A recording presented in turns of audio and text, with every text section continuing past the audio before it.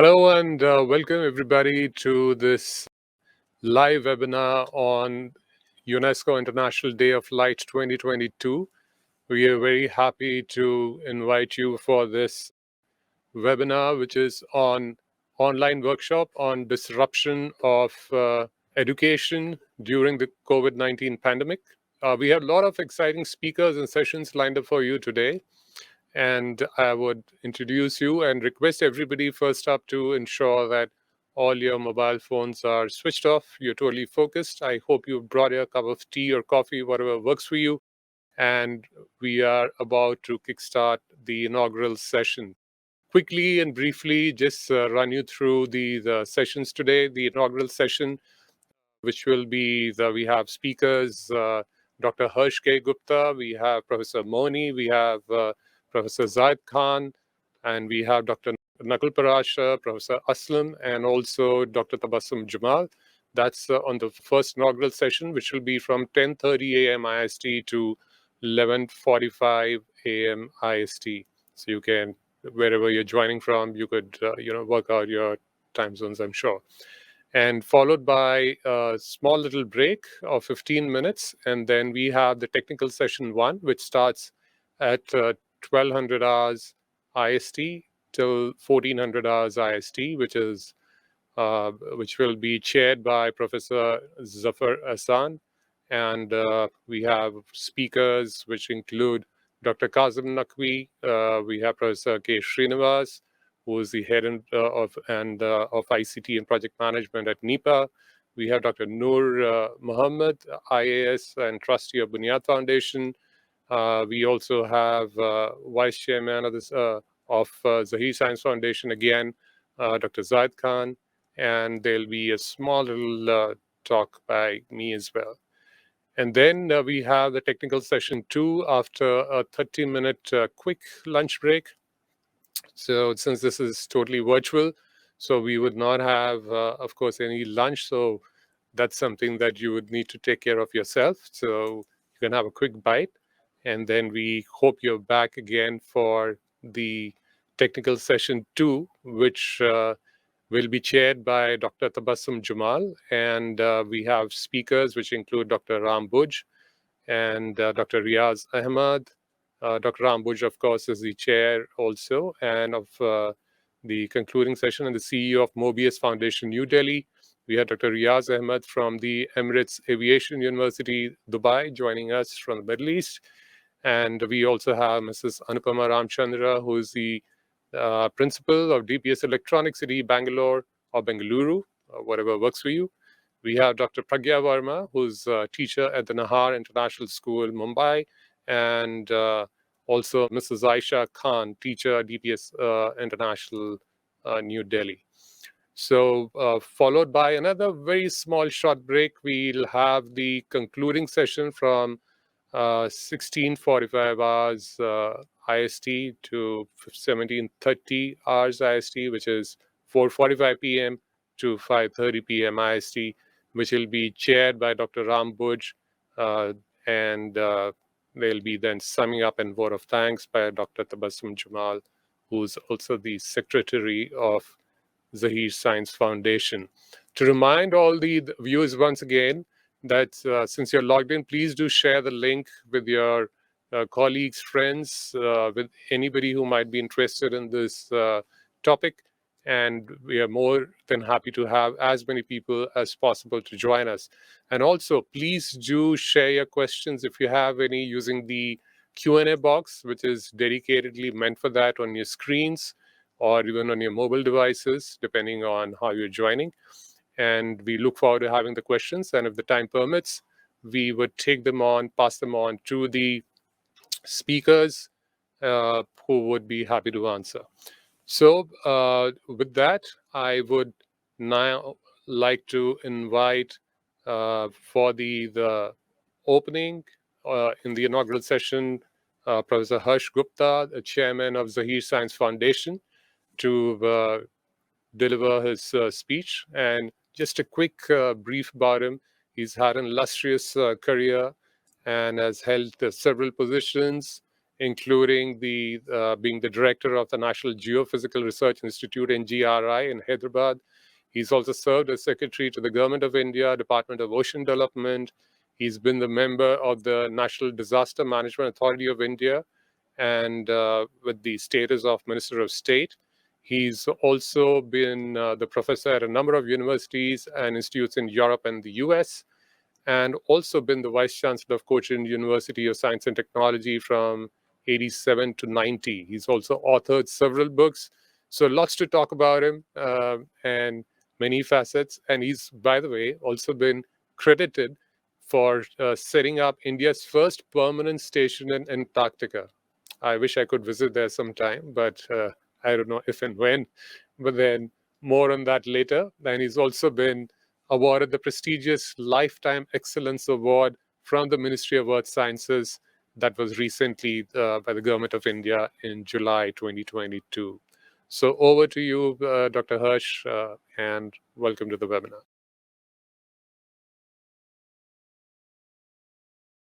A very good morning, and thanks a lot, Venkatesh Sharma, for this lovely introduction that you have given to the workshop and to all of us.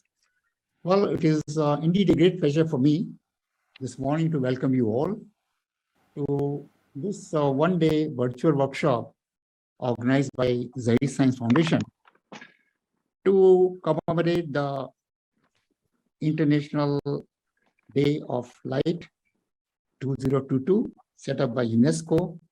And the topic, as already told you, is disruption of education during the COVID-19 pandemic.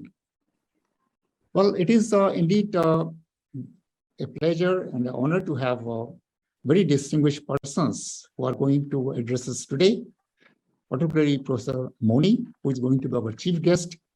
Then we have got Professor Prashar and Professor Aslam as guest of honors, and Zahid Khan, who is the Sutradhar of this workshop, and also the vice chair of Zaheer Science Foundation.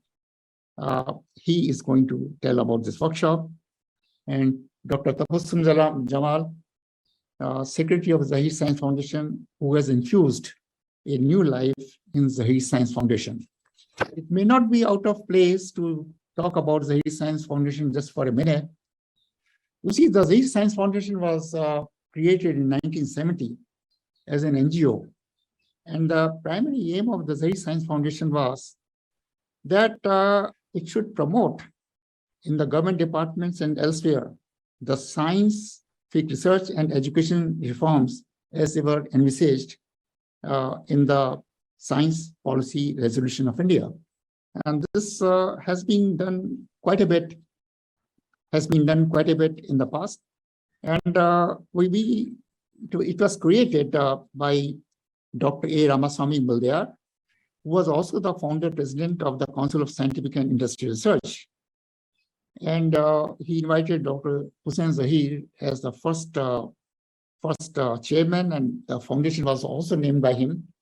And we were very lucky to have eminent persons as chairman of this foundation, including Dr. Hussain Zaheer, Professor Noor Hassan, Professor P.N. Haksar, R.C. Mehrotra, Dr. Kidwai, and others. Now, the pandemic in 2019 and a sudden departure of our then chair really was on back steps, and there were literally no activity for last 2 years, but it has been now rejuvenated. And we had our AGM after several years on 29th of July, 2022. And just recently, a workshop on yoga was organized, which was very successful. So I'm very hopeful that with your participation and your support, the foundation will do well. I wish you all well, and I compliment Dr. Khan and Tabassum for putting everything together. Thank you very much. Right, our next speaker to take over and make the presentation, that would be Dr. Zaid Khan, who is also the UNESCO International Day of Light Note for India, and also the vice chairman of Zaheer Science Foundation. And just a quick brief again, I've known Dr. Zaheer Khan personally for I don't know how many years now, probably more than a decade or more so. And it's I don't know how much I can go on talking about him. He's again been a professor of physics in Jamia Millia Islamia in New Delhi, and has served there for about 39 years in both teaching, research, and administration. He has also published more than 65 research papers in peer-reviewed international and national journals, and guided 15 research scholars leading to their PhD degrees. He's also served as director of FTK Center for Technology in the university. And you actually have to see the center. I have personally been, that's where I met him first. It's an amazing center which has been set up over there in Jamia Millia Islamia. Amazing, state of the art. And there, recognizing his rich experience in education and ICT, the Ministry of Education also co-opted him as a member of the Standing Committee of the National Mission of Education through ICT, which is the NME ICT, not the enemy, but the NME ICT. So that's what it stands for. And he's also been a DAD fellow at the Ludwig Maximilian University, Munich, and also the Free University of Berlin. And he's also the visiting scientist at the Karl Lostern University. I hope I've got that right. And he's also recognizing his contributions. He's been awarded the honorary DAD advisor by the president of DAD Bonn, Germany. And of course, like I mentioned, UNESCO, since the 2015 was declared as the International Year of Light, he has been associated with it, and has also been appointed as the national focal point for India since 2018, spreading light everywhere with his knowledge. So over to you, Dr. Zaheer Khan, and everybody enjoy his presentation. Thank you, Venkatesh, for the introduction. Professor Harsh Gupta, Chairman of Zaheer Science Foundation, a very dynamic chairman, in fact, and it is because of him that we are in Zaheer Science Foundation. Professor Moni, I know him for quite a long time, since he was in NIC as Director General. Dr. Nakul Parashar, I don't know how many decades we have been together, and still we are together. Dr. Aslab from IGNO, he's also an old friend of mine. And there are many, many friends here. I cannot name everyone individually. Professor Srinivas is there. So many people are there, and I would like to give a brief introduction about this workshop, Disruption of Education during COVID-19 pandemic. Ladies and gentlemen, good morning. With the aim to raise global awareness of the ways in which light and light-based technologies promote sustainable development and offer solutions to global challenges in the fields of energy, education, agriculture, and healthcare, the United Nations proclaimed 2015 as the International Year of Light, which is in short generally called as IYL 2015.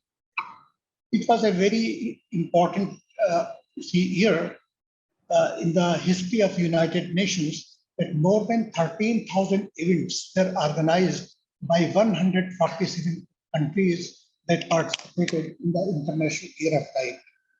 And according to, United Nations itself, there are so many international years, but this International Year of Light has attracted so many countries and so many people that it was decided by UNESCO finally that we should celebrate the International Day of Light. So in 2017, they declared that from 2018 onwards, they will have every year International Day of Light on 16th of May.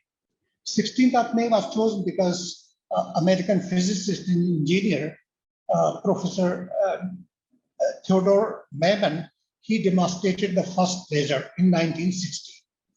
And everyone knows the applications of lasers now in every field, in healthcare especially. It has become very, very important in entertainment. And wherever you see medical science, all the medical equipments, they make use of laser. Internet is because of the laser, because unless you have laser light, which passes through optical fibers, we don't have internet. And our education, the entire education is now dependent on internet. So you can see that the importance of light is enormous.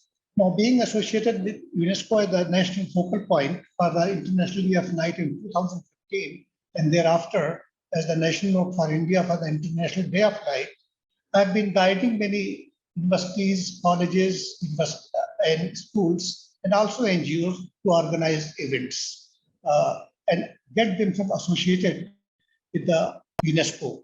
And in this endeavor, I've been working for the last many years.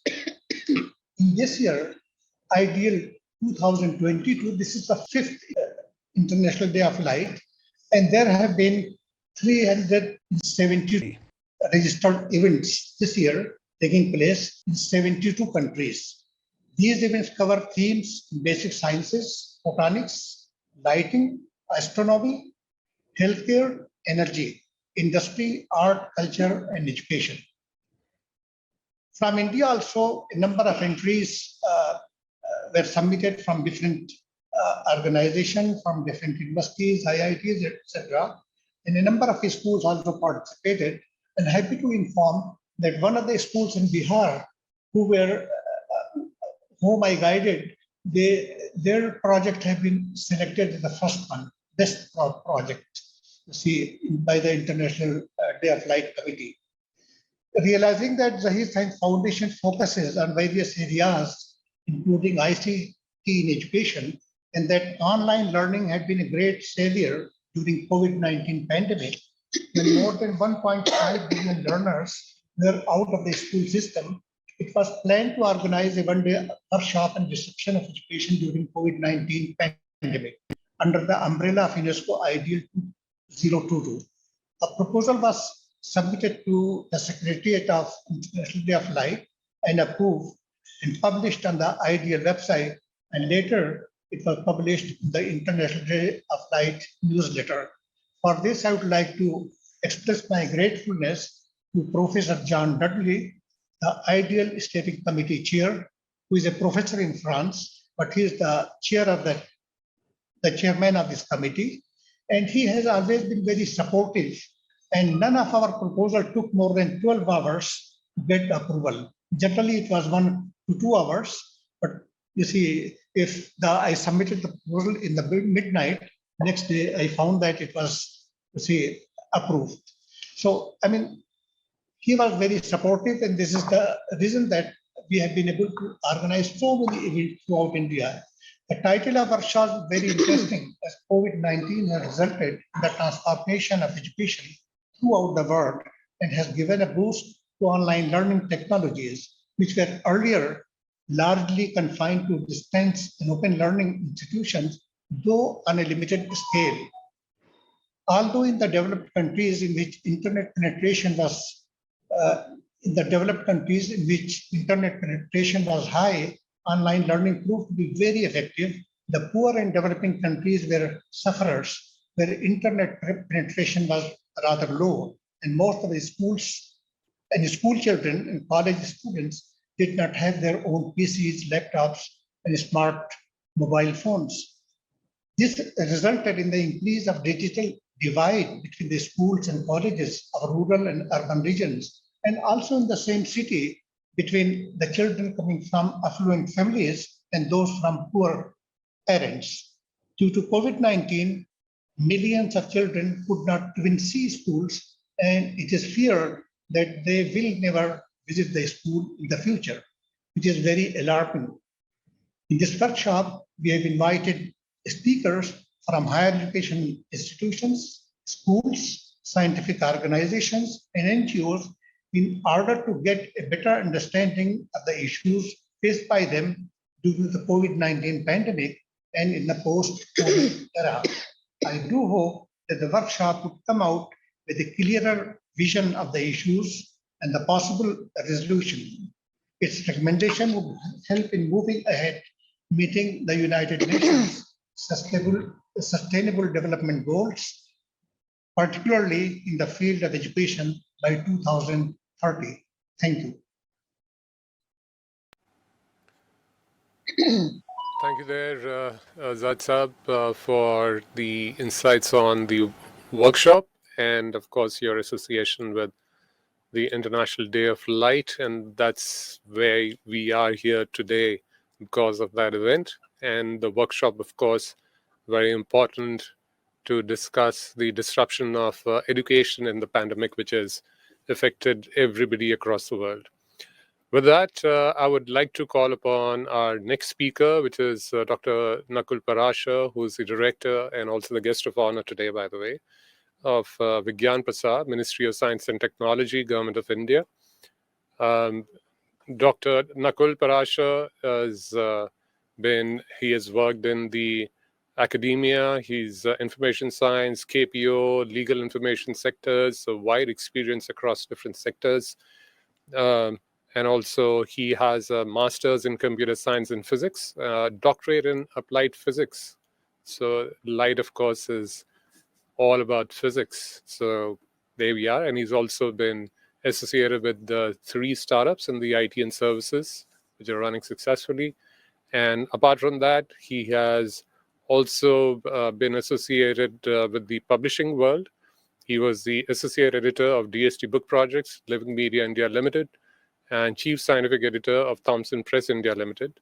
And besides also serving as a scientist with CSIR. So he's also served as senior vice president and Macmillan Publishing Solutions as vice president and head, and senior vice president with XLR Technologies. So pleasure to have you with us, Dr. Parashar, and over to you for your talk, please. Thank you so much. Namaskar, good morning to one and all. Gives me an immense pleasure to be here amongst all of you, and thanks for having me. At the outset, my heartfelt thanks, gratitude, and I don't know how much do I owe to my guru, Dr. Zaheer Khan Sahab, who's been my guru since I stepped out of my school and has been a guru up until now. Every minute, every moment, wherever I need guidance, I speak with him, I seek his blessings, and all that I have acquired, I would put it to him for all that he's supported me with, his thoughts, ideas. And I'm very honored and very privileged to be here amongst the galaxy of other speakers. And it's all because of him, because of his support, love, and for having me here. The topic that we've chosen for today's discussion, I guess, is very pertinent, very important, and we need to understand and also look at how COVID pandemic had created disruption in our entire education system. I work with an organization called Vigyan Prasar, which is mandated for science and technology, communication, popularization, and its extension in the entire country. And we look at propagating, we look at working in areas how we can, infuse interest in people with regards to science and technology. And this includes students from at school level, students at higher education level, and students at research level, and everybody who is in a quest for understanding, learning, is a student all throughout his life. So in this whole process, we at Vigyan Prasar have been working very closely with various institutions, various academic institutions all over these last 2.5 years, where we've had the major onslaught of COVID-19. We've understood, we've seen that we've had alternate ways of bringing in education.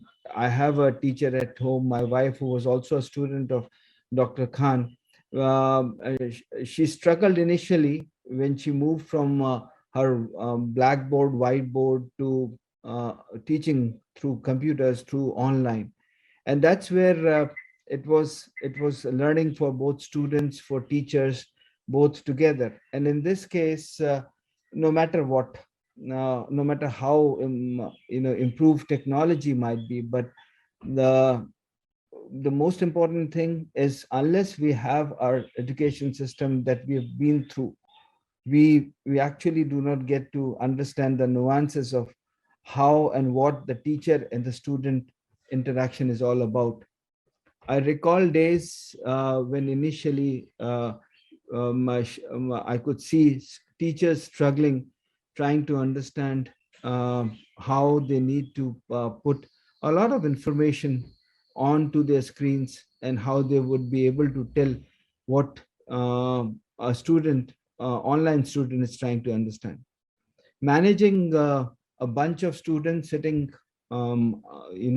away from them, which was very much unlike a classroom. A teacher was unable to see how a student is reacting to.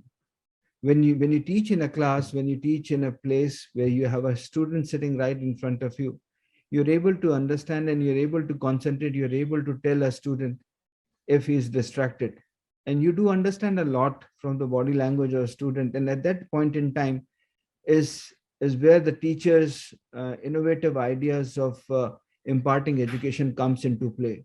This is where the teacher then gets into the mode of making those changes of teaching in order to make the teaching, the student, very interesting.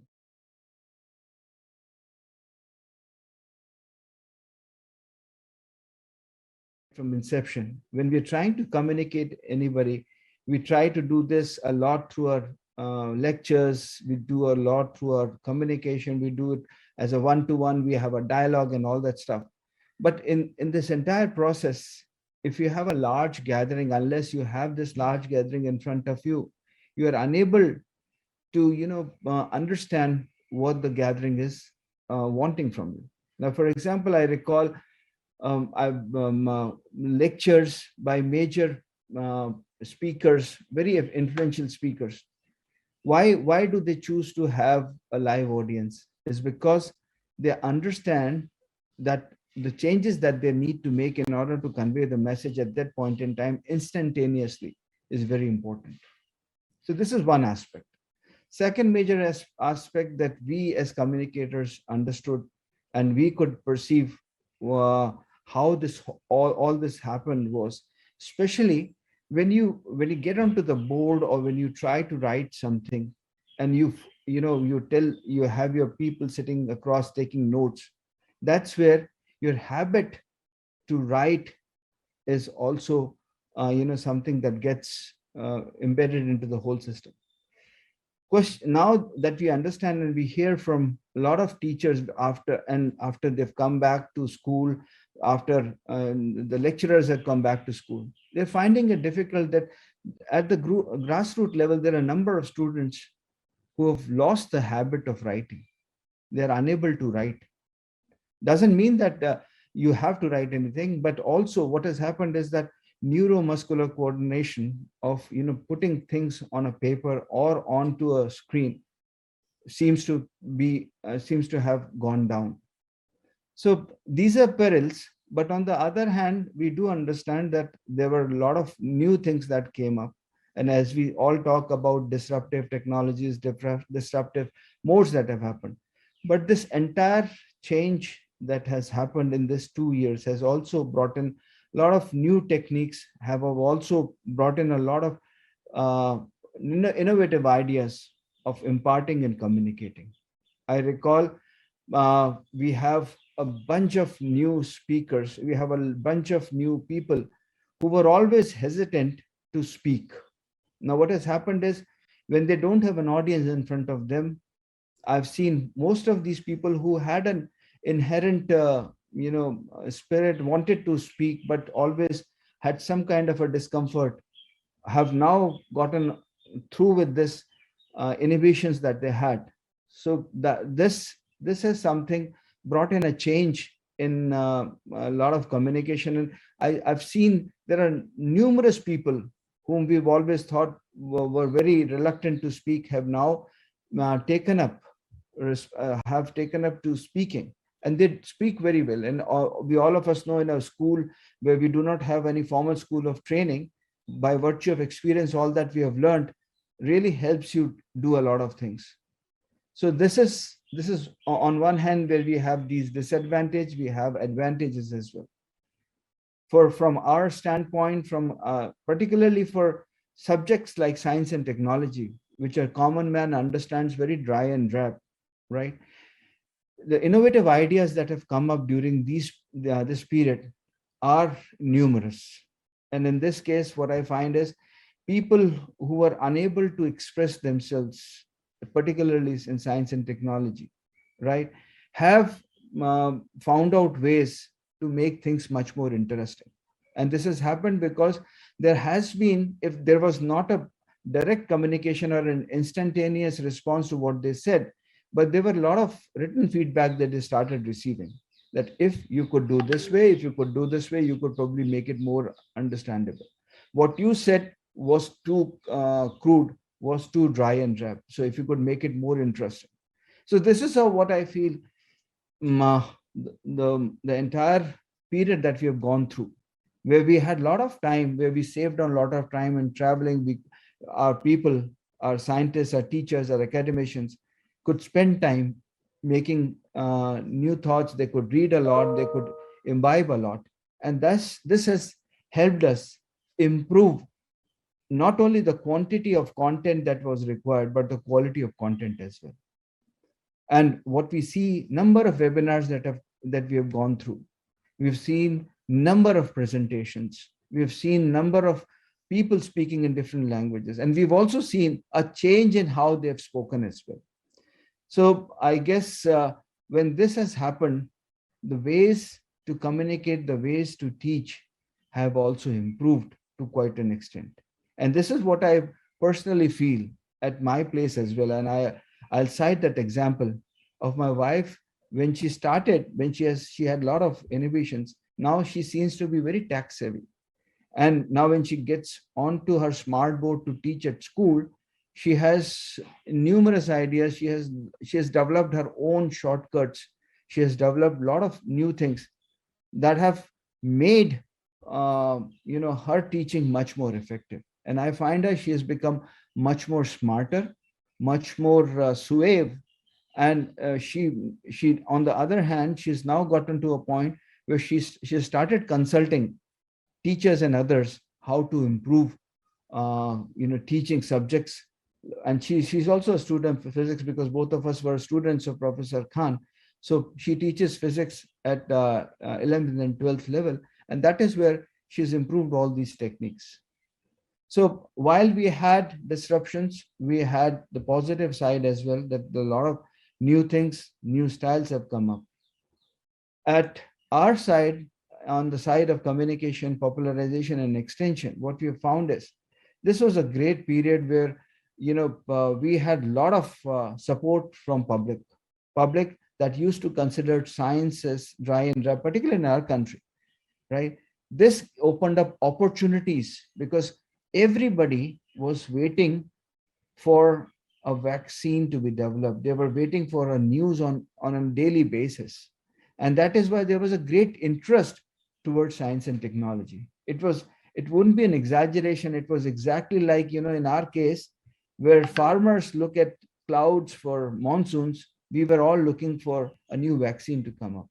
So this is how created that interest in science and technology. And this is what created that required support that we needed for the entire system to grow up, to build up, and in such a way that could leave behind a lot of positive things for all of us. At Vigyan Prasar, we were able to create a lot of content, and on the basis of content that we created, we were able to create a huge set of films. We had about 440 documentaries that we created. We had about 49 weekly daily, fortnightly bulletins that we have created. There were thick ones that spoke about various initiatives, S&T initiatives that happened in the country.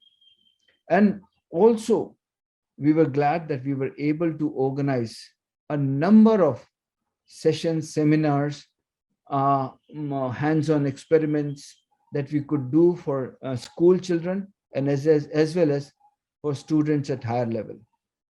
Articulating writing skills for augmenting scientific research, an initiative of the Department of Science and Technology, which is also acronymized as AVSAR, is something that we took up in a big way. And during this period of COVID pandemic, we were able to do it successfully. And I'm glad to tell you that we had record entries during this period. In this, what we normally do is we have students pursuing their PhD degrees.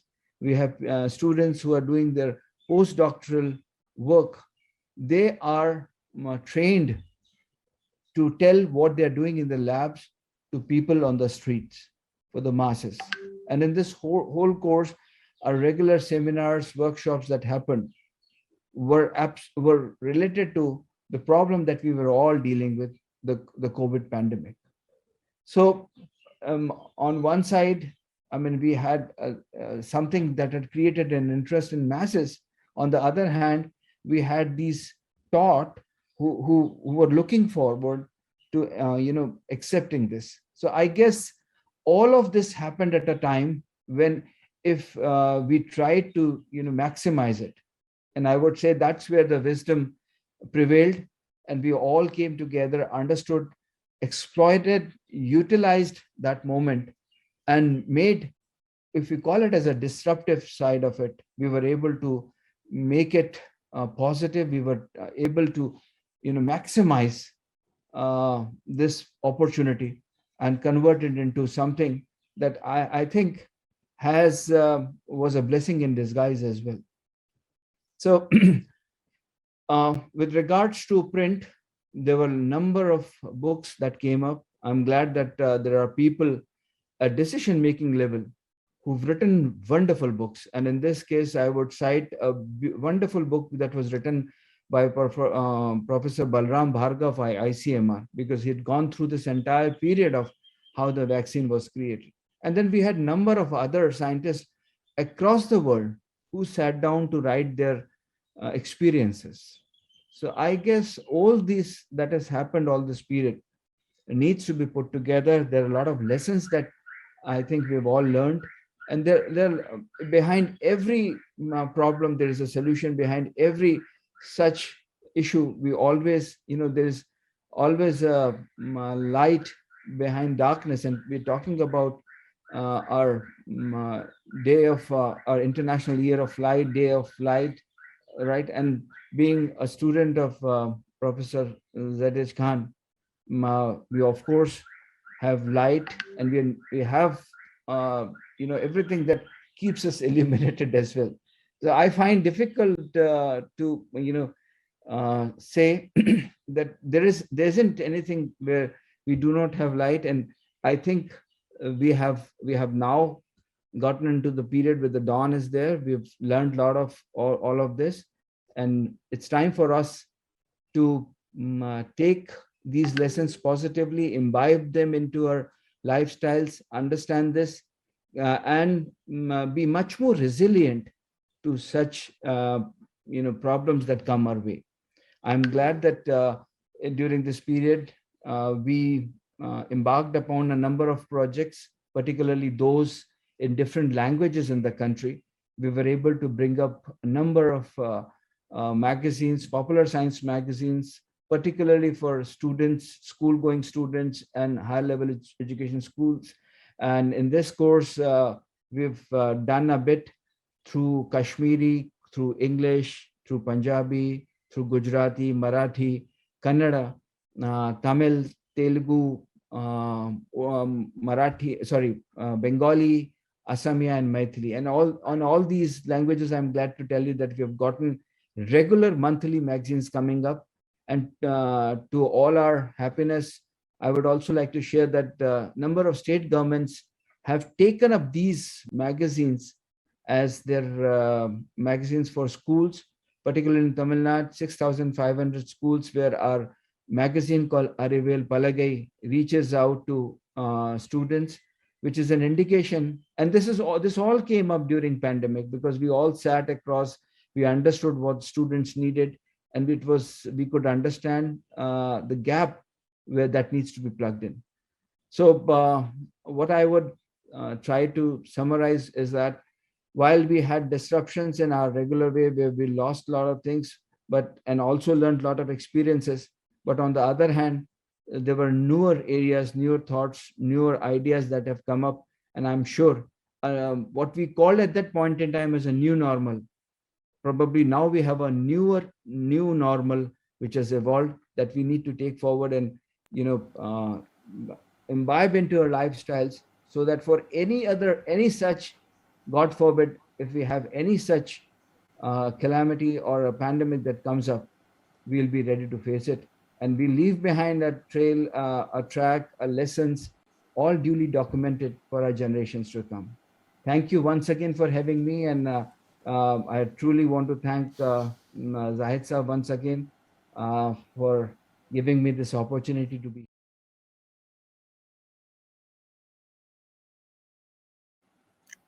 Thank you so much for that wonderful talk, Dr. Parasha. And yes, very rightly, this is the new normal. And I mean, so many normals. I hope that we are able to get the students back in the classrooms where they belong, because interactivity and the interaction in the real world, while the virtual world and the metaverse, etc., may take us wherever, and that probably is the future, but nothing like the real world while we are still at it. So with that, I would like to call upon our next speaker, Professor Aslam, who's also a guest of honor, the former Vice Chancellor of Indira Gandhi National Open University, IGNOU. And he also has held several positions. He spent around 25 years at IGNOU, at the School of Continuing Education prior to becoming the Vice Chancellor. And he's also been the founder director at the Center of Integrated Rural Development for Asia and the Pacific, based in Dhaka, for 8 years. And currently, he's serving as the Distinguished Fellow of the Academy of Grassroots Studies and Research of India in Tirupati, which is down south for those who are joining us internationally. Lovely place. A lot of, I guess, center of energy as far as spirituality is concerned. And he's also the member of the Collegium of Eminent Social Scientists constituted by the ICSSR and fellow of the Economic Development Institute, EDI, of the World Bank. He's also been conferred with various awards and for his best teaching practices, to the Social Responsibility Award for his selfless service into the society and mankind, to many others internationally as well. And I could go on, but unfortunately, there's a paucity of time, so I'll cut short. But just also to mention that he's also been credited with authoring 2 books, one on the challenge of education and training, strengthening existing systems in roadhead, and also on the Panchayati Raj in India, which was published by the National Book Trust of India. So welcome, Professor Aslam, and over to you.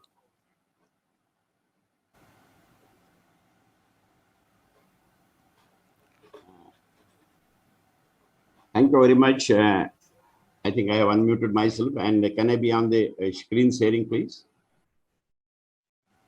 Professor Aslam, you would just need to share your screen. Yes. Yeah, I am Dr. Harsh Gupta, the chairman of the Zaheer Science Foundation, Dr. Mukul Parashar, from whom we heard just now, Professor Zahid Khan, and Dr. Tabassum Jamal.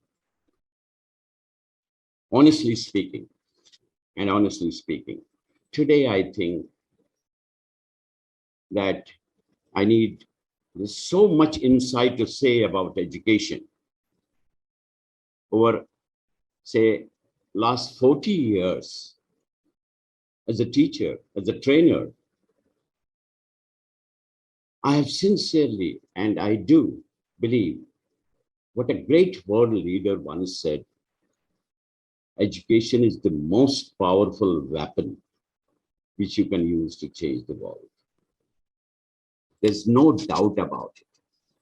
No doubt about it, and iota of doubt. And I have come to the same conclusion. Because there's so much to share what has happened in the last 2 years. Believe me, if somebody asks me, I'll go on for a couple of days. But let us leave that aside. What we will do is, we'll first look at what preceded this COVID-19 pandemic. I was looking at the last 2 decades, which preceded COVID-19 pandemic, because they were significant in my estimation for education in India. During the first decade, 2000-2010, we witnessed a surge of appropriate strategy for applicability of the ICT in our education intervention. A lot of effort was made. I'll just highlight that.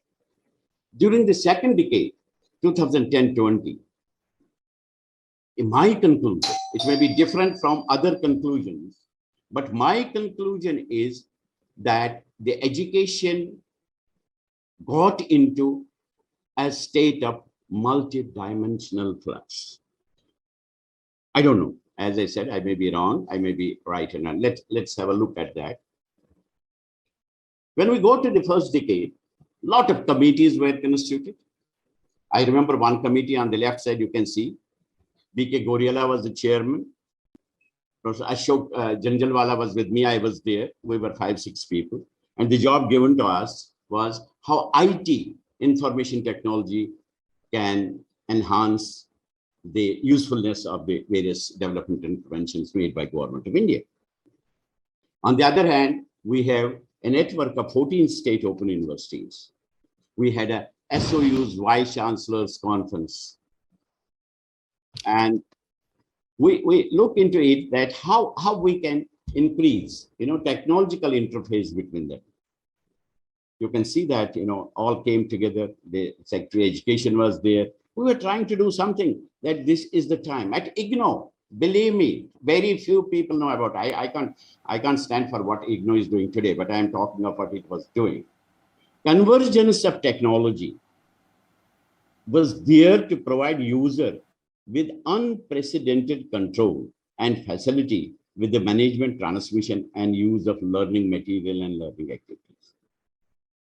We're talking of today about this as we have discovered yesterday.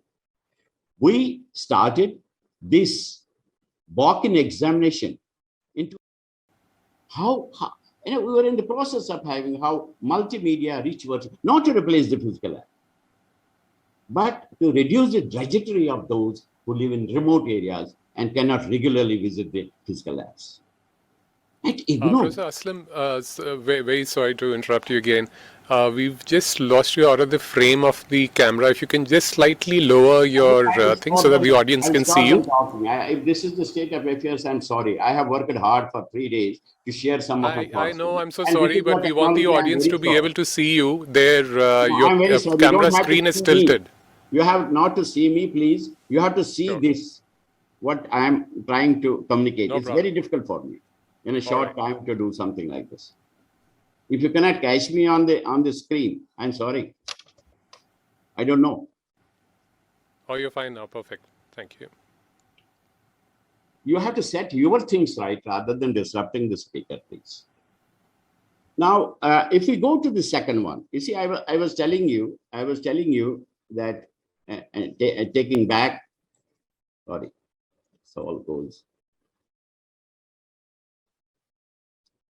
When we say that the second decade, which was something like a multi-dimensional flux, you might have seen that we this I will show you separately that what IGNO had 800 downlink centers, Pan-African network, FM radio, educational channels, e-Gyan coach. And then we had more than 2,000 audio programs, more than 4,000 video programs, teleconferencing two-way, 1 crore 38 lakh self-learning material sets. Were we able to use it? I don't know. It's a question which we have to ask. Come to the second, because time is short. What we start looking between 2010 and 20, DU colleges, one day we read from the newspaper, say they have no money to pay teachers' salary. This 2018. 2014, we start looking at only 10% of the students have access to higher education in the country. Then we start, now we are talking so much about Delhi. The condition of Delhi was that time, maybe it is better now. 85,000 students in Delhi schools dropped out of last year. That means 2016. 992 PhDs in race for a stenotypist. Then apart from thousands of PhD holders, 50,000 graduates, 28,000 postgraduates applied for a messenger job in UP Telecom. Maharashtra Police Constables, there's over 12 lakh people applied for that. And 80% of the workforce in rural and urban areas did not possess any, those skills which are needed for them. This is where we were also struggling with national education policy. I don't want to open that. What are my views? I have expressed it enough in the media and other places, what I feel about it and how it should. Because when national policy was being made here, I was on a visit to Singapore for 3 months. I just made a comment, pack up this whole the committee of the NEP, National Education Policy, send them to Singapore for 2 months, let them come back and then write a national policy for us. It was such a wonderful thing there, what was here. Believe me, and if you believe me, I was on a visit on a World Bank mission to a country called Botswana. They have 2 lines of education policy. They don't go on fighting on this. You are not included this, you are not in, unfortunately. And I want to speak that we have to get out of this trauma. They have 2 lines education policy. If you want to spend it on in future, spend on education. That's all. And their literacy rate today, at that time it was 92, it is 99%. These things are there, the things to do rather than getting into unnecessary needs. Significant changes take place in the society, particularly due to this framing of new education policy. Lot of consultation. We said state, district, block, village level, everybody can should. What came out? 3 important things. Transforming 10.2 system to new 5.3 plus 3 plus 4. Renaming Ministry of HRD into Ministry of Education. Merging accreditation bodies, NAC, NBA, even abolishing UGC and get it into something in national education. We are interested in these things, sir. I have worked in Asia Pacific region. I was looking at Malaysia and they're looking at India at that time in 80s and 90s. Malaysia never thought of changing or giving name to any program. And they went way ahead of us. We have a moral responsibility. God has given us. The moment you come to change all the names of the development, we get into all these things. What should be? We're not concerned with the outcome. I'm sorry. At the end of my life, I'm plus 70, now 74. We have to leave this habit on this. What happened? This onset, unprecedented. I was still hoping something will come out of national policy. Let us see. We'll give them suggestions. Maybe we'll be able to motivate them. This onset of COVID-19, this is the topic of today's workshop. It resulted into shelving all these, our hopes, our programs, and everything else. Particularly by, the estimation is 2.5 million students were affected by the lockdown. We are not a small country. We have everything in this. We are not able to articulate. Now, new issues start emerging. A massive transformation in the education, COVID-19, and subsequent closure of all these schools. What were the new issues? Not the old one which we were struggling for. Feasibility of converting traditional classroom into online teaching. Non-availability and readiness of ITC infrastructure. Capacity building of teachers, the poor fellows did not know overnight, we say, start taking online classes. Conduct or non-conduct of selected schedule examinations. All this needed a systematic and well-planned. I wish I was at IGNOU my favorite. I will have closed IGNOU for 2 months and prepared such self-learning material which would have not allowed our children to feel the absence of not going to school. But we instead of tackling it on war footing, we were blaming each other and getting a lot of politics into it. We have to leave that. And let's ask that question to ourselves. You are UNESCO, for which you are asked, organizing this workshop today. This report was released in 2018. Millions of children not going to school and may not be achieving minimum proficiency level at school indicates that education system are not on track. What resulted into all this? We forced these teenagers, young, blossoming flowers at preschool, nursery level, primary level, to get stuck to the mobile, accept it.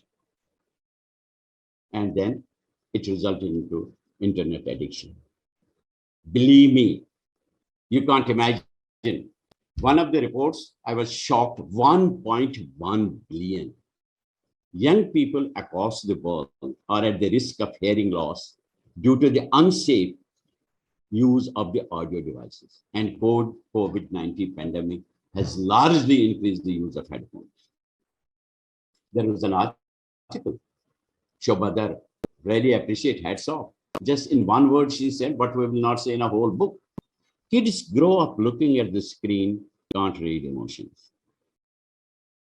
When we are saying in a big increase in younger people, believe me today, struggling to interact with each other, for what? To have a face-to-face interaction. Do we know what is the importance of our body language, which accounts for 60 to 80% of the learning process? No, the reality is accept it. At least if you can't do anything, accept it. At home, everybody is with a mobile phone on the dining table. Wife is looking to the north, husband is looking to the east, children are looking somewhere, and a child sitting in a bedroom needs a glass of water, asks his mother through WhatsApp, give me a glass of water. There was a Vice Chancellor's conference in 2013 in the Rashtrapati Bhavan. Manmohan Singh was the Prime Minister, Ms. Mukherjee was the President. Microsoft came to make a presentation, and I questioned them in front of, with the permission of the President. And when they finished, I asked them one question. Have you studied the degree of assimilation of knowledge by a child when taught through this 6-inch by 3-inch mobile screen compared with classroom teaching? No. I said, then don't make fool of us. And I addressed the President, sir, after few years, this was 2013, I never knew that COVID would bring us so close. Saying, sir, hame koi Chacha, Mama कहने वाला, Dada कहने वाला नहीं होगा. We'll be only talking in www.this, what is your internet address and things. We don't look into each particular. I'm not talking of, there may be some applicability of this. It's not that I'm trying to say the technology is not, it should, no, we are not. Malaysia has done it much ahead of us in their framework.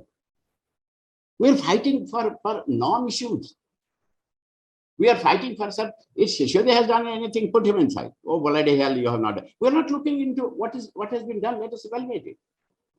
Let's do something. I think this is not expected of a society like ours. Now, instead of turning traditional classroom into technology-enabled classrooms through the multimedia, digital learning platforms are attempting to replace the human interaction in the classroom with digital tools. I think this is what just now Mr. Venki was mentioned, that yes, I had a book which was released by the Union Education Minister in 2013 in India National Center, The Challenge of Education Training. I have given at that time, without knowing what the future holds for us, multimode intervention. It could be multimode, where classroom, yes, online, everything could be combined in a way where the learning process, the components of learning process are not lost. That is the challenge. As I said, I can go anywhere. I can go up to any extent. No, I don't want to. I know the time. I have in fact crossed my line. I would like to say finally that we are blindly running after digitalization. This technological understanding is very, very important. The process involved have to improve our understanding about this.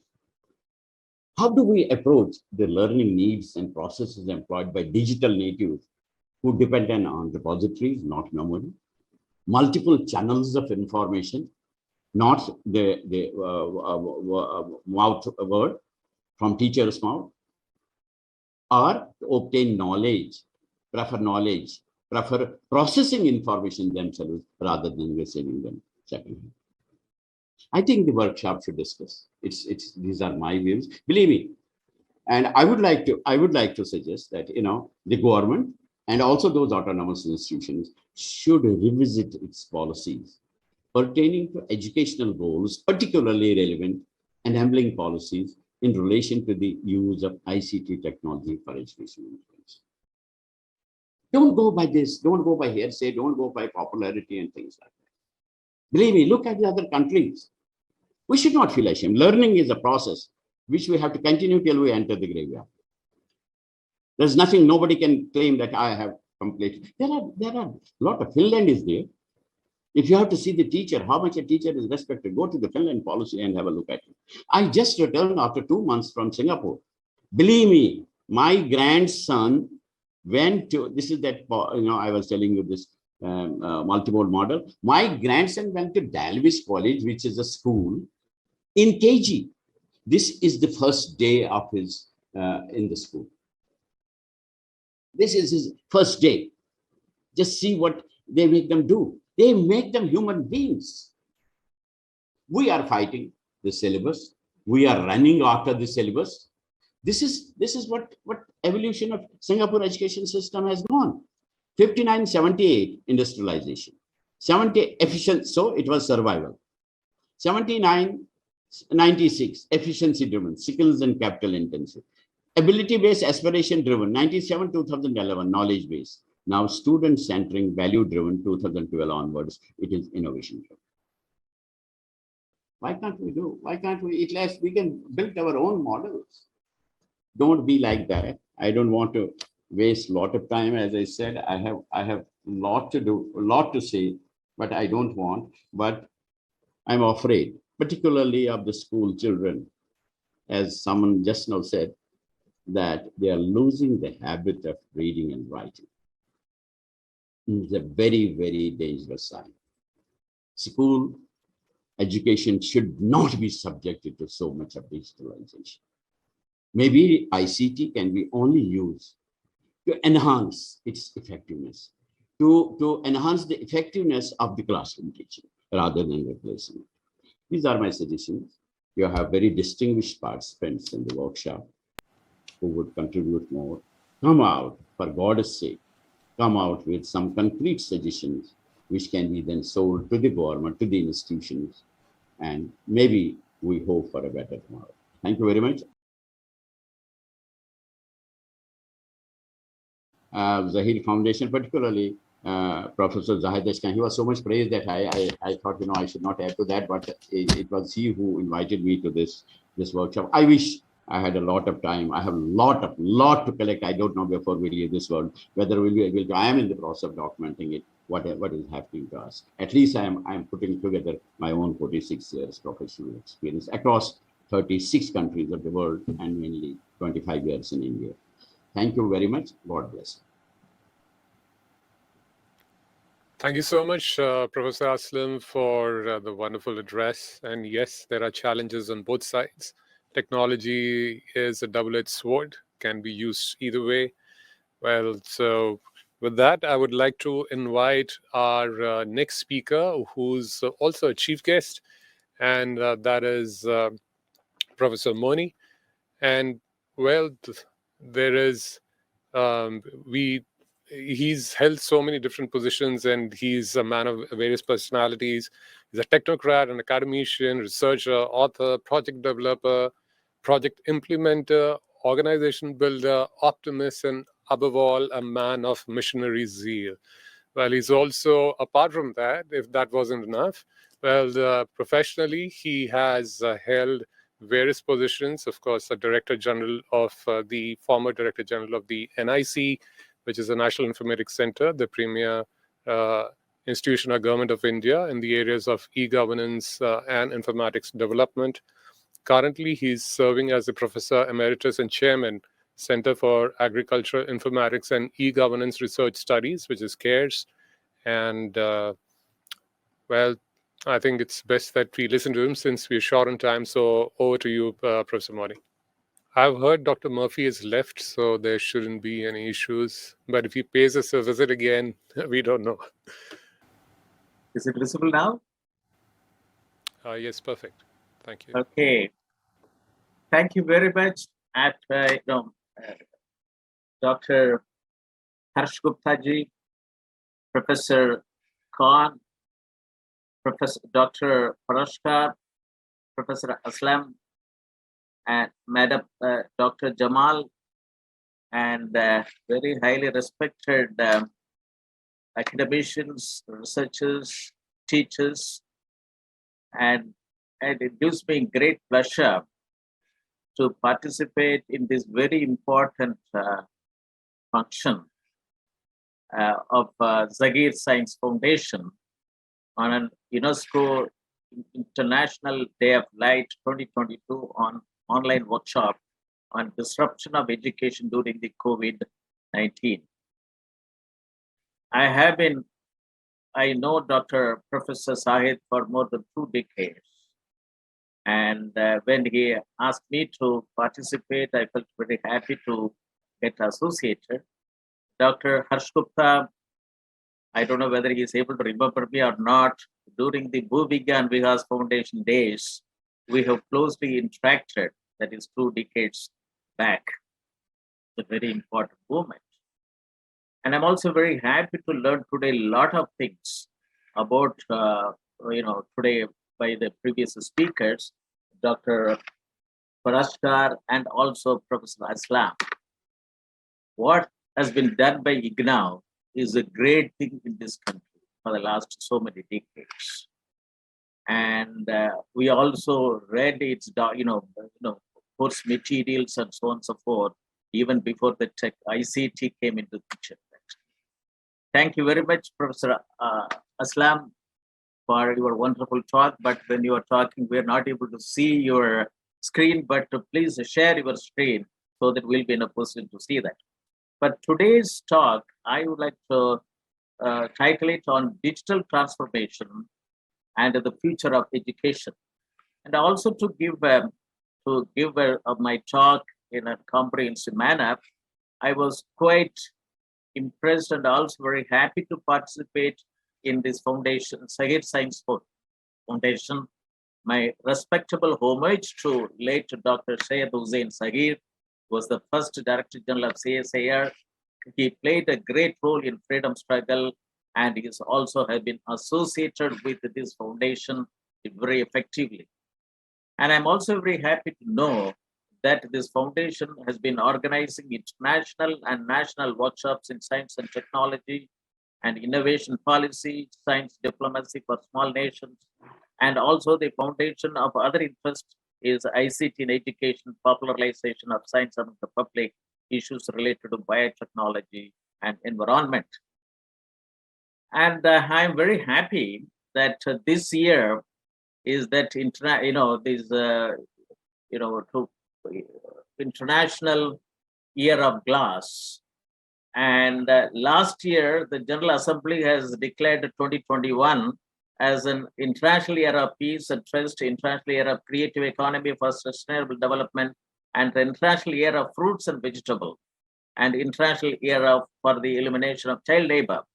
I was invited by the Tropical Fruits Network Association to deliver a talk on their International Year of Fruits and Vegetables last year. I took a Tropical Fruits Informatics Network and that how to get onto the, how to achieve the sustainable farmers' income rise is very effectively, and quoting that, how to create a banana value chain, 14 member countries of this TIFNet. It's very important. And UNESCO's International Day of Light is being, it is being celebrated, a lot of conferences are being organized, since 2015. And as Professor Sahid said it, that it is the 5th year, and I'm very happy to participate. Light is, we need it. And, it is very important. And it is, even I was going through various literatures, even Rig Veda talks about the speed of light. It's India is very closely associated. And we also know that significance of the light. It's a tradition as far as India is concerned. We celebrate Diwali as a festival of light. And, even I come from the state of Tamil Nadu, very near to Kerala, and we celebrate every year Magara Jyoti. It's the light of Capricorn. Light symbolizes knowledge and darkness, and it is away from ignorance. It is a knowledge of principle. And the ancient tradition of lighting oil lamps has a special significance. In every function, lighting lamp is an important, and we are associated with that. And then we have sustainable development for goals, and light has been associated with the development.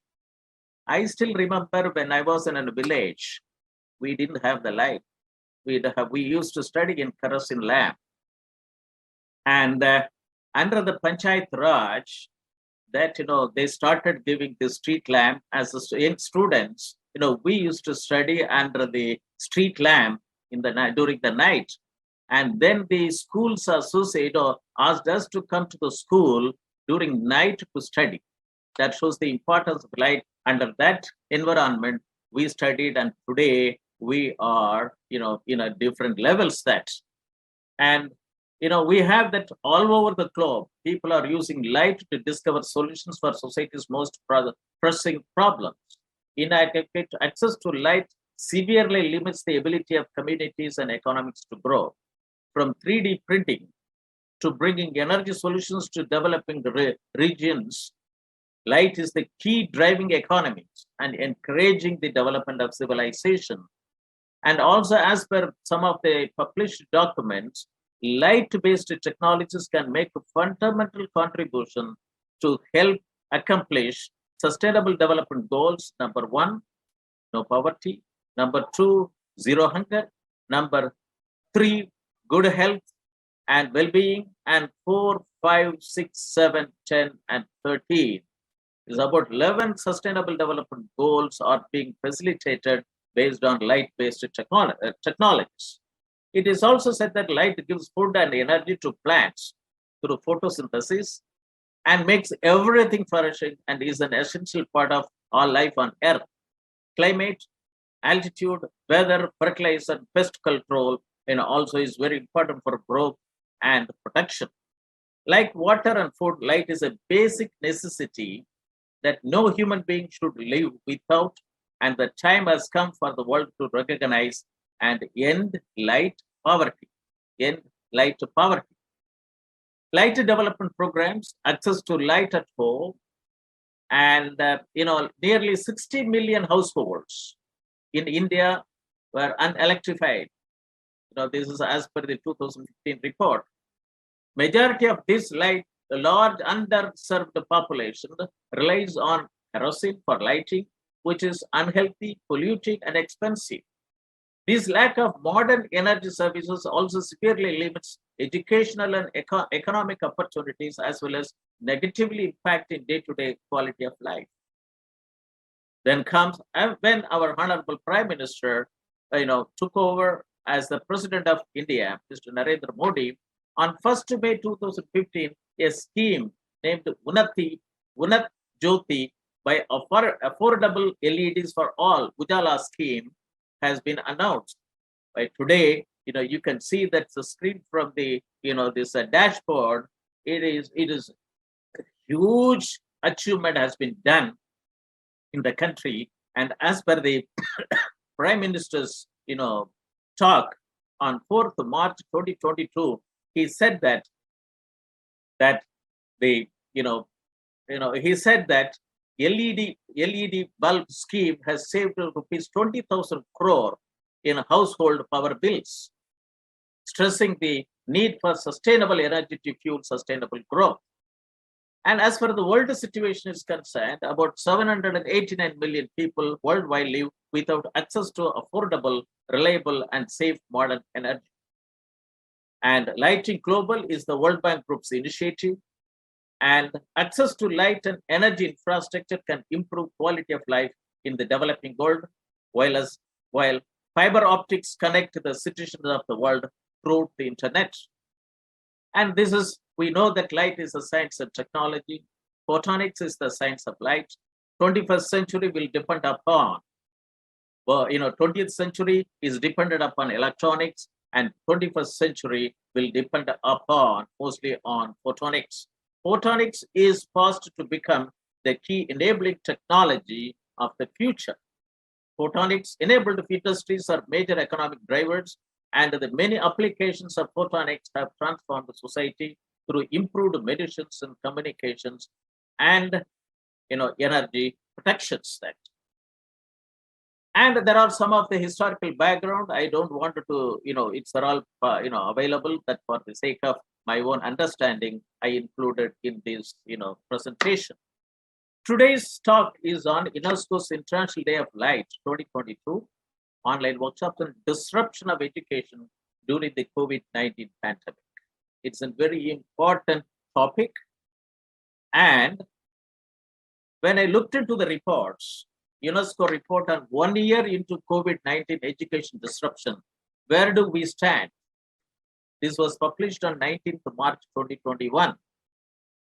Exactly a year ago, the COVID-19 pandemic brought learning to a screeching halt worldwide.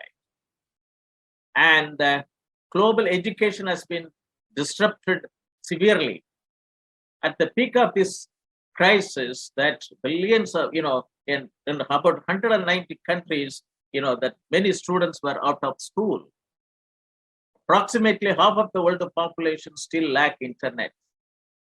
And it's only the digital technology can facilitate it when during the lockdown situation, that people, officers and officials and people working from industry have to work from home, and it made digital technologies adoptable and accepted. I'm in the field working in the government since 1978 to bring in computerization at the grassroots level. And I know that I was the project director way back in 1987 to bring in computerization in 520 districts in 1987. I know the difficult situation at that time, and I have walked on with a barefoot to more than 420 districts in the country to promote digitalization. Today, digital, this COVID situation has brought everybody to understand the importance of digital technology. And according to UN estimates, nearly 500 million students are the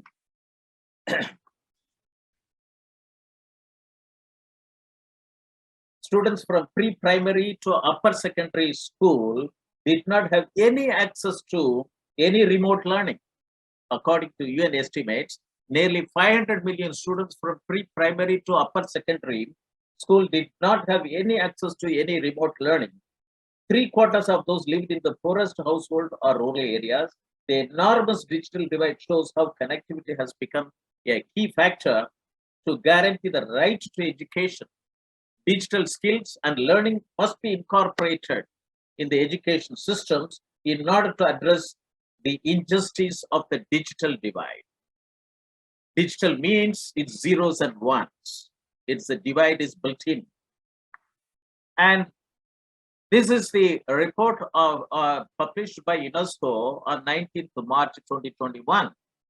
And they also engaged in another report, UNESCO's International Commission on Futures of Education. I was quite impressed by this report. And it talks about that the vision of this report is that reimagining our futures together, a new social contract for education, 2021, and its vision is knowledge and learning are humanity's greatest renewable resources. Knowledge and learning are humanity's greatest renewable resources for responding to challenges and inventing alternatives. Yet, education does more than respond to a changing world. Education transforms the world. Education transforms the world. The digital that connects and divides. These two paragraphs, I purposefully took it from that report. Internet, email, mobile data, video, audio streaming, and a host of sophisticated collaboration and learning tools have generated vast and exciting educational opportunities and possibilities. Talks about all ICT tools. But the next one, it talks about it that we have a Zoom meeting, but our previous speakers say that the time should come that we should get into the room meeting, from Zoom to room. Numbers without narratives, connectivity without cultural inclusion, information without empowerment, and digital technology in education without clear purposes are not desirable measures of or aids to human development. It's a caution which this report, UNESCO's report on International Commission on Futures of Education talks about it. This has to be very, looked into it. During the COVID situation, I thought that, that everything is locked down. And I, as a professor emeritus in the Soviet Institute of Engineering and Technology, Meerut, and I have established 5 centers of excellence to bring in technology to the rural area. I thought that we have an internet connectivity.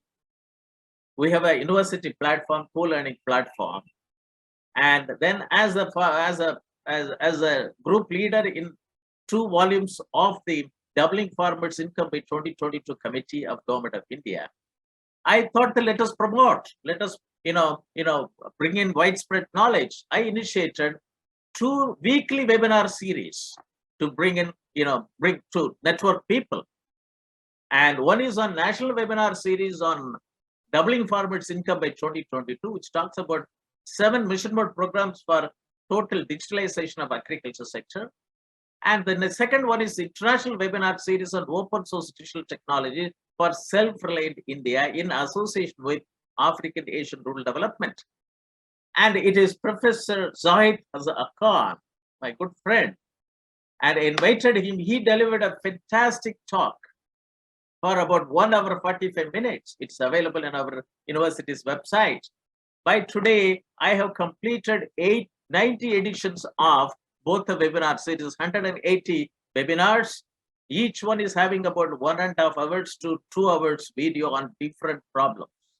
And it is a very important thing for research scholars, startups, and NGOs to look into it. Professor Khan talked about online learning during the COVID-19 pandemic and its future. And today, I'm very happy that he has organized a very important workshop through UNESCO and International Day of Light. And this is his webinar poster.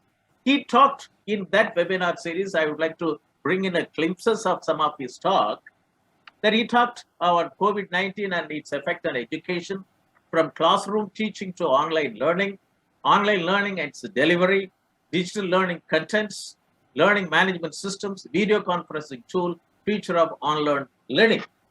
And also from classroom teaching to online learning, he talked about lack of IT infrastructure, lack of training of teachers is very important.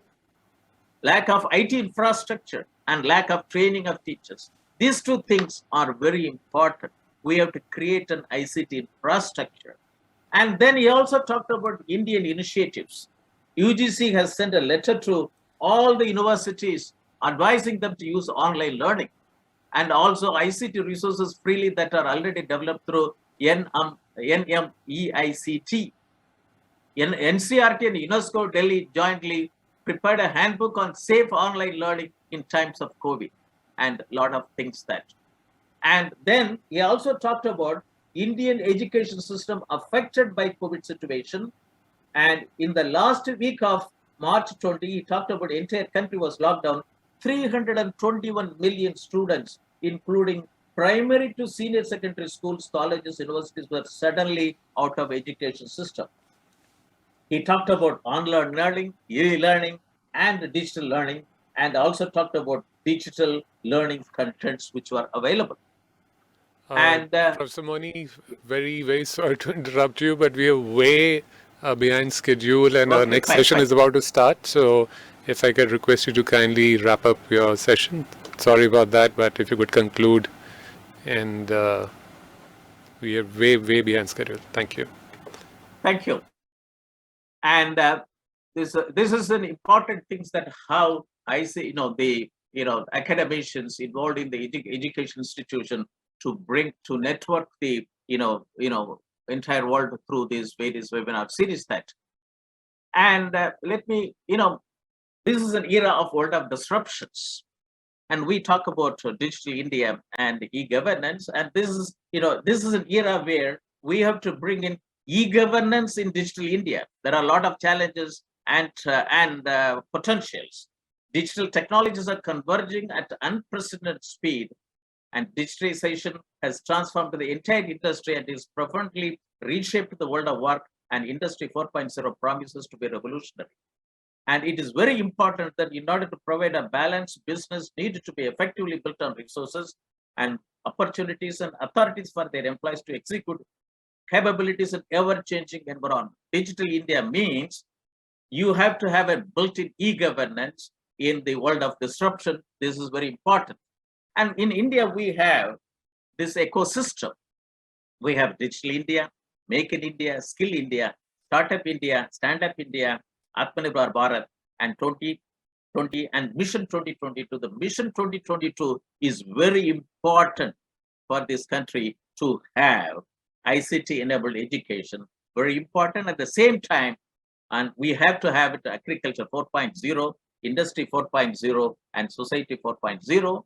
And we also have Amrit Kaal Lead Up to 100, a strategic plan, which is being, which has been unveiled for the next 25 years. And it is an artificial intelligence design pathways is being talked about it. And we have to talk about system of systems and Industry 4.0 and Industry 5.0. And I would like to mainly concentrate on this one, maybe in another 5 to 6 minutes. We need to transform India into a land of opportunities through relevant education and vocational training. This is a joint paper which has been published by Krish Khanna and myself. It has published in the International Journal of Contemporary Research in Engineering Technology. Digital information transformation is facilitated through building public digital platforms using microservices and APIs, artificial intelligence, 5G, IoT, serverless computing, biometrics, augmented reality, virtual reality, blockchain, robotics, natural language processing, and so on and so forth.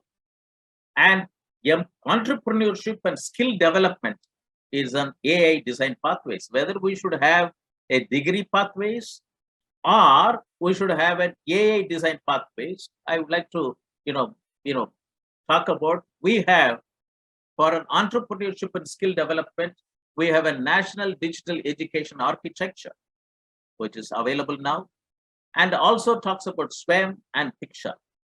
But when you look at the educational systems and, primary education, middle level education, secondary education, and higher learning, and as per the new education policy, micro learning is very important. Micro learning is a holistic approach for skill-based learning and education to deal with, slow learners, capability. And we have to create that micro learning, very important. And this is very important, educational architecture. And NDR, that's a National Digital Education Architecture, talks about lot of, the pillars, that's the students and, various learning capabilities and interactions.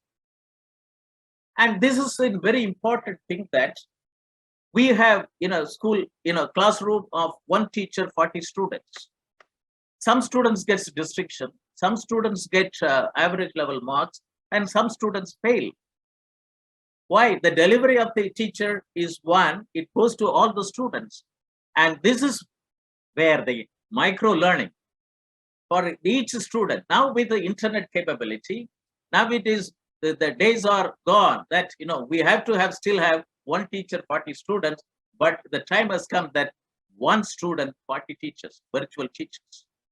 And then 24 into oblique innovation labs and internships is now available in this possible. And this is where artificial intelligence adapting each individual learner's individual needs in real time. and blockchain. It is an intelligible ledger of learning history for each student. It's very important. And that is essential from the rural area. And lifelong learning platform is also needed. And this is what the new learning platform, you should have it. It is an AI based and blockchain based and lifelong learning systems that. And this is is very important. We need education skill development centers, at least one in every development blocks, which is essential. And this is that and many of the things will be made available in 22 constitutionally recognized languages. That, and this is the emerging operationalization of Digital India program in school is very important. Now it should not get stuck up only with the government department. Operationalization of Digital India program like AI, blockchain and live on demand, it has to be there under the Digital India program for every school, including panchayat level schools. It's very important. And I also, when I was during the education policy formulation, sorry, Professor Moni, very sorry, would request you to please conclude in the next 30 seconds. We are already into the second session. We have another vote of thanks. Thank you very much. And what is necessary is that, you need an ecosystem of an educational systems. Is that based on, I thought that it is available. If there's the slides, you can have it. That, we'd like to quote our divine Quiet Thiruvalluvar. He has written 1,330 treatises, and that he talks about 2,000 years back. He talks about education in 4 chapters. It is that how to learn it, well, what will be the impact of not learning, and listening is very important, and also wisdom. It is a very important. That is a very important thing. You have it that we have a disruption of education during the COVID-19, but we have an opportunity now. Can we have an AI design pathways? And also another one is that it should have a micro degrees, competency-based micro courses, and also the digital transformation has to take place through ISO 56002, first global standard for innovation management, which is required for future of education. India needs to have a national digital communication policy 2018 should be operationalized, which talks about Connect India, Propel India, and Secure India, which needs BharatNet and GramNet, MegaNet, which is needed for ICT in education in a big manner. With this, I would like to thank cyber. It is very important, but cyber security is a very important thing, and education has become as one of the cyber security area sector. So cyber security has become both challenge and opportunity. And if somebody hacks it, and education, we can't have an online systems there. With this, I would like to thank digital transformation through standards with cyber security built in is needed for the future of education. Thank you very much for giving me this opportunity to talk to you in this very important online workshop on disruption education during the COVID-19 pandemic. Thank you very much. Thank you. Thank you so much, Professor Moni. And we are majorly behind schedule, so I would request our next speaker, Dr. Tabassum Jamal, who's also the Secretary of Zaheer Science Foundation, to quickly, in just a few words, give the vote of thanks for the session. We'll take a quick short break and then we'll come back for the next one. Over to you.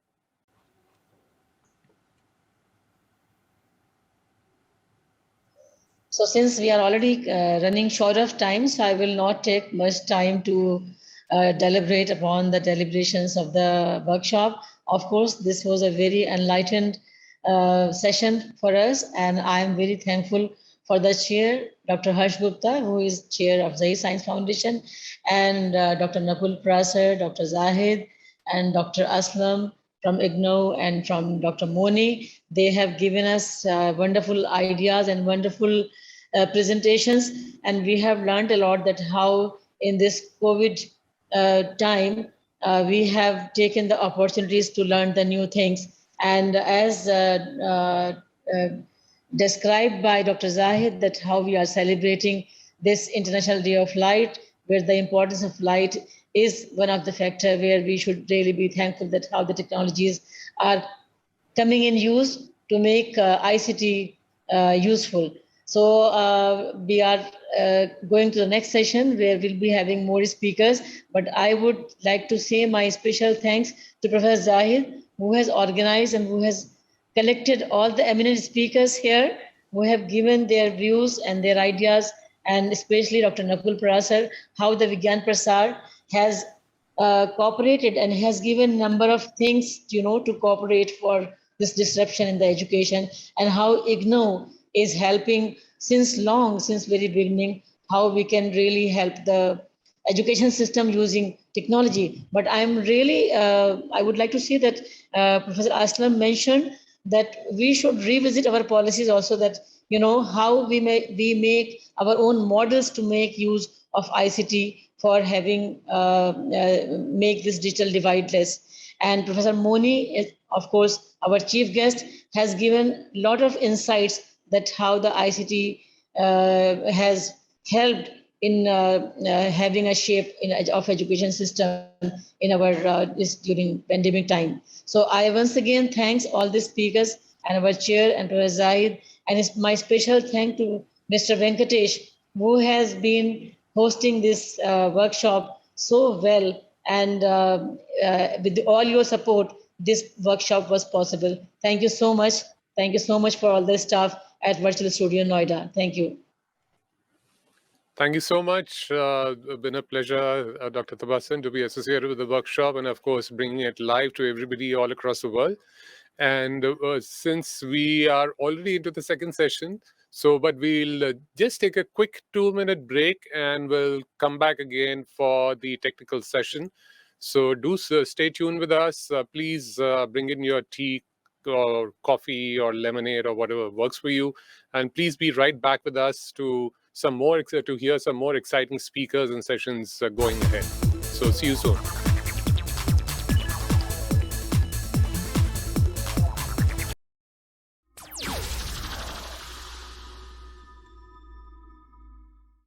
Welcome back after this small short break on the technical session 1 in this workshop. And the workshop, of course, is on disruption of education during the COVID-19 pandemic. So I hope all of you are all refreshed and eager to listen to some more exciting speakers and sessions ahead.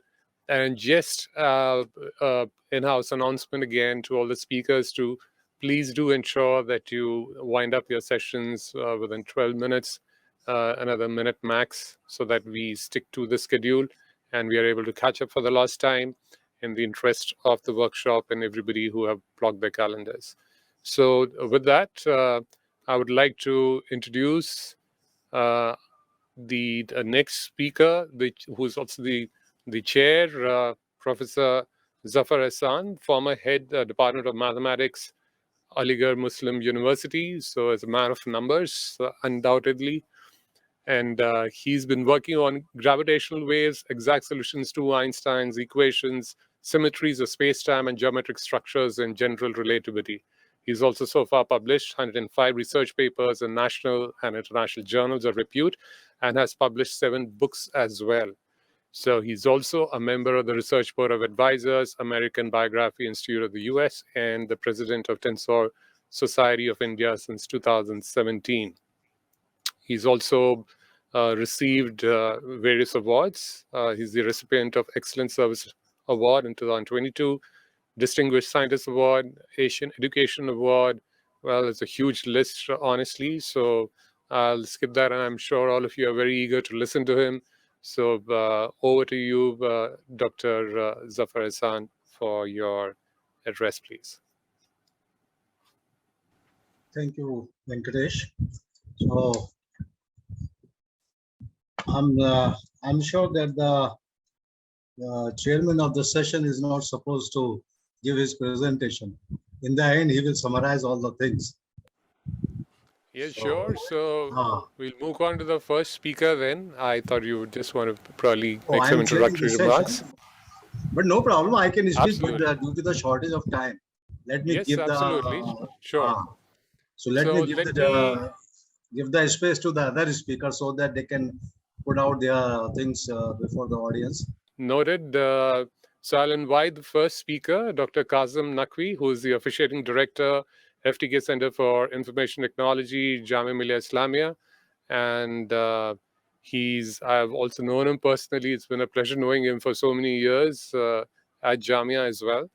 And he's been instrumental in implementing the several critical ICT projects in the universities, including the development of the university ERP system at Jamia and campus-wide network of more than 8,000 nodes. And good to see you after quite a while. And over to you, Dr. Kazim, for your address, please. Yeah, thank you. Am I audible? Oh, yes, you're loud and clear. Yeah. Okay. Thank you, Venkatesh. Before I begin, I must thank Professor Zaheer Science Khan and Zaheer Science Foundation for inviting me here in this program. I have been attending sessions in the morning and hearing all those eminent speakers was a good learning opportunity, and probably we will also be sharing our experiences which we have learned during past couple of years. And I look forward to hear from Professor Zaheer Science later in this session, his presidential remarks. Then Professor K. Srinivas, my dear friend, Dr. Noor Mohammed, Professor Zaheer Science Khan, again, it would be an opportunity to learn from him. He is our mentor and the one who handed over to us a very nice IT center in Jamia. And again, hearing from Venki the latest development in the world, and the one which actually is bringing to all of us with such professional visibility is something which we cherish, and we always look forward from virtual studio all the time, and especially Venkatesh. So because the time is limited, I would straight away now jump into my presentation. I'm sharing my screen.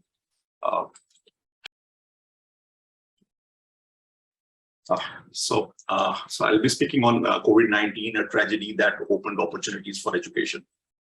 Before I begin, I must remember all those who have left us during past 2 years because of this tragic pandemic.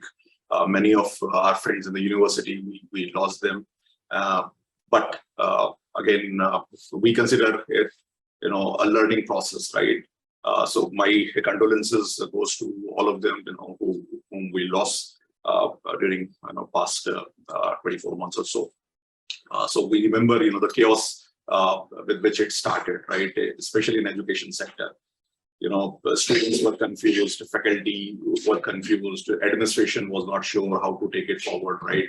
People calling it, to declare it a 0 year, examinations getting postponed, schools getting shut down. So those kind of chaos was all around, and that led to anxiety among students. Teachers, some of them were willing to take classes online, some were reluctant, some were not trained. So that was the scenario, right? And it pushed the children's to just sit in front of their computers all the time. Parents earlier used to tell them not to be into mobiles and these electronic gadgets, or limit their activities. But this pandemic caused all of us to just went in the reverse direction. There was no alternative.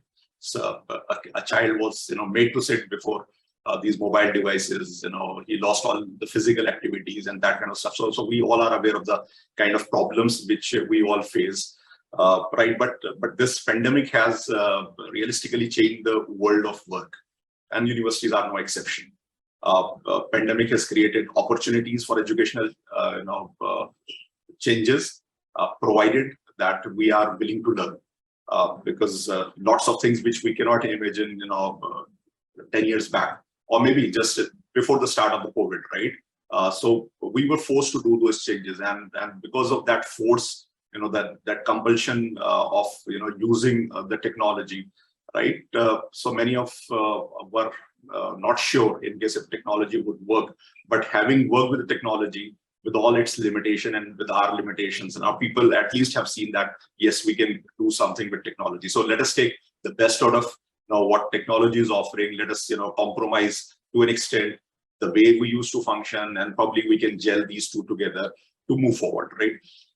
So how we started, so initially I'll be sharing my experiences of what we did in Jamia, and probably all universities would have their own stories to tell. So anticipating a long lockdown, universities started by discussing alternatives to continue with the university, academics and administration, right? So Vice Chancellor discussed the matter with some senior professors and my center as well, because we were the IT center and we had to take it forward, right? So, because at that moment Jamia used to have 9 faculties, now we are 10. So we, because only a couple of faculties were, or technical or maybe science or coming from science background, rest of them were essentially non-technical people. So the huge challenge before us was to, how to make those people, who are not very comfortable with the technology to start taking the classes. So we decided to have an intensive online orientation program for all faculty members on use of online teaching tools. Now, luckily, we had already migrated to Google, in 2013, and because of that, I consider my university to be lucky, and many of other universities also migrated. But when we did it in 2013, there were very few universities who were willing to migrate on Google, or they had their own apprehensions on privacy and security and those kind of aspects. But we did it in 2013, and we were happy because Google started offering us the facilities. For example, they used to have a tool called Google Hangout, which was casually used for arranging online meetings. Probably there were no takers except for those who were actually into technology. But Google started shaping these very quickly. So they realized that this lockdown is going to stay here. So we in fact benefited out of these offerings from Google, and we are actually thankful to them and many other industry players who offered their services free of cost for sustaining and continuing with education with whatever minimum ways and means that we could have. So we immediately configured Google Meet and Google Classroom tools in our university. So Google Classroom is essentially an LMS, right, which was not used by most of the universities. Professor Srinivas, who is expert on Moodle, would agree with me that nobody used to talk about Google Classroom then. Moodle was something, of Blackboard or Currykey. So those kind of tools, which people were pushing, but because of the simplicity and its integration, with built-in Google email mechanism, so it was the easiest, move forward for all of us. So we started by, giving 2 days orientation program, and we trained about 750 faculty members in Jamia. Now, the difficult part of this training was that the tool which we were going to share with the faculty members was the one using which they were supposed to join and use. So that was an initial problem, right? Because they were not familiar with how to come on and join Meet, how to use camera, how to use microphone, and not unless and until these things are ready. So they were not ready for the meeting. So we had to do training sessions just to help them individually on how to join and how to attend. So we during these 2 days, we used to cover Google Meet, we used to cover Google Classroom, Jamboard, the remote access to JMI's libraries and other OERs which were available. And then, just to motivate the faculty members, we also had, experience sharing sessions, wherein we would invite, senior faculty members, who had some experience of using online tools, so that they can motivate them and encourage them to use these, facilities. We also, arranged similar orientation programs for all junior research fellows, senior research fellows, and postdoctoral fellows, and we trained about 400 of them as well using the same thing and almost on the same tool, so they can also contribute to the teaching. So this slide shows the usage, of the active classes, or the classroom facility, which we said, because we were initially very apprehensive that people would actually make use of it or not. So many of them were on WhatsApp, just passing on, the messages to students. Many of them were asking them to be in touch using email, etc., etc. So we were very apprehensive in case if they would adopt LMS or not. So these statistics, wherein we can see that 14 days class average in 2021 was 762, right? And in on February 5, 2022, when I took this snap, it increased to 849. So this is 14-day active class per day. Right. So similarly, Google Meet, you can see that 30 days average in case if you see to 991 and 948 during the past 2 years. So these slide shows that the tools which we trained the faculty members on were actually being used to carry out the teaching activity. Now, in addition, the university also gave freedom to faculty members to also use other tools. So some of them went for Zoom, Google Meet, we were offering, then some of them also went to YouTube, Facebook, Teams, Skype, etc. To help university conduct large events wherein we could have maybe 1,000 participants. We arranged for WebEx facility. All right.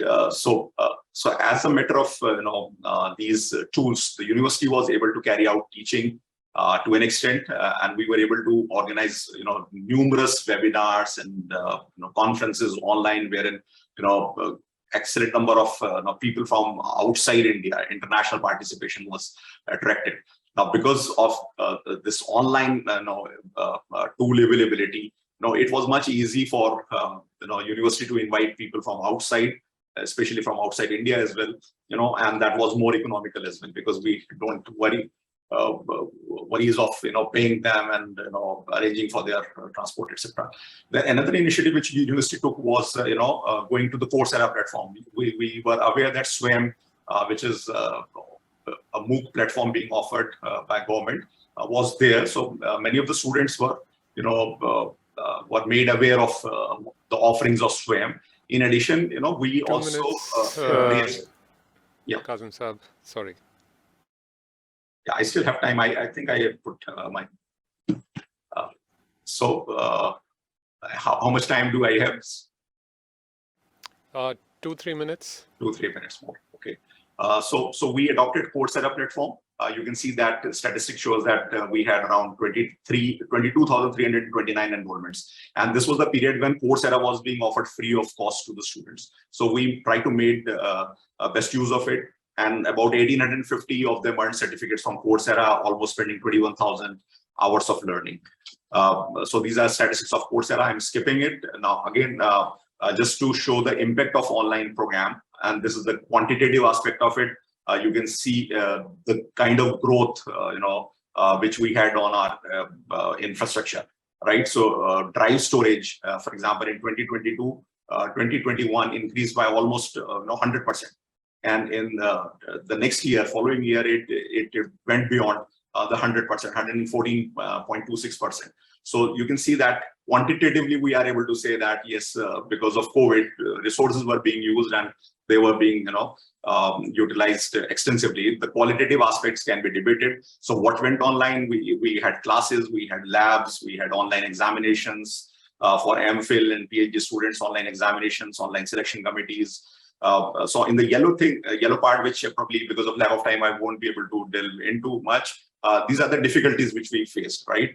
For example, initially when we began with Google Meet, there was lots of issues of people intruding into the classes, disturbing them. So sometimes deliberately, sometimes just for fun. Then teaching methodology was, one thing which was a challenge, because teaching, face-to-face and teaching in online mode is altogether a different ball game. And though we can train people on using tool, but enabling them to change the methodology also require efforts, which probably we could not do to the extent. Then digital divide was also a major issue. Many of the students reported that they had no coverage, in their respective villages or maybe the small towns. They were not having devices, etc., etc. Probably you are aware of it. Then while doing experiments online, so we found that limited labs, virtual labs were available. We cannot do, for example, chemistry experiment, and we can tell that pungent smelling is now coming out of this chemical reaction. So what is that pungent smell?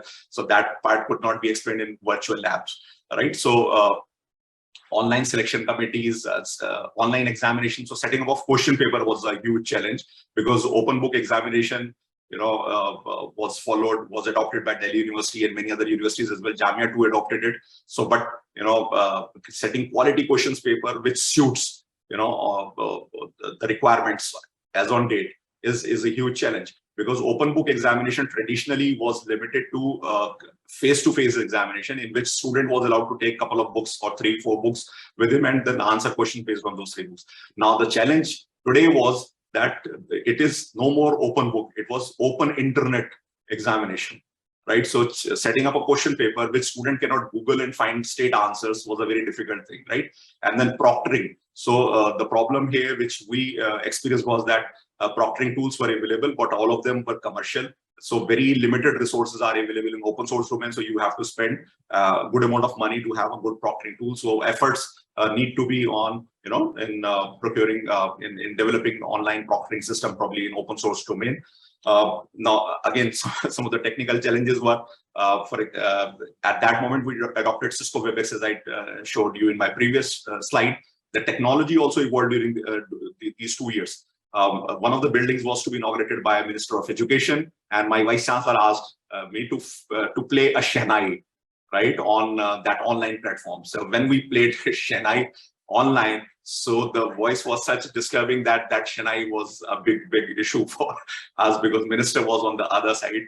So the platform was not optimized for taking this multimedia, right, which I can hear perfectly on my system to the other side. So those were the technological challenges which we faced, and but technology also allowed us to perform cultural activities, co-curricular activities online. Eid Milan programs, Mushaira, International Yoga Day, etc. were also organized. Now, where we could not adopt technology was association elections. We developed a complete platform for online elections, but there was resistance, right? So we cannot implement it despite the technology. There was resistance from some parts of the faculty that it is not suitable for us. Then file and DAC, that remained physical, right? And the reason we could not implement it was non-availability of digital signatures. And in that era, we noticed increased forged notices online, WhatsApp, email. People would just draft a notice, copy paste signature of the registrar and send something. Right, so because of that, it remained manual to a large extent. What expenditure we made? So my university made minimal expenditure. I would say not more than 6 lakhs on creating basic resources. We used open source tool. As I said, Google was free for us. We did not pay a penny to Google. Thanks to Professor Zaheer Science Foundation and his guidance that we adopted it in 2013. It remains free of cost for us during this COVID period as well. We used OBS Studio, for example, for online streaming, for editing. We had OpenShot. You have commercial software, but so as I talked about the problems faced by the students. So this slide is just telling you the kind of internet facility we have in rural areas. Again, because of lack of time, I'm not delving into it. In 2019, this bar chart shows internet penetration in India. So in 2019, it was around 15%. In 2020, it dipped to around 45%. So there was 5%, a decrease in the number of internet connections in India. And that 5% perhaps is explained because of loss of employment and that sort of stuff, right? So even today, in 2021, we had around 47%, households connected to internet. So obviously, this remains a big challenge for education, to be imparted perfectly through online medium. Then in Sarv Shiksha, Samagra Shiksha Abhiyan, the government is keen to put up smart classroom facilities. So these are the statistics. You can see that the state of Rajasthan is having 5,509 smart classrooms, and at least 6 have no classroom, still set up, right? So this infrastructure is still to be built. I'm skipping this slide. This slide just talks about that Google, in 21 set up a survey, called Economist Impact, to study, the challenges and opportunities for future. So as per survey, over 75% of respondents believe that hybrid and flexible work will be standard practice. So we also expect that some some hybrid model would evolve with the university as well. So, so what do we expect now? So creating technology profile of learners. So this again was a challenge when we started with the COVID exercise. We had no idea absolutely, from which background the student is coming and what areas they are having. So it is important that when students are admitted, we create some kind of technological profile for them as well, right? So for example, do they have access to internet at home? How many devices do they have access to? So in case, if God forbid, such pandemic strikes again, so we are at least having some idea on how to support these students. Then flexible curriculum and the policies are required. Credit transfer from SWAYAM is limited to 20%. And again, that framework which was released by UGC in 2018 is only talking about credit transfer from SWAYAM. Now, today, lots of international MOOCs providers which provide quality MOOCs are also around. So what about in case if somebody is doing some EDX course or somebody is doing some Coursera course? So would we accept the credits? Many private universities have already done it. So probably in our system, we need to be flexible to accommodate these things as well. We need to allow students to go out and adopt as many as MOOC courses. Right now, the limit is 20%. The infrastructure building for supporting hybrid environments, right? So this in fact would see that in future we would be having engagement of international reviewers for PhD thesis, MPhil thesis. People in earlier era they were reluctant, or probably because of the cost issues. We were reluctant to invite international reviewers to review the thesis. But somebody now sitting in US can easily read the thesis and can conduct the viva. Then experts attending the meeting online with physical presence of local participants. 5G deployment at national level has also started, so we need to just keep a tab on it. Then access devices for students and faculty, we need to ensure this. Adoption of flipped class model. So as I said that teaching methodology remained an issue, so we need to implement things such as learning management system seriously into the university setup. So all teachers put in their contents there. Students first go through those contents, and then the classroom period is only utilized for discussion. So that kind of thing is still to happen. Examination reforms, open book examinations, proctored examination tools are required. Handling power and network disruption during those examinations is again a big problem, right? So we set up an examination and suddenly the other side is either deliberately putting off the connection or the connection is actually genuinely lost. So what to do in such circumstances during an examination? Then capacity building, effective use of contemporary teaching learning tools. So they would always be evolving. Then cyber hygiene and cyber security, Professor Moni was also referring to it. So faculty members also need to be trained on cyber hygiene, if not on cyber security, and setting up of appropriate question papers for online and open book examinations. Innovative use of modern technology. So again, as I said, that technology needs to be optimized for suiting the hybrid needs. So many of the things which we mundanely do, can be now shifted to software. For example, software bots can be developed for supporting onboarding, admission activities of the universities. IBM provided a famous example of a teaching assistant chatbot named Jill Watson. So what this bot was doing, so they were calling students, right? So there were many teaching assistants, and there was a group of students. So those assistants were calling students, asking them to submit the assignment on time or telling them that something is getting due. So one of these assistants was a chatbot actually. So it was not a human, a robot working in the background, calling the students all the time and asking them whatever it was supposed to. So after this experiment was over, students were asked to give the feedback about the teaching assistants, and this chatbot stood out because of the punctuality, because of the sincerity. It never missed any time, while humans may have this tendency. So the purpose of this slide is just to let you think that some of the mundane tasks can be delegated to technology, which is much better than us in carrying out these kind of activities. Then dissidents of Siri and Alexa, Cortana. So this slide is about artificial intelligence and the developments, right? So we see Siri or Alexa in our homes. So I imagine that someday, when a parent takes his child or her child to a school, that school would also hand over a Alexa or a Siri to the parent, just take it back, and that device could do wonders with that child. It could monitor the activities of the child, so and tell what is the optimum time for the child to work, when is he or she more active, right? So those kind of things can be just, so this would be a breach into privacy, but it could be interesting in case if we think about what these kind of assistants can do in case if we enable them with appropriate sensors. So privacy is going to be a huge problem, but it also opens up lots of opportunities for it.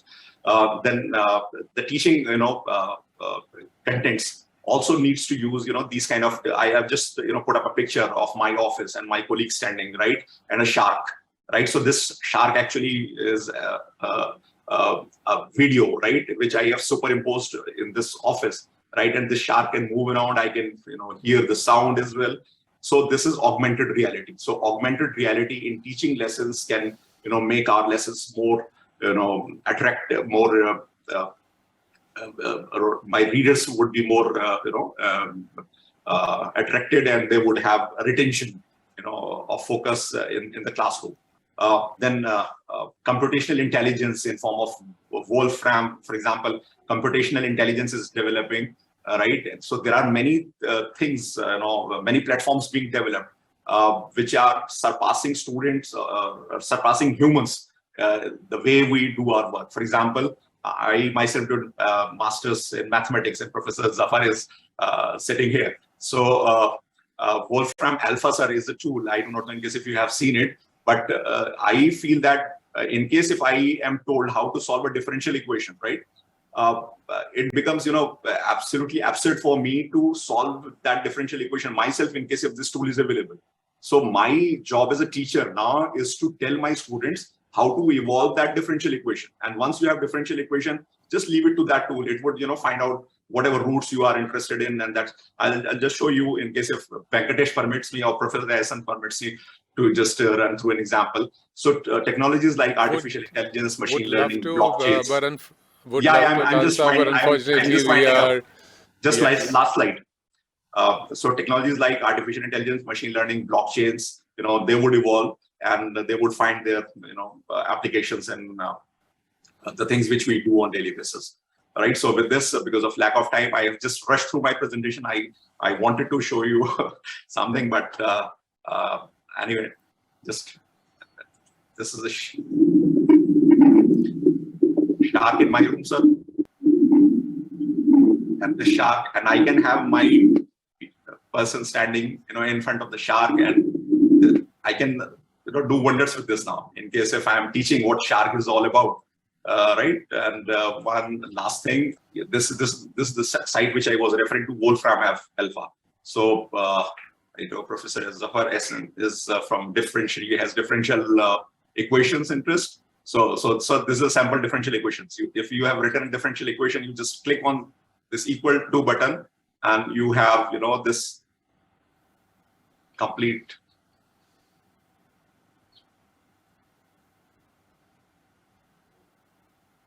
Right. So I don't need to, remember how to solve these equations. So my now focus should be on, how to, come up with this differential equation for a problem.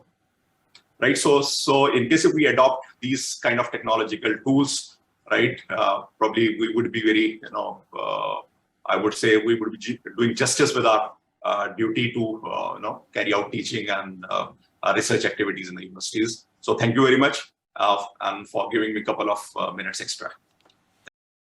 Thank you so much for the wonderful presentation. Always full of innovative ideas is Dr. Kazim Naqvi. So the sharks, of course, were both scary and kind of felt safe as well, that you are in safe waters, finding the shark in your room and you could play around with. So we are already behind schedule, so we ready for our next speaker. Very exciting, Professor K. Srinivas, who's the Ed, ICT and Project Management at NEPA, which is the National Institute of Education Planning and Administration.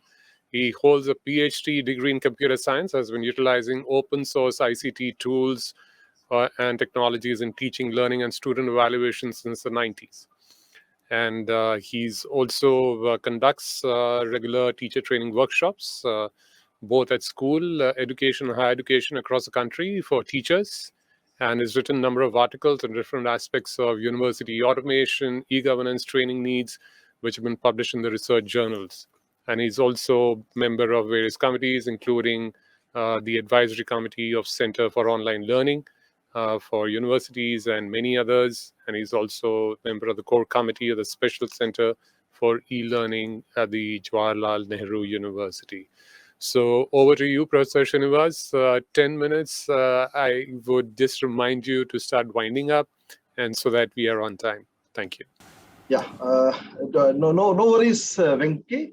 And I stick to my time. And since my earlier speakers have spoken a lot, so I only talk about one of the very important implementation strategy we did for the NEP 2020 for the Government of India. And before I should start, the Honorable Professor Zaheer Science, and of course my mentor, and of course Professor Zahid Saab, and Dr. Tabassum, and my good friend Professor Kazim Bhai, and many of the friends. Thank you very much for giving me the opportunity to put forward my ideas quickly within 10 minutes, as suggested by the moderator. Two things. We have been hearing a lot since morning, like, we often follow, this option, that option. But India is not far behind the many things. The kind of adaptation we took with the technology, thanks to Corona, is fabulous. So again, what is important is we need to evolve, and it's a please try to understand we cannot compare ourselves with Singapore, Finland, or small countries. But of course, the experiences definitely matters. We have 135 crore population having wide variety of issues, challenges, and concerns. But what I'm trying to say that in spite of all these things, and we have a wonderful policy perspective which is available in front of us, and of course the Government of India is doing the best to do this needful in this regard. Without wasting the time, let me come very few silent features and silent points only. I'll try to highlight on this. So whether technology is an enabler, no doubt about it. Technology is a facilitator. But what is important to me, even though we have so many, as my good friend Kazim Bhai has talked about a lot about the LXS and series and so on and so forth. But what is important, whether we like it or not, still the teacher going to play a critical role in this country. So what is important to me that how do we build the competencies of the teachers, even though being during the Corona pandemic time, we have adopted many things. But what happened, people started talking about very funnily, like, we got bored with the online teaching. So online teaching means, I think, unfortunately, we were confined to only lecturing kind of a thing. But I believe it's not a lecturing. We should do something before the class. We should do something after the class. And we try to make the process of learning impactful, engaging, interesting, and challenging for the learner. So at the same time, what is the alternative option? The point is, because it was the lockdown situation, we don't want to get into the zero academic year. So some efforts have been made, and of course, whether we and slowly and steadily, many faculty members, because I was associated with the capacity building of the faculty members, and especially during the pandemic period. And almost more than I had an opportunity to interact and conduct a outcome-based, hands-on based training programs to around 65 to 70,000 faculty members across India. And why I'm saying it's a hands-on basis, outcome based, because for every group, even though the workshop is of 4 days to 6 days, an extended hand-holding support of 30 days is being provided to the faculty members so that they could able to implement and come out of that inhibitions to do that. Similarly, we did a similar exercise in NEPA, and of course, thanks to the guidance of the Honorable Vice Chancellor and a wonderful small faculty of the members in NEPA, we could able to successfully move towards that.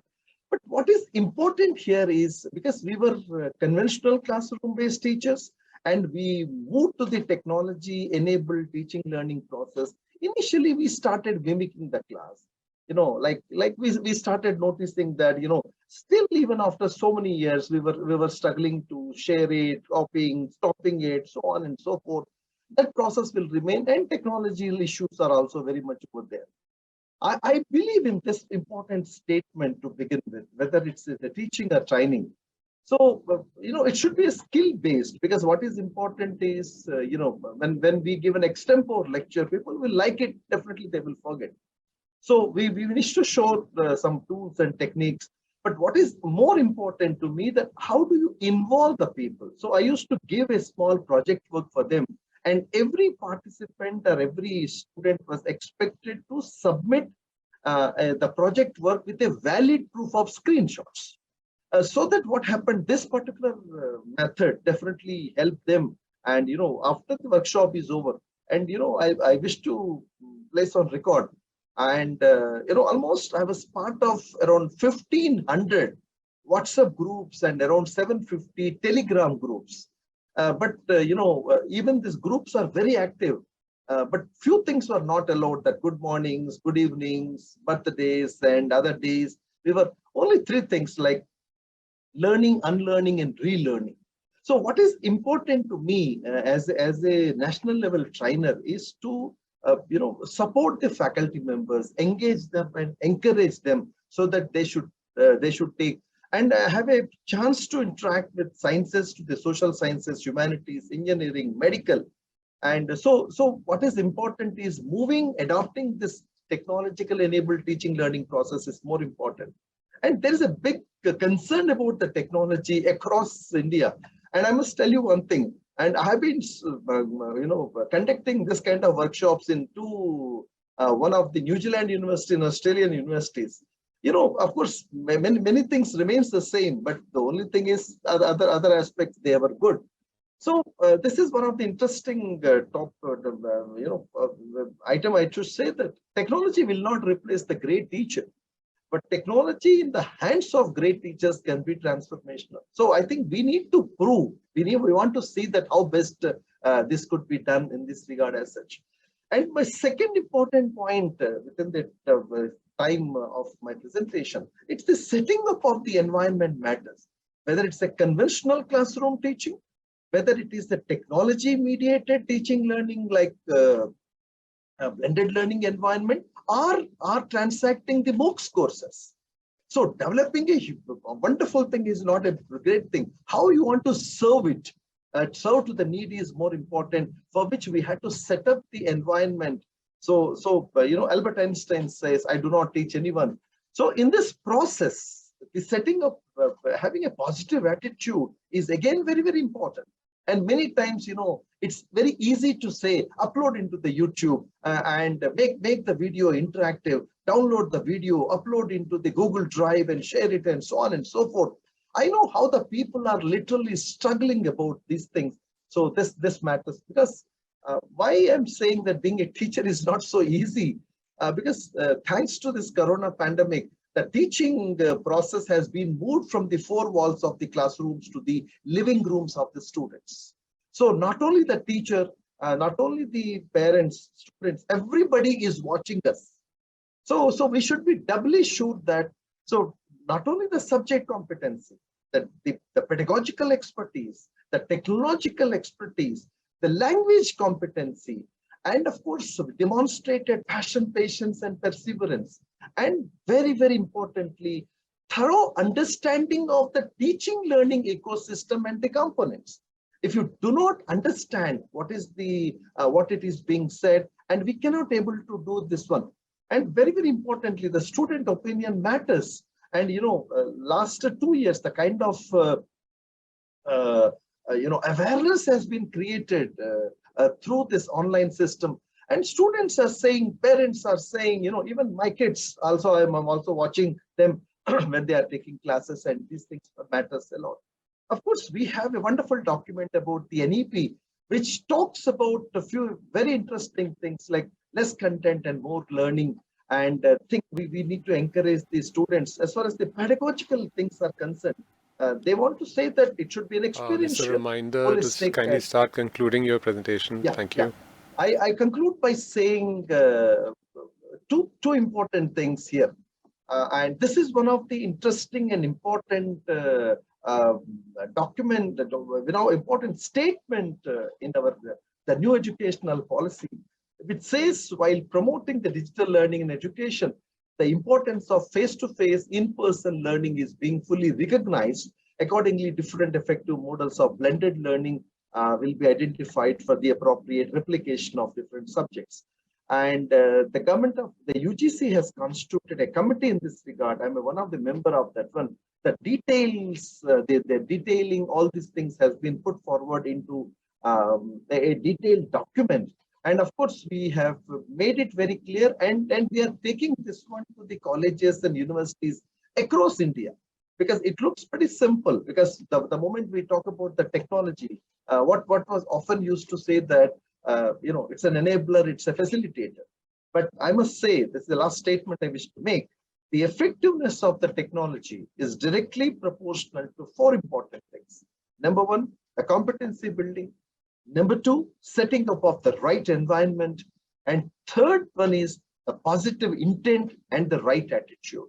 And what is important is we have to take the people along with us. It's not so easy to implement, but at the same time, it's not so difficult. And the pandemic has taught us, what are the best ways to do. So we had to take and 1 inch, because we have been talking about 5Gs are coming. And thanks to the Atmanirbhar Bharat, the government of India, the different departments are laying down. And I was referred, one of the speakers is talking about NDR, because I was a member of the NDR school education to the higher education. So a lot of efforts are being happened. But the only thing is we need to have little patience, because we don't want miracles used to happen overnight. That's all I wish to say. Thank you very much for giving me the opportunity. I hope I could able to complete whatever the important points I wish to say within 10 minutes. Thanks, Venkatesh. You must have added another 1.5 minute also into that. Thank you very much. Thank you so much, Professor Srinivas. Very interesting, and thank you for being on time. Wonderful presentation there. And next up, I would like to invite Dr. Noor Mohammed, who is the founder trustee of Bunyad Trust, which works in rural areas of the eastern Uttar Pradesh, known for lagging in social indicators. He's, of course, a member of the Indian Administrative Service, retired now, and has served in the province of Uttar Pradesh and Government of India on important positions of governance, and especially in the education sector in Uttar Pradesh, where he was the district officer, special secretary, medical education, and secretary, basic education. And through his various initiatives, including the supervisory role in the implementation of programs such as Operation Blackboard, empowerment of teachers through training and personal development, he's also contributed as the Director of State Institution of Education Technology, where he ensured production of a series of quality education television programs for telecast on Doordarshan. So welcome, Dr. Noor Mohammed, and over to you for your presentation. I will give you a reminder at 10 minutes. Sorry about that, but there you go. Director Venkatesh for this introduction. I'll straight away come to the presentation. In fact, with this gathering of eminent people. Thank you. So thank you very much for this introduction. In fact, I'm among the very, very eminent people in this field. I feel rather nervous, but I have, as has been pointed out in the introduction, I've done MSc in physics, so that that is about the knowledge of science from Aligarh Muslim University. And then, of course, I was basic education secretary. Then I did, I was director of State Institute of Education. Satisfying was the trainer and teacher in India International Institute of Election Management and Democracy. So that was for 9 years. So with this limited experience, when the IIDEM, India International Institute of Management, we didn't know how to really manage it. And we had to switch over to IT-based training quickly, and had all the infrastructure. Our trainees also had all the infrastructure available to receive the training, because they were almost government employees from election commission employees from 105 election commissions of the world. And they had all the. We are talking about schools.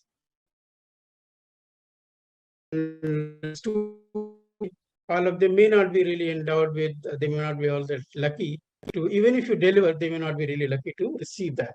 So in that circumstance, I'll not be talking about what technology can do and what is doing. Rather, I'll be talking about how the technology is working on the field, how it is disseminated, how it is taken to the actual user on the ground. So I'll be sharing some of my thoughts there. On the international flight, when we're organizing this, we are talking about how technology can make the difference in education sector. But it can also make the difference in finding out, making the whole process transparent. The teachers attending classes, or students attending classes. So basically this transparency will bring out what is the weakness of the sector, and that should also be taken in exposure to the weaknesses that are there. Will really force us to find a solution for this. Now we all know this. I don't have to repeat this, but just a few figures. Starting when this COVID hit us, the whole world, in fact, got. I mean, the colleges and schools were closed down completely. And as you see, in just a month's time, from 138 countries to 194 countries were locked down, and very large number of students really were out of school. The figure reported is 1.58 billion by April 2020.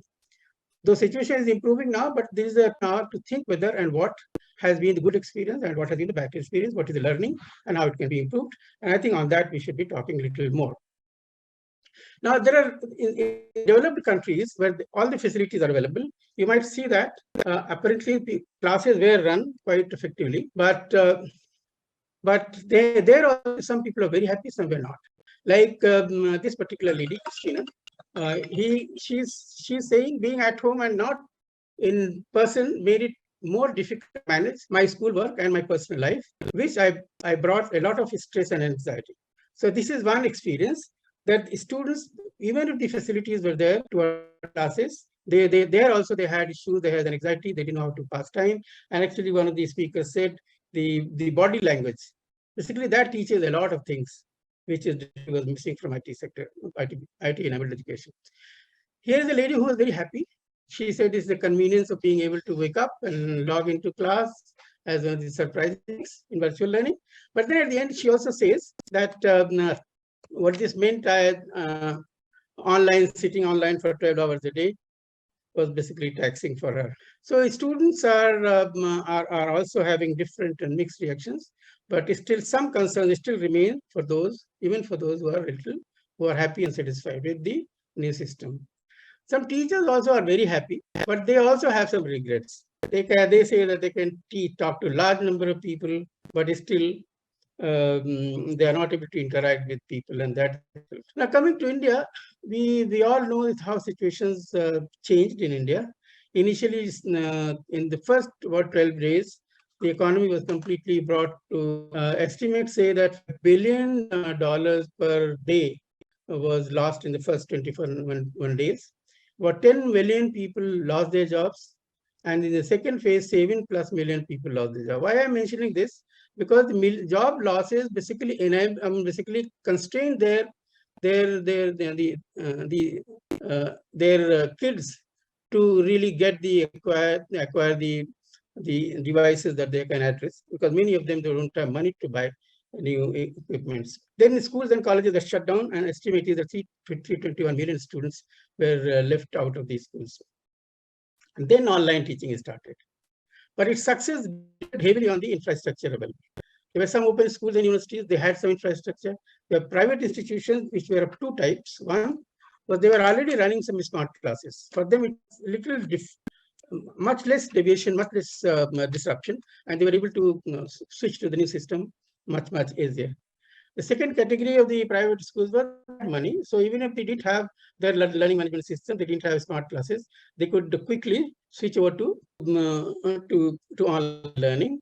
And then the government institutions, of course, the government institutions, most of them have been constrained badly. And madrasa education, which is also an institution of learning, but these is completely hampered because they were not techno-savvy, and they have not been able to really switch to the new demands. Now, in India, quickly initiatives were taken.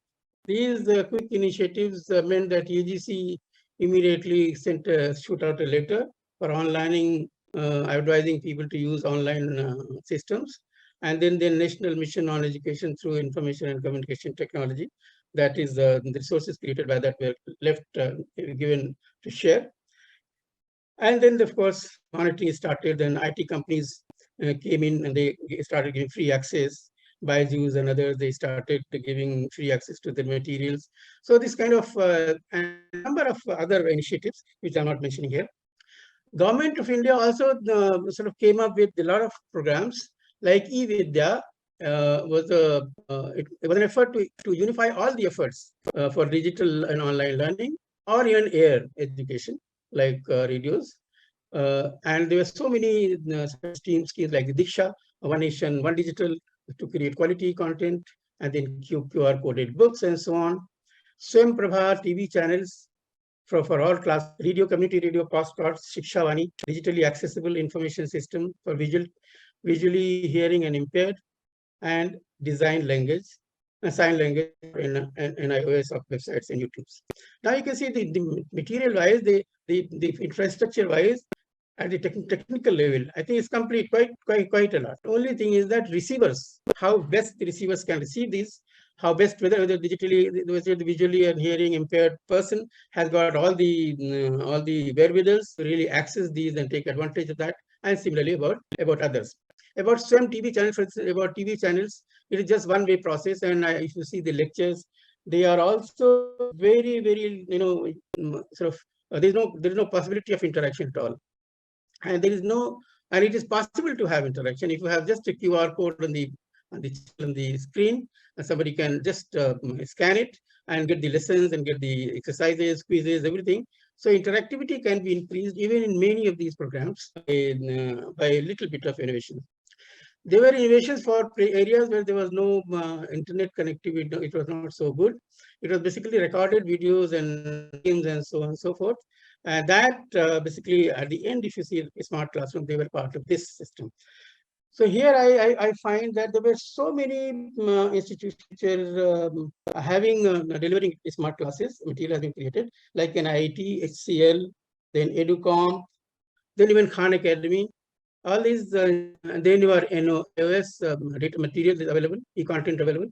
All these contents are available for online access. Now, most of the content is available for online access, but these contents are available if you can give CDs or pen drives in which all these materials are loaded, or even tablets where all these are pre-downloaded. I think that can go a long way. So all these programs which have been created, they have been created, but they have to be taken to the ground level. At the ground level, situation is not so good. I personally have felt a number of children, particularly girl children, their parents are busy with their mobiles. They don't just give their smartphones to children. Girls, particularly, they're at a different advantage. And as individual, one can give one or two or a few tablets to people. It has to be a reminder program. to Like start when you have concluding your session. Thank you. Okay. Let me quickly do that. So, so basically, these are the issues which have already been mentioned. That what is the problem? what are the issues at the level, what the interactivity was missing, and how the lessons can be made more interactive. Then the infrastructure at different levels. With infrastructure with the schools, with learning management systems are missing, resources for hiring platforms. So for all these, I'm not, but my point, we have to have some system of finding resources for these activities. So I'll leave this part. This is detailed. There are so many government activities, government schemes already. District Education Revitalization Program, Right to Education, and Sarv Shiksha Abhiyan, Beti Padhao, and so on and so forth. In all these, technology can be used to make delivery better and more efficient. It should not be only teacher dependent. It should be at least basic knowledge can come from the recorded materials. Teacher can add over that. So teacher's burden will also be reduced. And at least for teachers who are not really trained, at least some knowledge will go to the learner. There are so many institutions which did, like Tata Trust has done some exercise, and they've been able to make some difference in some states like Assam and West Bengal. Similarly, CRY, they have initiative. They basically get digital tablets. They raise resources and give digital tablets to people. They give platform. They allow people to refresh their knowledge during the last time they have talked, so that they can update themselves. And they are working in the villages and in those areas where it is most needed. The reach is, of course, much less, only 25,000 people, but I think it has to be increased. Bunyad Foundation, that basically Bunyad Trust that we worked with, it was basically a small effort in a village, and where the idea was to how to improve the quality of teaching. It is more on the quality of teaching. So there was a competition was organized where a large number of students from different colleges, they participated. And in that, there was marking done, and on the basis of that, some rewards were given to them. Some were given motorcycles, bicycles, some were given some books, and so on and so forth, depending on the position they got. And that made a lot of difference, actually, because the schools which started performing better, so schools got incentive to improve their education system and participate in this system. So this has, for the last so many years, it has been done, and some figure has been very small scale. It has to be upscaled, and for that, huge resources are required, which of course are missing. Now, if you see the government participation, government school participation has been much lower, because they not the quality of teaching there is very bad, and I think a specific effort has to be there for that. Lately, they started working for madrasas also. And then they started career guidance center. And because of that, so many people went to higher institutions. They got admission because of the competitive spirit. Some madrasas which are completely closed down because they didn't have money to run. So for them, of course, it is starting from the scratch.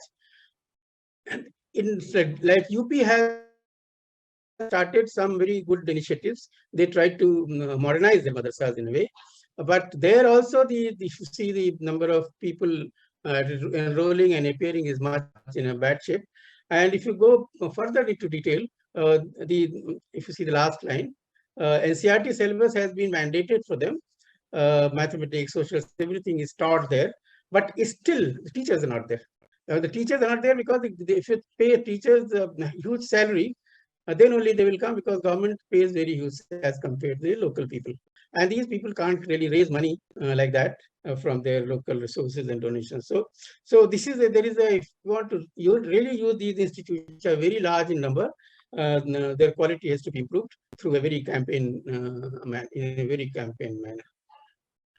Then the question was the teaching of teachers.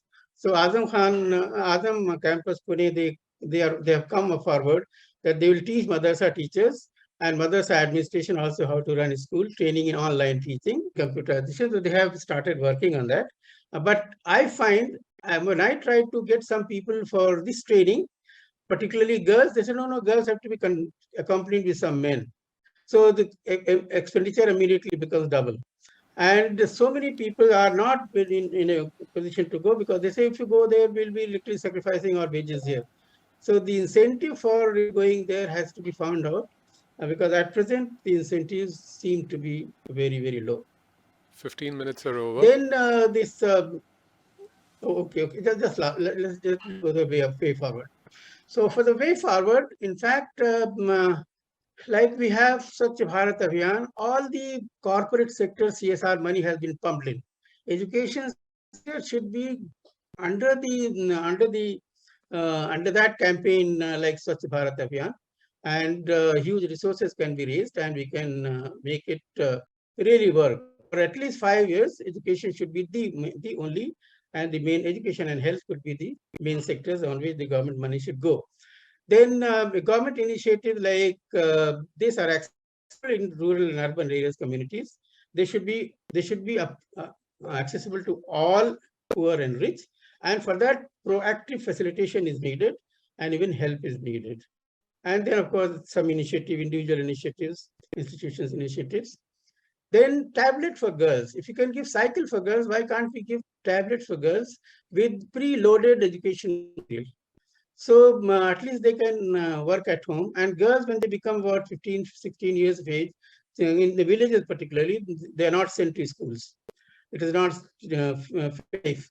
So if they can read at home and then appear to use the NOS, National Open School Systems and Open University System, they can go for higher education.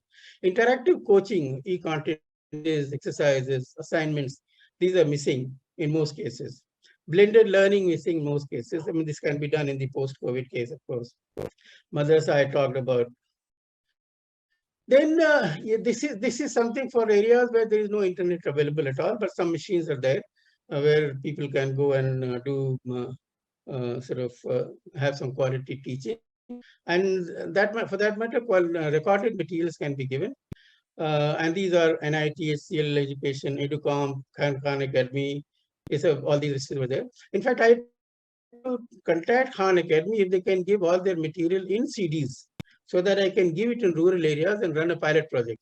But somehow that could not really materialize. So the thing is that the need for rethinking, and whatever we have to have created at the conceptual level, technology level, that has to be transferred to the villages, which is more important, and where we are really lacking very badly. Now, I'll end with this slide. Education is the passport for the future, to the future. For tomorrow belongs to those who prepare for it today. And that is why we must prepare for it today. Today, we have the wherewithals, we have the technology, as we have heard experts. You can use AI, you can use all kind of technology available, virtual reality, and so on and so forth.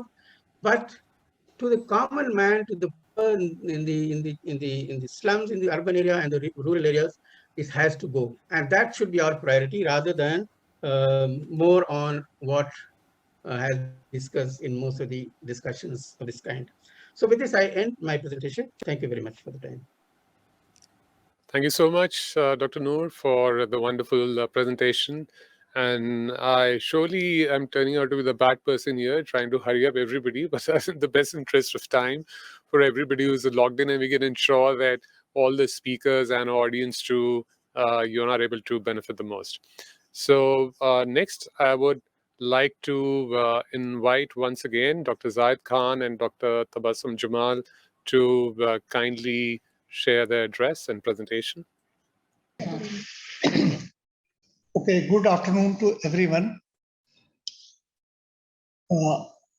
Now, the topic of my discussion talk today is disruption of education during COVID-19 pandemic and its challenges. It is almost the same lecture which I delivered in February on the invitation of Professor Moni, and that was quite long. So some part of that I have retained in this lecture. So I'll be talking, I think contents of the presentation are United Nations Sustainable Development Goals, lockdown of schools due to COVID-19 pandemic, moving from classroom teaching to online learning, the future of online learning, COVID-19 impacts on learning, and conclusion. So quality education is the fourth in the list of the sustainable goals of the United Nations. And in fact, light is connected to almost all these sustainable goals, and that is the reason why if you see the logo of International Day of Light, all the 17 colors are shown in the logo. Education is a human right. The right to education is enshrined in the 26th of the Universal Declaration of Human Rights. The declaration calls for free and compulsory elementary education. The Convention on Rights of Child, adopted in 1989, goes further to stipulate that countries shall make higher education accessible to all. Education is key to sustainable development. When it adopted the 2030 Agenda for Sustainable Development in September 2015, international community recognized that education is essential for the success of all of its 17 goals. And Sustainable Development Goal 4 in particular aims to ensure inclusive and equitable quality education and promote lifelong learning opportunities for all by 2030. But due to COVID-19 pandemic, there has been lag in the achievement of that, and I think many countries would not be able to meet the 2030 goal, Sustainable Development Goal. Now, lockdown of closure of schools started in mid-February, which started basically in China, and because it is said that COVID started in Wuhan, and China, in fact, closed its school in mid-February 2020, and UNESCO has been right from beginning looking after how to has been monitoring how the various countries have been locked down and how education has been affected.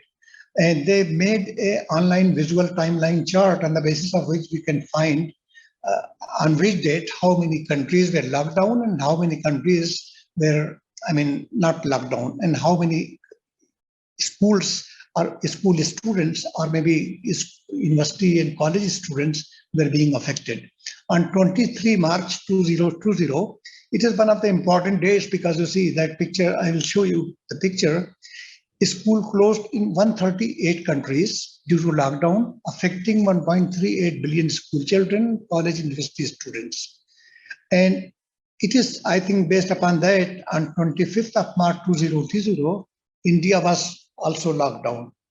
On 13 April, 13 April 2020 is the date when maximum number of countries were locked down and 1.58 billion learners affected. Here, these are the charts for that, and this is the chart. Visualize evolution chart time on the basis of which every day can be. One can find out how many universities and colleges and schools were affected. So this is the date on which the entire almost 1.57 billion students were affected throughout the India, not India, throughout the world. Now, longest school closures of the pandemic, India comes third in the number, followed by Uganda and Bolivia. Now, from classroom teaching to online learning, that was the time when you see Chinese government started for the first time using online platform for 250 million full-time students, and 730,000 students attended schools through recent K-12 online schools. This was the largest online learning movement in the history of education. At the same time, see, Xi'an University using ThinkTalk ZJU converted 5,000 courses in the online mode within 2 weeks. At the same time, in a number of countries in Australia, Europe, North America, many universities started online learning. Now, China was the first, and I say that, see, there is a Urdu couplet, "Tumine dard diya hai, tumi dawa dena." You have given me the pain, and you have to cure it. So, China had, in fact, started this COVID started from China, and they had to give the medicine also for that in the beginning. The COVID pandemic disrupts education in India, and Indian initiatives have been already told to you earlier. Baiju is the most popular e-learning tool in India.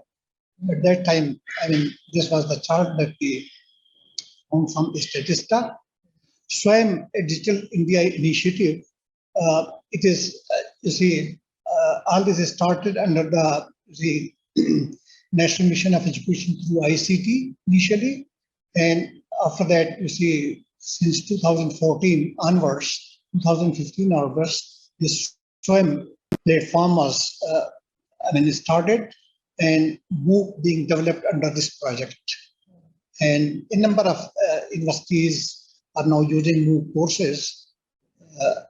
NKN and National Knowledge Network and National Optical Fiber Network project. These are two very important projects of the government of India. NKN started with the outlay of 5,990 crores to be implemented by National Informatics Center over a period of 10 years. So far, NKN has connected 1653 institutions.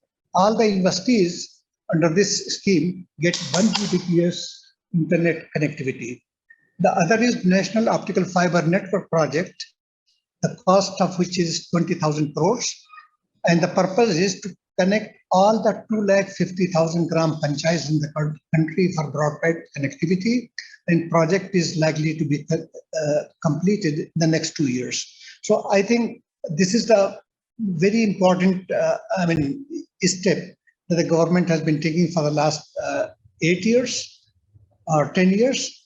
And now once the 250,000 gram panchayats are connected, we will be at least able to impart the same quality of education, take same quality of education to the villages as we have this in the cities also, where internet connectivity is better. Online learning, e-learning learning, I'm not going to give any definition. I will move faster. There are three important components of online learning. One is digital learning contents. The second is learning management systems, about which Professor Srinivas is one of the experts. He has been using Moodle for quite a long time, and he has trained lakhs of students on Moodle. And the third is video conferencing tools. As far as digital learning content is concerned, I will mention only about open educational resources, massive open online courses briefly.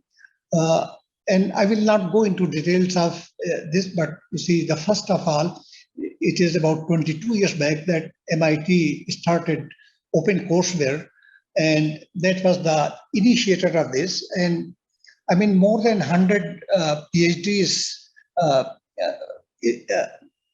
more than 100 students had completed their PhDs. Even I think about 8 or 10 years back, when it was only 10-year-old. Khan Academy, Merlot Open. It is one of the very small, smart project, I say, of the Rice University, where one can find a number of books in different fields free of cost. One can download, and their aim is to provide free textbook to 10 million students. And there are large number of authors of a single book. And one of the books I downloaded right in the beginning, when they had published only 4 or 5 books, that was on physics, and I found that was one excellent book. I had never found any book compared to that earlier. It is very good. I mean, anyone can now download free books. The other important initiative I find very, very interesting is PHET interactive simulations that was started by Physics Nobel laureate or Wieman at the University of Colorado Boulder. The entire Nobel Prize money he spent in developing these interactive simulations. 159 interactive simulation for teaching and learning, mathematics and different science subjects are now available. 97 language translations are available of these, you see, simulations, and 3075 teacher submitted lessons are available, you see, under this PHET interactive simulation. So it is something like that. You can see that in the lab itself, you can do some experiment on the computer, and you can have interactive experiments based on this. I have given you some very brief data about MOOC related data, Allison, Udemy, Coursera, edX, SWAM. So you see, the first four are of, I can say that are of international level. SWAM I have included at the 5th number because of the number of learners is very, very large. So these 5, from my point of view, are maybe considered as, very important MOOC courses throughout the MOOC platform throughout the world. In the Allison, you can see they are offering 3,500 plus courses. Udemy is offering 175,000 plus courses. Coursera 4,000 plus, edX 3,000 plus, and SWAM 2,200 plus. And you can see the learners number is quite large. Now, then I come to learning management system. I would not speak about it more because that will be time consuming, but I'm mentioning here some of the important learning management system like Blackboard Learn, Schoology, D2L Brightspace Moodle, Camilo, OpenEDX, Canvas, Sakai. These are only some of the important elements. There are many more. And after that, I come to video conferencing tools. And in fact, while choosing video conferencing tools, some basic information I've given in this table. Now, these are the important ones. Only apart from that, you can have you can find many more video conferencing tools: Skype Meet now, Google Meet, Cisco WebEx, Zoom, Microsoft Teams. So these are very popular, which are being used nowadays by universities and colleges and many business organizations. A comparison of video conferencing tools I have given here: Cisco WebEx, 300 million daily number of users; Microsoft Teams, 75 million daily number of active users are there; video conferencing tool Zoom, daily number of participants is 300 million; Google Meet, 100 million. So these are the data which I had taken about, I think, 6 months back. Request you to kindly start concluding. Thank you. Okay. And Zoom is moving very fast. We are, you see, you can see from the diagram that Microsoft Teams also during the pandemic improved a lot. In the future of online learning, I can estimate on the basis of global market survey. And you can see that e-learning has been increasing very, very fast from $200 billion around the year 2019, and it is estimated to move to $375 billion in 2026. Similarly, global academic e-learning market is also increasing very fast. LMS market, you can see that here also there is an increase, and video conferencing market is also increasing very fast. So on the basis of that, we can say that our online learning is going to, and future of online learning will be very, very bright, and because market is continuously growing. In spite of the fact that you see during COVID, there have been so many disruptions, industries had gone down, but this online learning industry has been improving a lot. This is the diagram showing the internet world penetration rate by geographical region. In Asia, it is about 53.6, and the same percentage is in India also. And outcome of this, you can see that if you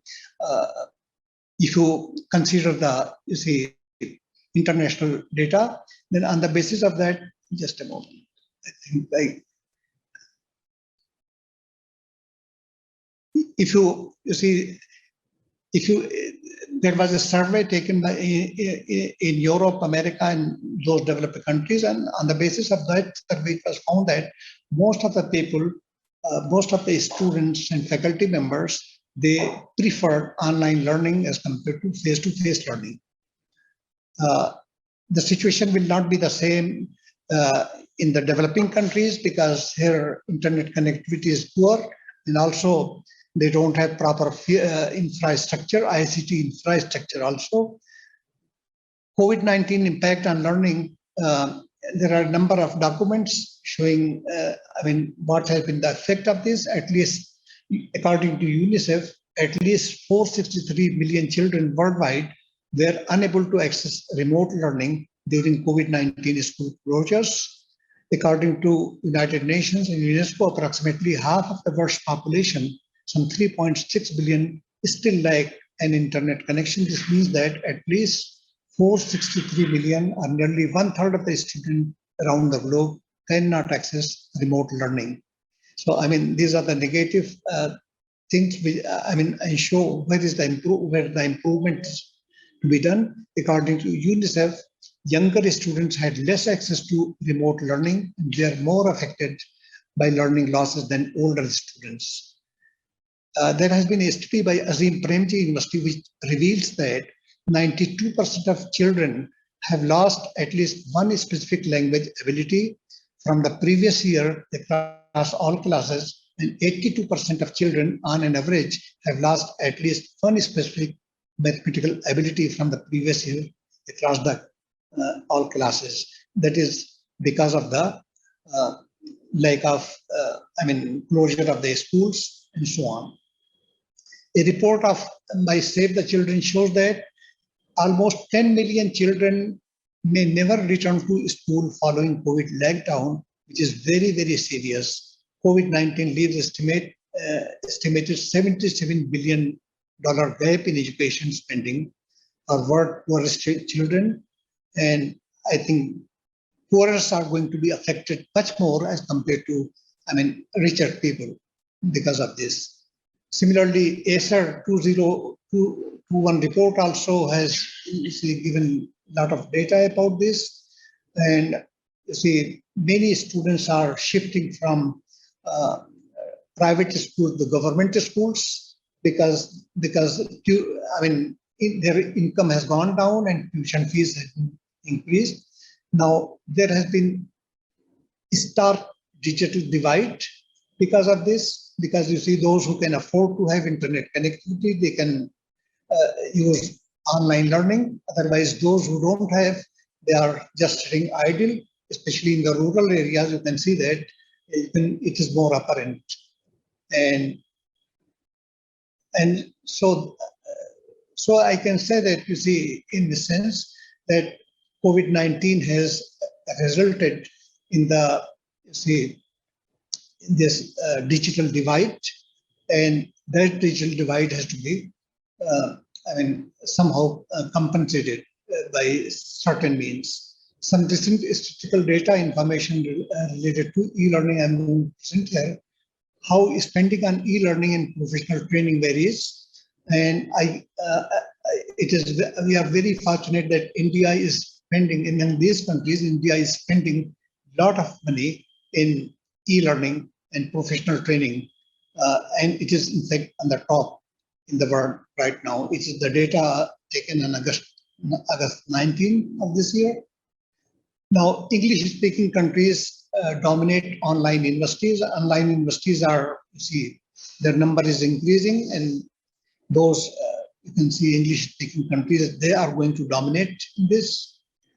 And one negative thing that I'm going to share with you is that Zoom's revenue growth is running out of steam now. It has gone down substantially because when COVID was there in 21 and in 2021, you can see that 369% they had revenue growth, and which has gone down to much lower value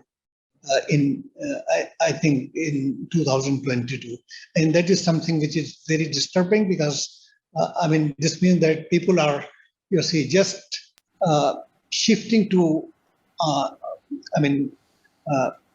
face-to-face learning more as compared to online learning. Companies are, of course, not making any change. They are still on online training, online meetings, and so on. But educational institutions, I think, they are not using online learning when the COVID has gone. So this is something which is very serious, but more data is still to come. And finally, I conclude this talk by saying that the future of online learning is very bright and picking up fast in developing countries as well. It has now been very well realized by all that educating the vast population, one has to take the help of technology, which is also important for imparting quality education. In future, blended learning appears to be the most promising in teaching and learning. The blended learning will be the right option to minimize educational expenses. And to bridge the digital divide, 3 important suggestions are there. The government may expedite laying down optical fiber connectivity to each village in the mission mode or broadband fast internet connectivity, necessary facility for achieving online learning. Digital skills and learning must be incorporated into educational systems in order to remove the digital divide. And such students from rural areas who join colleges or universities in cities and have developed suitable IT skills may be designated as technology ambassadors during their vacation. When they visit their hometowns, they may train their school children in the villages and neighboring areas for use of technology pertaining to e-learning, e-health, and e-agriculture, and sort out the technical issues faced by them. In turn, such IT ambassadors may be given some credits which may be added to the overall credit earned by them in their respective colleges and universities. And with this, I thank you for the patient hearing. Thank you once again. Thank you so much, Dr. Zayed, for that wonderful presentation. And I'm sure the light will continue to shine bright on the future of e-learning, as you rightly said. So all of us are hopeful of that. So the last speaker is me, and unfortunately, I'm the one who's holding you and coming between you and your lunch. But I'll try and keep it short and sweet, bite-sized, as much as possible. I know we are very short on time, so hopefully my math will be right, and I shall conclude with some right on time. Yes. So okay,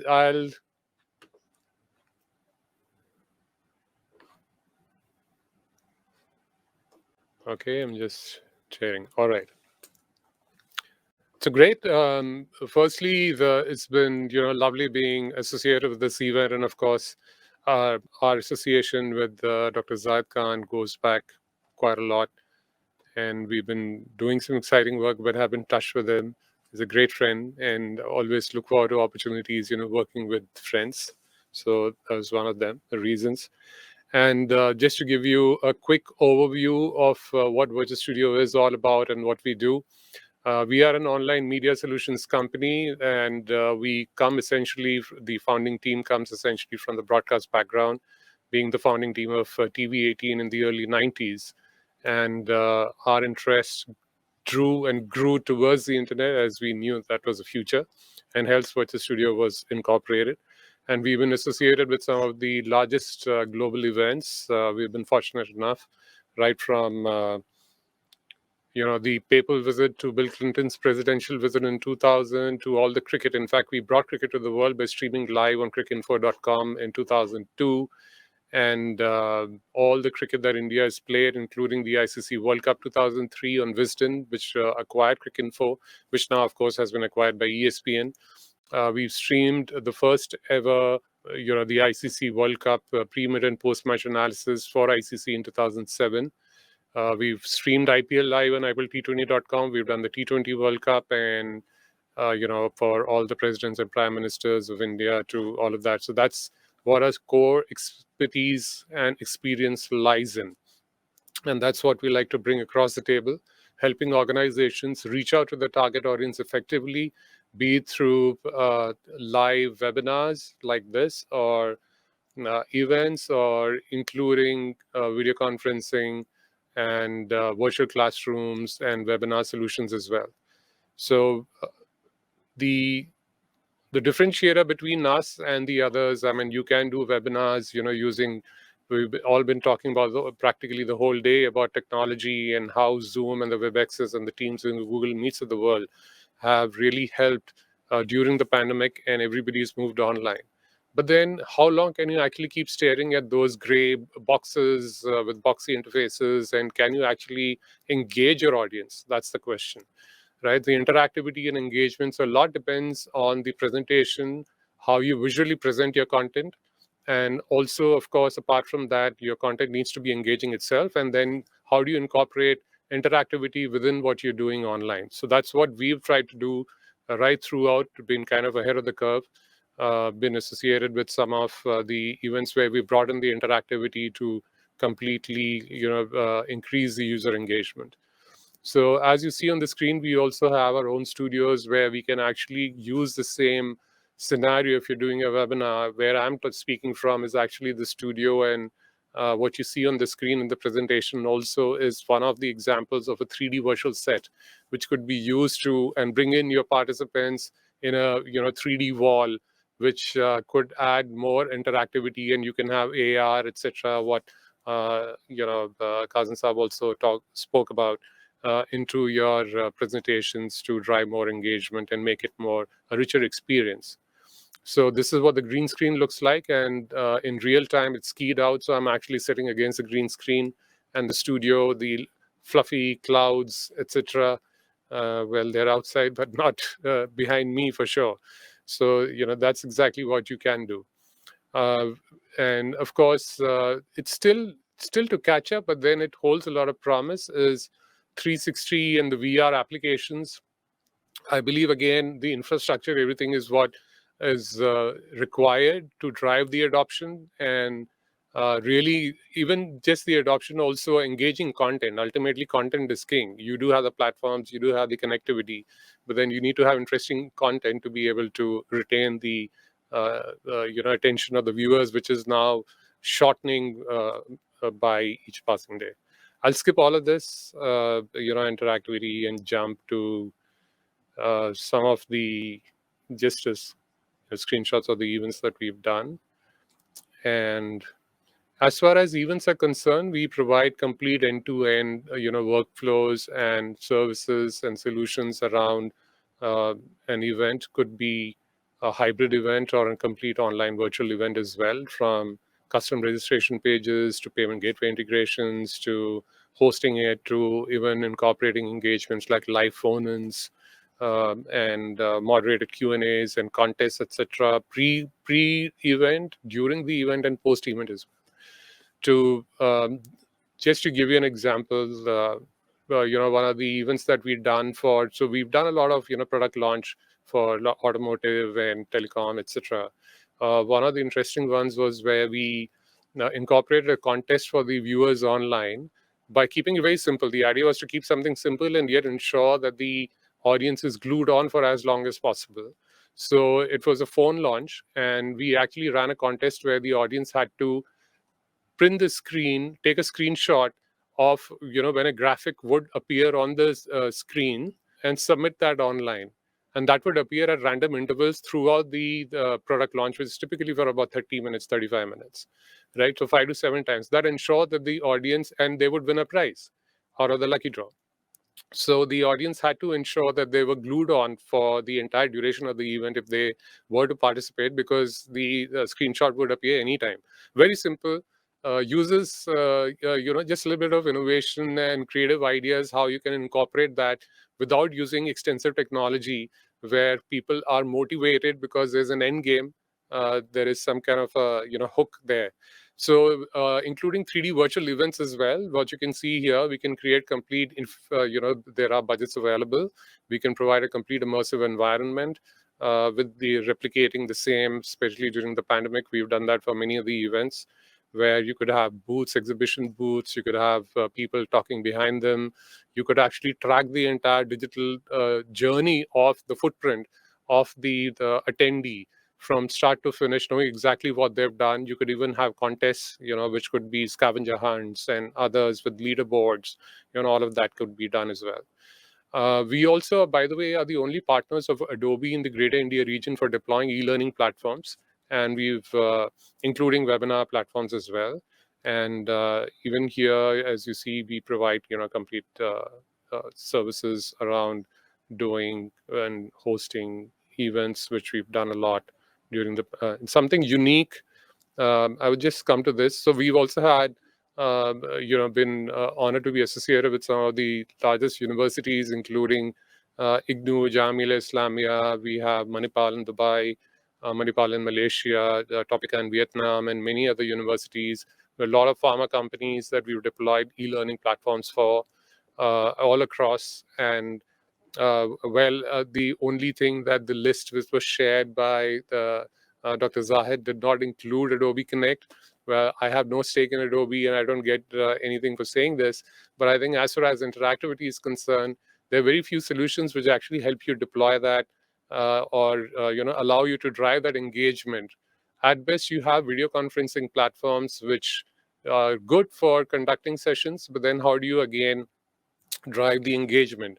So we have complete solutions for addressing the entire workflow, from creation of content to deployment to tracking of the e-learning initiatives, blended learning, both live and on demand. And we can even check the engagement levels of the entire classroom, because as most of the speakers rightly mentioned, that you lose out on the verbal and the non-verbal cues which are available to the teachers or the trainers in a classroom environment, because the student is sitting right in front of you. How do you do that in a virtual space where you don't know whether the audience is even looking at you, right? So, or paying attention. So we do have certain tools which allow you to track the engagement at an individual level to the overall room level as well, which can help change or modify your content strategy, and you can actually see how effective your content dissemination actually is, whether it is achieving your goals or not, and followed by holistic, detailed reporting as well, which could be captured very easily. Right, so I'll skip this. I think I am kind of running out of time. One very interesting factor is also when we do large-scale events, right? So we can actually ensure that we can reach out to millions of viewers through our unique social amplification services. So we've done that very successfully for many, launch webcast launch events for automobiles, where we could actually deliver more than 3 million views, 30 lakh plus views in under 30 minutes. So we do that by taking the webcast and pragmatically plugging it into high traffic portals where your target audience is likely to be. So under various categories. So you see news portals. So if you are an automotive organization, you could be, your audience would be on news portals, auto portals, and lifestyle portals. So we'll block the inventory, and when the webcast happens, anybody coming to the portal, they would be able to watch the webcast live. We can even have a call to action, which would allow them to engage with the brand by leading them to an inquiry page, a product page, or a landing page, or an e-commerce page, whatever you want to do, right? So this is just some of the stats.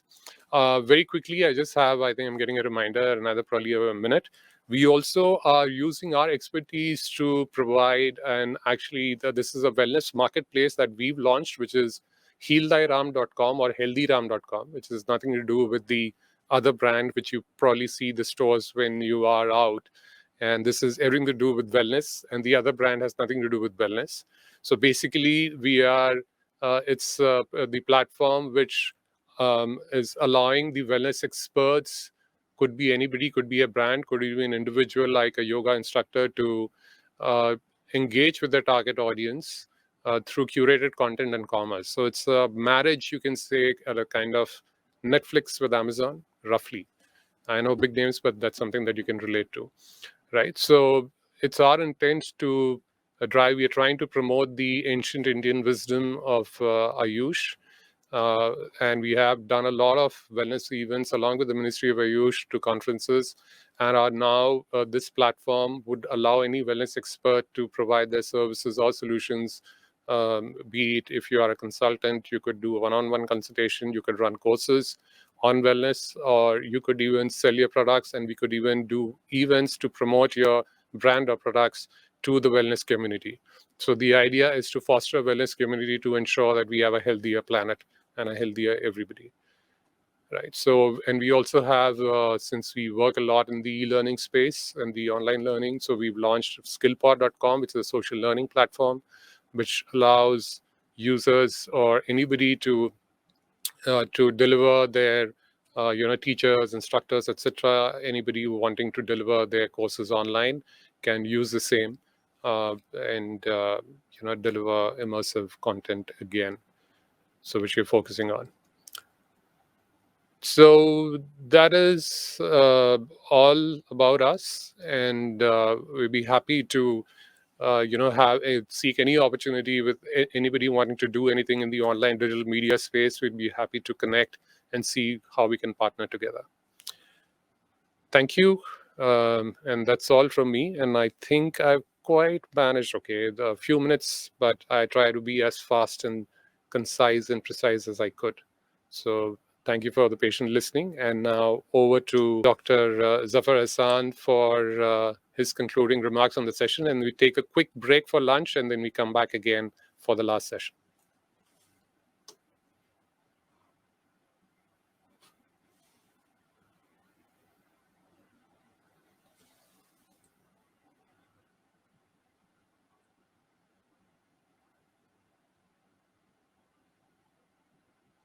Listening the learned speakers, their views and their suggestions, their discussions. So in this session, there were 5 speakers: Dr. Kazim Naqvi, Professor Srinivasa, Dr. Noor Mohammed, Dr. Professor Zaid, and the host as well, Venkatesh. So Professor Zaid has given me a very difficult job, in the sense that I have to listen each speaker very carefully. I'm not supposed to leave for a single moment from my lap. So this is a very difficult job. And listening carefully is another difficult job.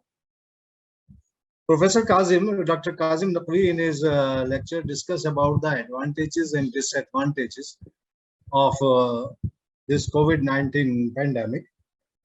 And of course, these advantages and disadvantages are connected, are related to the field of education.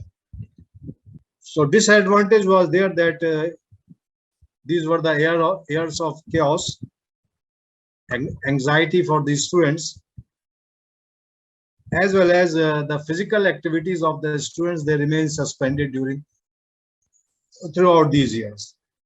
But the benefits were more than the disadvantages, that we got the best available technology during this period. At least in India, we are now technologically advanced, that we can do anything wonders with the technology. If we don't have this COVID pandemic, then our usual teaching will go on. So this is the main benefit. So online teaching is possible. Students as well as the teaching faculties, they are also benefited with this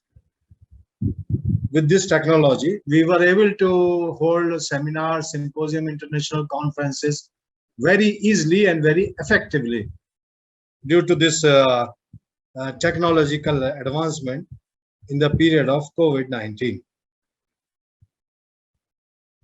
And of course, there were some, he also discussed, Dr. Kazim also discussed about the impact of online program.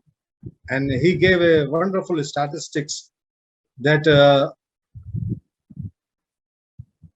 how this technology is advantageous to the students, to the faculty member, as well as it has got some negative points. So he gave a very statistical discussion about it. And he also discussed about the future expectation with the modern technology, and I agree with him that if you are nowadays there is no need to solve a differential equation. One has to evolve a differential equation. The solution can be obtained with the help of the available software. So at least we are free from doing all such a lengthy and difficult calculation. The main part is now how to evolve a differential equation. For example, that if we are studying the phenomena that how the human behavior is changing with respect to weather or with respect to season, or how the mood of a person is going to change. So whenever a change is coming, rate of change of things are coming, differential equation will come into the picture. So now we have to evolve the right kind of differential equation that will definitely define the phenomena, and no worry about how to solve it, software can do it. And on the other hand, Professor K. Nivas, he discussed about how the classroom teaching can be improved through this technology. You not only have to deliver the lecture, but you have to deliver something extra to the student so that they can realize the benefits of the technology. And he also suggested something that some skill-based knowledge can be given. The knowledge cannot always be knowledge-oriented. And technology, he insisted that the technology that we have, whatever technology we build, it cannot replace the role of a teacher. So role of the teacher is always there. Whether you are using the technology or not, it doesn't matter. So we have to choose the right technology if we want to deliver our ideas. The third speaker was Dr. Noor Mohammed, and he discussed that how the technology make difference in education sector, and he presented he presented that what was the situation before the pandemic and after the pandemic, and what we have lost during the COVID pandemic, and what initiative have to be taken to recover the loss that has been occurred during this pandemic period. So how one can define what India has done, that how India has developed online programs, for example, PM E-Vidya, Diksha, Swam Prabhat, TV channel, etc., along with some other facilities. As well as we also discussed that what facility government should provide to the users. Some sort of, because in villages, most of the time net is not available. So what type of technology can be developed so e-learning or online teaching can be done properly. He also gave a review of the work done by his own trust, the Bunyad Trust, as well as the future plan for this NGO. The condition of madrasas were also discussed by him, that the madrasas are lagging behind in terms of the technology, so how one can provide them the technological innovation and so on. And the fourth lecture was done by the organizer himself, Professor Zaheer, and he discussed that the education is the key to sustainable development. Actually, he promoted this idea, and as expected, he promoted the goals of the UNESCO because he is the member of that particular organization. So of course, he has to promote that thing also. Goals, G-O-A-L-S, and in O, all the 17 colors were depicted. So statistically, he discussed that what is the impact of lockdown and what happened to the schools that were closed during this pandemic, and what is the Indian government role towards the elevation. It was discussed in large. He discussed in detail We also discuss in detail that what has been done at the international level to protect the loss of education during the pandemic period. We discuss about the learning management scheme and also the tools for online teaching. What is the future of e-learning? So by some tables and statistics, he mentioned that the future of e-learning is very bright as the market is continuously increasing. And that, of course, we have seen. The market is continuously increasing. So this is how that we entered the e-learning. And finally, the comparator of this program, he informed about very clearly, cleverly, and impressively. He informed about the aims and interests of his own organization, and as well as discuss what facilities he can provide to its users, as well as, and of course, now everybody knows his organization name is Virtual Studio. So he tell us how their organization is working and what kind of job they are taking, and how they can reach to the customers. So this is what the people said, and so I reserve my own suggestion because so many suggestions are given here. So if I do them, most of them are repeated. So once again, I thank you all of them, and due to the shortage of time, I finished my summarization or whatever you call it at this point of juncture. So thank you once again. Thank you, Professor Zaheer, and all of your team for giving me this opportunity to be able to be here and listen some wonderful talks. Thank you very much. Over to you. Thank you, Professor Zaheer Saab, for summarizing very beautifully all the talks of this session. And we kept you here for more than 2 hours just listening to our talks. That was a very difficult task, of course. And taking down the notes and then finally speaking about it. Thank you very much. Okay, my pleasure. All right, so thank you so much once again to all the speakers and of course to our chair, Dr. Zaheer Science. And we shall be taking a quick lunch break here. And we shall be back, I think, in another less than 15 minutes is what we have officially for the other technical session. So see you on the other side of the lunch. Have a quick bite and do come back because the appetite for listening to more speakers is not going to go away even though you've had a good lunch. So please do reserve space for that. So see you soon and be back with us another 12, 14 minutes.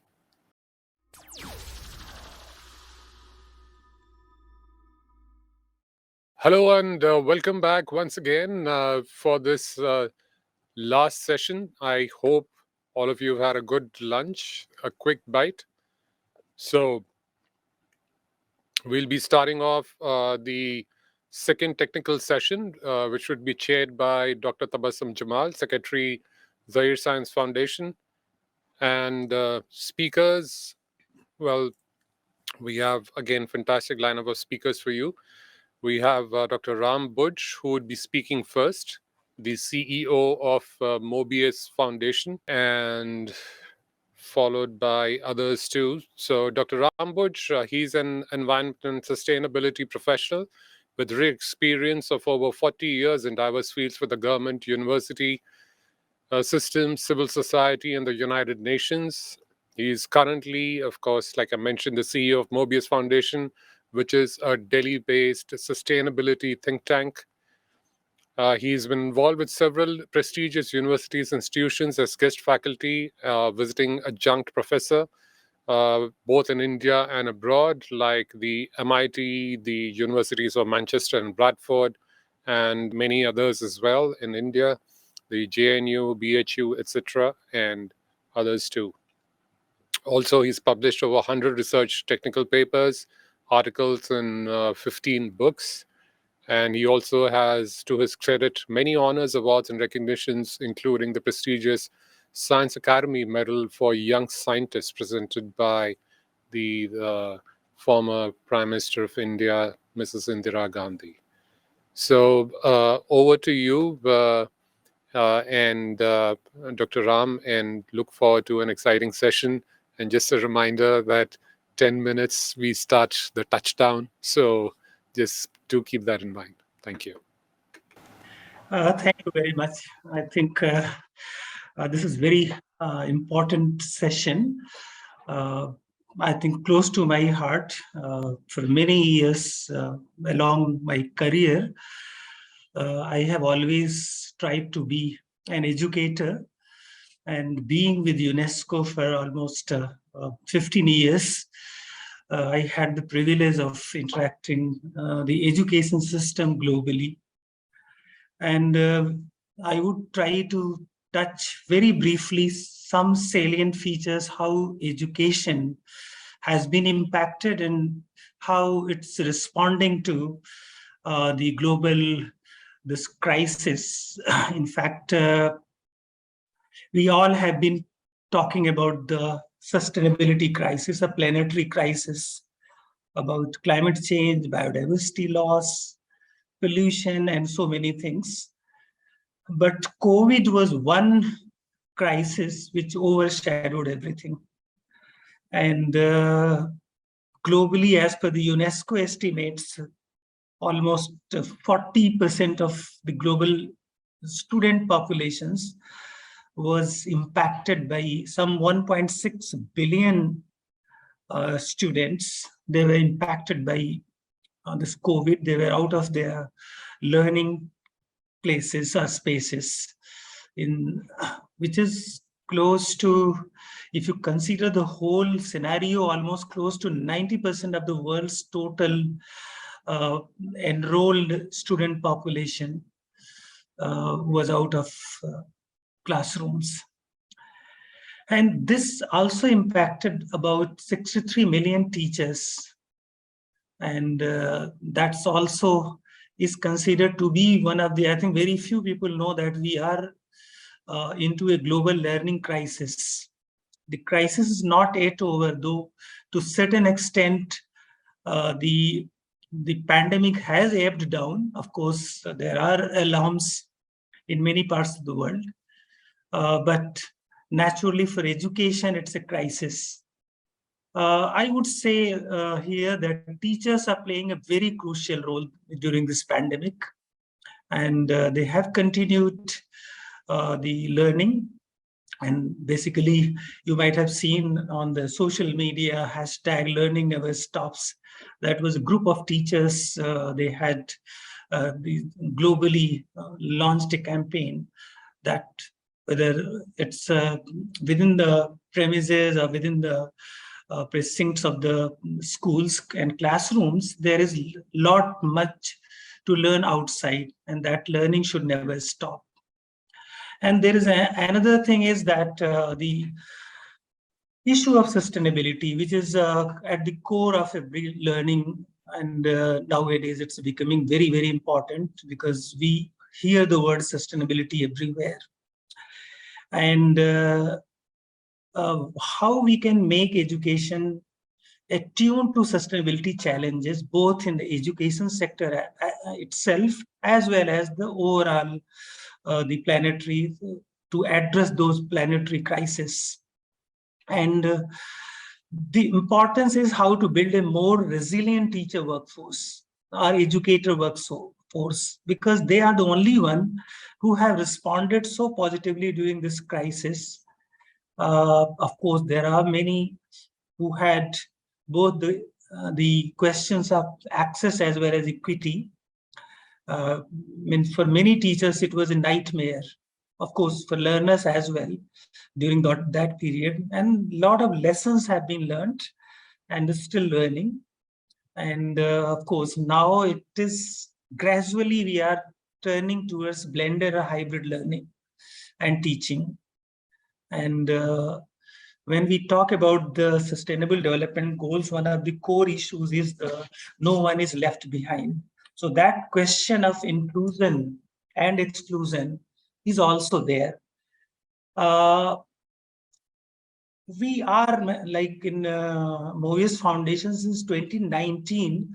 I am organizing an international conference on sustainability education with almost over 36 organizations, global organizations involvement, and many streams of education we are trying to integrate into it.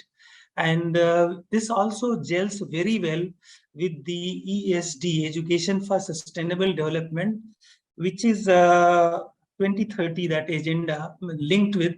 It was launched in 2021 by UN agencies, and there is a goal also, and to transform education, and how we can ensure transformative learning for the people and for the planet, and for our survival and future of the coming generations. How, like, we all might have heard about the Greta Thunberg, when she called upon the student community to boycott classes, the Fridays for Future, at least one day in a week, devote to our future, because boycott classes, there's nothing to learn, because if whatever means our earth, what we will do if this planet is no more there. So that is how this whole crisis world is trying to address.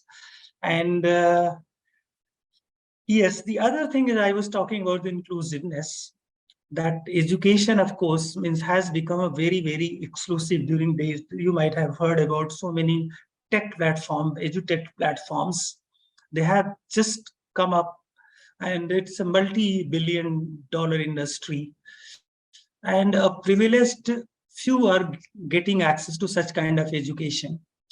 Whether they are trying to provide quality education, or that's a separate question, but this is the question of access and inclusiveness of education. When countries of all the world globally, they have signed that at least up to the primary and to some extent secondary education must be universal. It has to be accessible to each and everyone without any cost. Free access to education, that's a fundamental right. So in those scenarios, how we are going to address these kind of some of these issues, that is another question in the area of this crisis. The other thing is, of course, when we talk about the future of education and for the world of work, that means jobs, because we try to get educated, that's a different thing. The other thing is how to get jobs, because in post-COVID education, we have to think about the job-related courses, artificial intelligence, augmented reality, virtual reality, so many things, machine learning, blockchain, big data, cloud, data analytics, so many things which are like, they have taken up the whole space of education, new skills, upskilling, reskilling, lifelong learning, and of course, digital economy. These are some of the challenges post-COVID education must address. And of course, our new education policy that was announced in 2020 is a welcome step to address such a kind of situation. And it has come up with some very long-standing, refreshing reforms, because normally education system in India is very rigid, and very often it's getting commodified every day. So, and these are so much structured. And again, this also, the policy also says that one size fits all approach, that standard and those rigid approaches. So how to make education liberal, means free and accessible to each and everyone. That is, I think, new education policy. There are indicators toward that direction, but we need to work very hard. I think digitally delivered classes need appropriate, of course, devices, and internet is one thing. The other thing is the curriculum and the resources. and very, very appropriate to the learners' needs, as well as the future of the workforce. So all these have, there are several master classes in India, which is, I think, try to become best in the domain. But let's think how these are going to respond to such situations. The MOOC, the massive open online courses, which have been on and need to be upgraded and strengthened. There are several other things. I think for the hope for the future lies in the youth. I mentioned about Greta. Then there is this our own Indian Lysipriya. Then there are several others. There is a whole movement by Amy Lucas on sustainability. Then Blue Allies. So we need many more voices from youth. So in our conference on 9th and September that we are organizing, we have almost a day devoted to youth as a youth conclave, and where, in fact, youth from all over the world, they are marching from Glasgow, where last conference, climate change conference, was to the Egyptian venue of the COP28. Sharm el-Sheikh, 7,700 kilometers. So we will launch that also. Several other things we are working on it. This whole education scenario has become very dynamic, very complex. Try to do whatever little we can contribute in that direction. And let me thank Zaheer Science Foundation to organize this conference, this one-day, very powerful conference, I would say, on such an interesting topic. Thank you very much. Thank you so much. That was very precise and very concise and dot on time. So, wonderful presentation and talk there. So after Dr. Ram Buch, we have Dr. Riaz Ahmed, and he's a PhD in pure mathematics, and his research interests include function analysis, BCK algebra, economics, business and education. And prior to being with the Emirates Aviation University in Dubai, he's been was with several other universities in the Middle East. And he has more than 20 research papers published in peer-reviewed international journals in different subjects such as mathematics, economics, education, and business. And he's also participated widely in discussions on technological disruption and managerial decision in business, and also given talks on technical disruption and its impact on teaching mathematics. So welcome, Dr. Riaz, and over to you, and the floor is all yours. Thank you very much, Mr. Venki, for talking a lot of things about me. But I must be thankful to, first of all, Dr. Zaheer Science, who picked me from Dubai. I think I'm the only one who is getting advantage of this virtual platform. Has there been virtual platform, I could not have been able to attend this. So this is one of the advantage of the virtual platform, that you can gather people from anywhere in the world. So as we also, since morning, I'm listening to many research scholars. I will say I'm really thankful to Dr. Zaheer, who gave me this opportunity to listen and learn from these scholars. Okay, so some of them I must mention: Dr. Harsh Gupta, Dr. Prashad, Dr. Aslam, Dr. Moni. All of these, from all of their lectures, I have really learned a lot, and I'm really being introduced what is happening in India, which I have not been in touch from long time. So I can say that India is really much ahead from their discussion, what I come to know from the other countries. So as we know that the topic of our discussion is regarding the disruption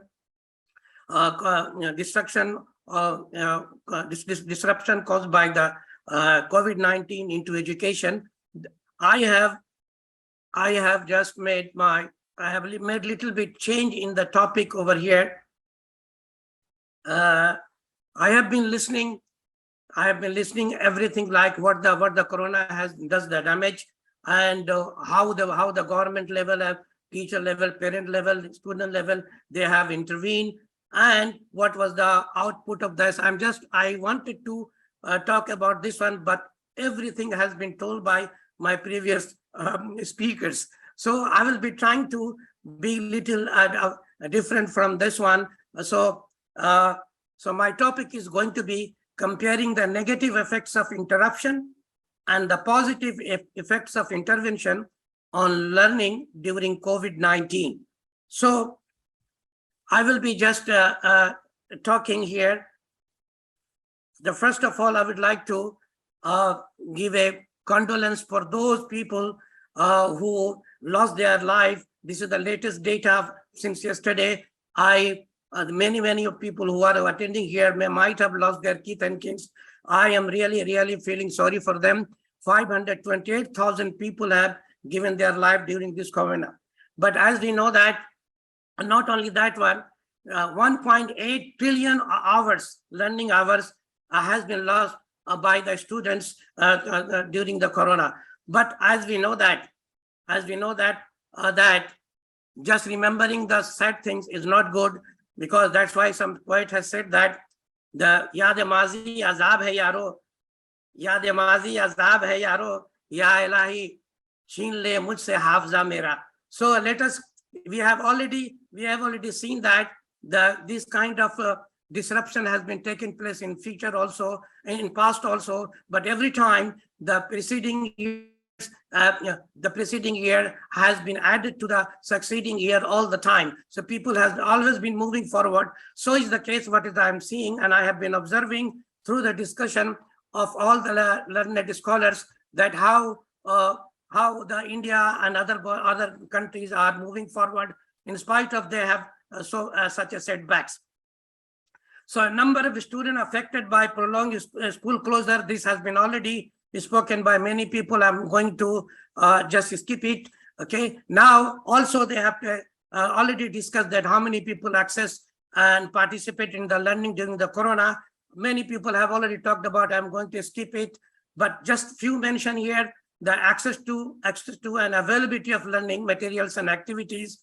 Only 36% of all enrolled children receive learning materials or activities from their teachers. So this is the big data. I think most of this has been spoken out before my previous learners. Also, the internet and mobile connectivity in India, we are well aware of that. I think it will be repetition if I talk about this one. So children's engagement with remote learning, this is very important to talk about, because the sufferers are not the one who are living in the city areas. Sufferers are those who are living in the remote area. So the learning gap is likely to widen across high, middle, and low income family, as children from economically disadvantaged families cannot access while they are in the remote area. They are the one who are the most suffered. The learning losses are more by them. So there is a report by Oxfam India indicated that children studying in government school were here. This is also an important point to note down, that not every school children has suffered, but the government school children have suffered more. So that has to be kept in mind. A survey conducted by UNICEF in 6 states is talking about that students are falling behind compared with where they should be, including in social skill, fitness, job prospects. Some 60% of the parents of the students aged 5 to 13 and 70% of students from age 14 to 18 state that overall progress is significantly behind. So the same is the case with the other states. Now, I would like to mention what the CEO, Rukmini Banerjee's interview. She suggested here is the intervention come from. Those were interruption. Now here is the intervention come from. To recoup learning loss, schools should focus on catch up, not curriculum. So she has given a suggestion, and it was worth understanding and following. I will not go in detail for that one. So now I again come back. As long as you learn, loss has been taken place, here is a quotation, as long as you learn something from a loss, it is not really a loss. So these were the loss. Okay, we'll keep on thinking about this. We will never learn. So learning always come from losing something. This is natural phenomenon, and we have to go through that one. So comparing the negative impact from learning disruption to the positive impacts from intervention, it has been conceptualized, and intervention should be like that high dosage tutoring is required. Summer learning programs has to be included, which many people have been doing. Reduction in class size is another suggestion. The extending the school day after the schooling, you can extend the day and teach the student to compensate their learning. So these were suggestions, and it has already happened that because of that, there has been seen to be change here, that it has gone here this much. This is about the graph. I would like to move forward here because time is constrained. The critical and urgent need to focus on learning recovery. How should decision maker and the international community respond to the growing global discussion crisis? This is the most important thing. I am going to give little more. I am going to suggest something different which no speaker have talked about. If you want to get the learning loss compensated, you have to empower the learner. This is the new terminology coined by the international community. If you are empowering, not everything to be done by the administration, not everything to be done by the teacher, not only by the parents and society, the learner must be empowered to take their self-responsibility. And for doing this one, we have to create a learning environment, and that learning environment should be a digital one. And how to empower the learner? These are the few points I would like quickly spell it out. First of all, help the student to find their passion. This is very, very important. If you want to empower the learners, you have to create passion in them. If you could not create passion in them, they will not take the responsibility. And if they don't take the responsibility, they are not going to learn better. So recognize the students, students who participate and share their thoughts. Also recognize their ability, and you can share their thought to the other to make him feel good. Personalized lessons, like in the class, there is a different type of students. You cannot give same lesson to each and everyone. So you have to personalize the lesson. This is very, very important. And also a student must be encouraged through debate and expression of ideas and opinions. Brainstorm with the students. You must discuss with the students. Let them participate. So it will help them to become self-learners.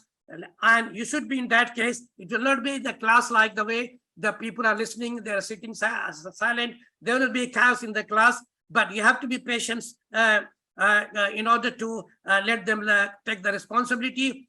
Help the student determine. Now also, this is extremely important point, because now we have to design our curriculum. Like Dr. Ram Bhuj said that curriculum should be now according to the digital learning platform. So it should be student must be given a democratic right to say. They should have a say in their learning, what they are supposed to learn. So they must be given they must have a choice to what they are going to study. Also in order to do that, you have to be empathetic and resilient to make them achieve this ability to become empowered. Promote leadership and explore different forms of it. Help a student. So these are the few things that you must. This will give the students empowerment. And if the empowerment is done, but here comes the why we want to do the empowerment, and what is the means to do that. As I'm saying, I have already said that this should be through digital learning environment. And why digital learning environment? As we see that God has given us eyes in the forefront. Why not other place? God has given eyes to see forward. So now where our students are there, we have to prepare them for the 21st century skill. This is going to give a lot of problem for all the countries, because the requirement for the 21st century is completely changing the syllabus, and everything is going to be changed. We have to prepare now. We have to see forward. So 21st century skill can be achieved through the digital learning environment. It cannot be done the way we have been practicing before. So these are the important requirements: communication, collaboration, creativity, and critical thinking. Look here, They are not mentioning about the course. They are talking about the skills. So now the education is going to be about the skills, and we have to make our provide the student those skills. So a digital curriculum should be on the Moodle, as the sub talked about. Dr. Zaheer Hussain also pointed out the digital learning environment. Moodle will help the learning management systems, and mobile device they should be given, which has some time. So personalized learning, now personalized learning is very important. Students should learn, as I said, that if they are empowered, they will be taking the responsibility to learn by themselves. And this learning should be also assessed.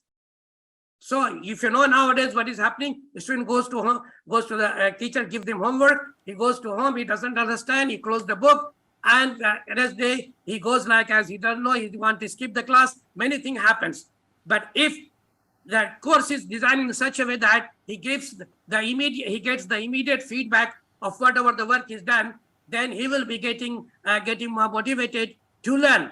So we should design the course in such a way that the teacher will post the course in such a way the student does the work and get the immediate feedback. If they get the immediate feedback, he will be enthusiastic to learn more and more, and that's why that is the way he will get more empowered. So it is already why it is empowered. Thank you. Yeah, just few things.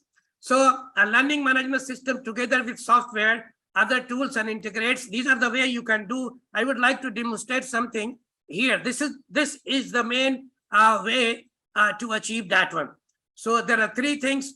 So the empowerment learner should be done through three things.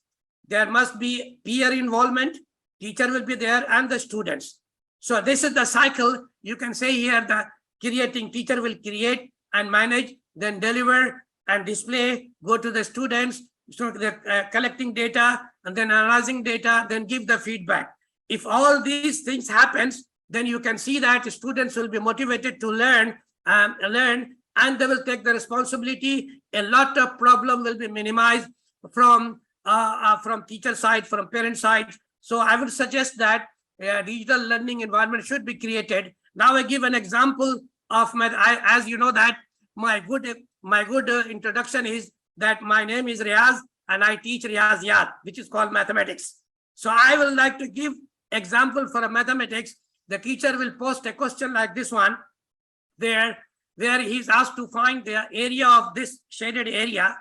So he will ask the question, he will make a formula first of all, and then he will be asking the student to change the values of A and get different areas. Now he will be suggesting in the next question how to get this area by another different formula. And this is how the student will be taking responsibility to learn by themselves. And if they commit mistake, it will be immediately, he will get the feedback. So this is one of the best way of empowering the student for their own learning. I suggest that everywhere this should be taken place as early as possible. So I just gave one example, so this can be done in any way. So I have to here, I think I will just give some concluding part. So throughout this process, what I have said, that the teachers are more responsible to create the curriculum in a way that student can follow it and solve it and get the feedback. This will be the assessment on one type, and finally he will be, when he will appear for the midterm and the final exam, he will be getting good grades. Okay, so through this one, what I have already shown you, this is the process. This is the process which will make it formative assessment for the students. If the students are assessed, every time he make mistake, he got the feedback, then teacher in a learning process is going to be much better than, and it is much required according to the 21st century school is needed. So I think that every government, every institution should think of adopting digital learning. However, there can be starting point for the research about learning analytics. Maybe there are some defect and difficulties will arise up. The scientists and the educationists should take up the course to find or make it more smoother and better. But this is the only way we can prepare our student for 21st century skill by using my eyes, which is at the forehead, to see forehead. So with this, I will be like to thank you all for giving me a chance to speak about. And I was thinking that there may be a question, so but I would like to over to Mr. Venki. I am done over here. Now you can move. I think I have taken appropriate time what I was asked to do. So I made my work here. So thank you very much. Thank you very much to Dr. Zaid and all the listeners who are listening to me. I'm really feeling happy to be with you all. So thank you very much. Over to Venki. Thank you so much, Dr. Riaz. Pleasure to have you over all the way from the Middle East, taking out your time and for sharing such an insightful and interesting talk. And questions, yes, to the audience, a reminder again, if you do have any questions, please post them in the Q&A box for our speakers, and we'll be happy to take them on towards the end of the session. And up next, we have our next speaker, which is Ms. Anupama Ramachandra, who's the principal of Delhi Public School, Electronic City, Bangalore, since 2014. And she has over 2 decades of experience in teaching at various levels, ranging from kindergarten to senior secondary level. And she believes that education must result in empowerment and responsibility. And she has postgraduate degrees, both in English literature and education. And her pursuit to inculcate appropriate language skills in her students encouraged her to become a University of Cambridge certified oral examiner for international English assessments. And she's also had the rare honor of getting a scholarship for the Fulbright Classroom Teacher Exchange Program instituted by the Department of State, United States. And she's a speaker, moderator, anchor at various seminars, panel discussions, events on different dimensions of the education, and teacher training, community engagement, inclusive education, development of sustainable curriculum design, and supporting teachers for professional growth are areas of interest. So pleasure to have you with us, and over to you for your presentation. A very good afternoon to all of you. And thank you, Mr. Venki, for that very generous introduction. I have been a part of this event right from the time it started in the morning.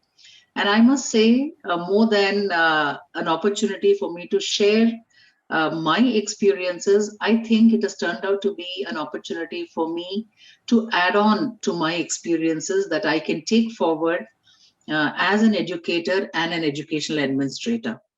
And I have been listening to different perspectives and different opinions, but I think the bottom line is that all of us are speaking while reiterating the extent of disruption in education due to the pandemic. I think the brainstorming that is happening here about how are we going to take this process, the teaching learning process, forward from where we stand today, the post-pandemic. And since I am into education of children, the grassroots level, I would say, I would like to focus my discussion on how do we bridge the gap and get back to normalcy post-pandemic. I would like to focus on the role of educators in doing so. So if you will allow me, I would like to share a presentation of mine. I guess the presentation is up on view mode. Yes, it is. Yes, thank you very much. All right. So March of 2020 had a big surprise, or if I may call it, a rude shock for all of us when we were forced to shut the doors of the school for all stakeholders. So it was not only the students, but the entire community of the schools, right from the students to the staff members and the management and the community. The gates of the schools were locked. Little did we know that this was not just a temporary event, but something that would go on for 2 long years. 2 years seems to be short, but if we say about 700 days, we realize the extent of the pandemic. And we were forced to think of a bridge gap arrangement to start off with. And then, of course, we had to all put our heads together to think of a sustainable system that would ensure that the students would not stop learning. So we saw a lot of them talking about the schools have closed, but the learning has not stopped. Well, now that schools are reopened and the children are back at school, it is time for us to introspect now whether learning actually happened during these 2 years. I will not answer that question because I know there are a lot of educators here. So it is just a question for all of us to just introspect. And now that we have the children who have gone through the so-called learning that we were talking about during the last 2 years, are we happy with the effect that or the impact that we were able to make with the online classes or any other strategy that the schools did take up? That is something for all of us to think. So starting off from there, this has been repeated many times from the morning. Just to reiterate the impact of the pandemic, especially on the educational sector, I just have some data which is taken from a UNESCO website where it says the impact of the pandemic was much more than anybody can imagine.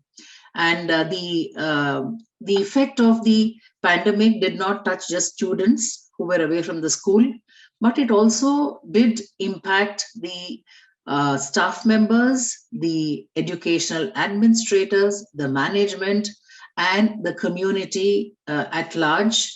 And of course, the nation in general was impacted. Now, how do we know what is the extent of the pandemic on schools? Well, just like when we took the when we were all given shots of immunization against the pandemic, when we asked what would be the after effects, they said only time can tell. So I think this holds good even for education, because now that children have come back to school, when we are interacting with them, we really don't know how far the impact of these 2 years of the pandemic has gone and how it has affected the learning curve of students. I think only time can tell, because it is in some schools like ours, it is we haven't gone through even one academic year after the pandemic. So we really have to watch, wait and watch as to how far the pandemic has affected our students. And also we all know the truth is it has impacted different pockets of India, different students in India in many unique ways. So we can discuss that later. So we all know that now students are back, and still the fear of the pandemic is still lurking. And we are insisting the students should follow all the protocols at school, and then they should always be masked. And we do have some cases of students who are becoming positive, not only with pandemic, but with other infections also, because all of us have become very vulnerable to infections. So the school is not running at full speed, I would say, due to many reasons like this. Moving on, before I talk about the role of educators, let us quickly look at what were the visible effects of the pandemic on education in general. And I'm speaking about this out of my own experience in our school. And of course, our sister concerns. Our school comes under the KK Educational and Charitable Trust banner, and we have about 6 schools that run under our trust. And with the experience of all our schools put together, I would like to quickly discuss what were the impact or what were the, how did the pandemic actually affect all of us at schools? Firstly, the negative impacts. We all know from morning we have heard about the digital divide, how the technology which we were forced to adapt actually divided the student community. We know very well that many students in rural areas where they did not have access to either internet or electricity were cut off from the process of education completely. It is a myth that in cities like Bangalore or any other metropolitan cities, all the students had access to online learning is a myth, because even in our school, there are quite a few students during the last 2 years. Either parents took them away from our school saying that they were not able to help the child with online classes because probably they did not have the space in their house that all the people there could have their own devices and sit to access the classes. Some of them even said that because of some, they were affected themselves by the pandemic, there were deaths in the family, and for many other reasons, there were a few students even from schools like ours who came and conveyed to us that they were not able to access the online classes. So there was a digital divide where like the haves and the have-nots, this was like people who could access education through online resources and the ones who could not, especially during the peak of the pandemic. And because of that, there are some students we know who completely dropped out from the system. And there was a deterioration in their physiological health because either they were affected themselves, the students, or their family members. And one thing that all of us were faced with was a sharp decline in the number of people who decided not to continue as teachers. So the attrition rates were really high during that time. And we had to struggle to get teachers who could adapt to the online way of teaching and continue to be teachers. And I think that plagues us even now. And of course, mental health became more pronounced. All these years, a subject that was a taboo. People did not want to talk about mental health so much, but it became very pronounced during these years of the pandemic. And the relationship of family members who were all cooped together in the house for long hours and for limitless days did not get better, it only got worse. So we see the aftermath effects even today, where children are not able to communicate with parents and they don't agree on anything. So there was a lot of social disconnect because of that, because children, it is very natural for children to connect with peer groups and human beings, but we were in fact educating them not to touch anyone or not to go near anyone. So there is a true social disconnect, and of course the learning gap that all of us have been talking extensively about. But I always believe that disruption always has double impact. Of course, there are negative impacts, but sometimes we fail to see the positive impacts also. So quickly, something that I have felt is that we as educators were forced to become tech savvy. So today, I can very proudly say that all the teachers of my school are equipped to not only handle online classes, but also to assess the students online, to conduct everything online, because in the last 2 years, we did everything under the sun, right from elections of the student council to celebration of national days, to inter-school competitions, parent-teacher meetings, everything has happened online. So it has made the educational community more tech-savvy, I would say. And communication has improved to a great extent. When I say communication, we know that talking to each other, maybe there is a decline, but non-conventional ways of communication has certainly increased. And the teachers and the parents know how to quickly get in touch with each other if there is any issue that is bothering them, either through email or WhatsApp groups or, so many ways of communicating with each other. One thing that came up very nicely, I would say, it evolved nicely, is collaboration. Now we know, sitting in any corner, like how we are having this event just now, we are all sitting in different parts of the country and the world, and then we're just collaborating for a common purpose. So that is something that has happened in schools also. And now, without wasting any time, anything and everything we are able to achieve through collaborations, because we know how to connect. We have learned how to make use of minimum resources for maximum impact, because during the pandemic we had nothing, barely anything or nothing, but we were able to plan our classes beautifully. So I think now we value resources and we also know how to use them. And working group again is echoing with collaboration. We know how to manage our time very well, because now we know that if the session is for 30 minutes, we have to finish it in 30 minutes, otherwise we will be thrown out automatically. So we are more conscious of how we use the time that we have.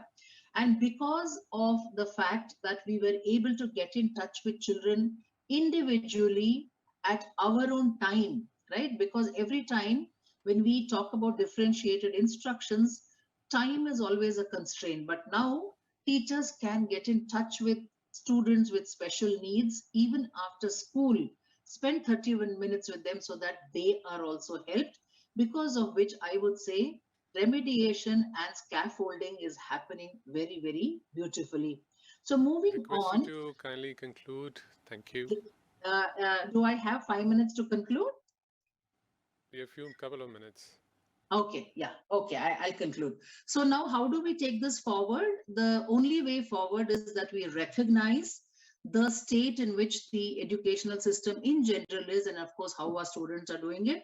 And as teachers, we have to assess where our children are with their learning, with their emotional stability, with their social connect. And then I would love to say that we can all work towards resolving it. But I think a good first step would be that how do we mitigate that? These are some of the strategies that we have tried in our school. So I'm just sharing it with you. So I would like to summarize it, saying that we cannot go on with our conventional methods anymore. If at all the last 2 years has taught us anything, it has taught us that there are 100 ways of doing the same thing. So I think that we have to relook at the way we plan our classes, we plan our syllabus, we are using our classrooms, and as far as possible, because the children have come back from 2 years of almost sedentary lifestyle, I think we have to give them breaks, include movement in between, all our post-scholastic activities like dance, music, yoga, drama, theater, gardening, pottery. I mean, we are doing it all just so that there is a break from the monotony. And what can teachers do?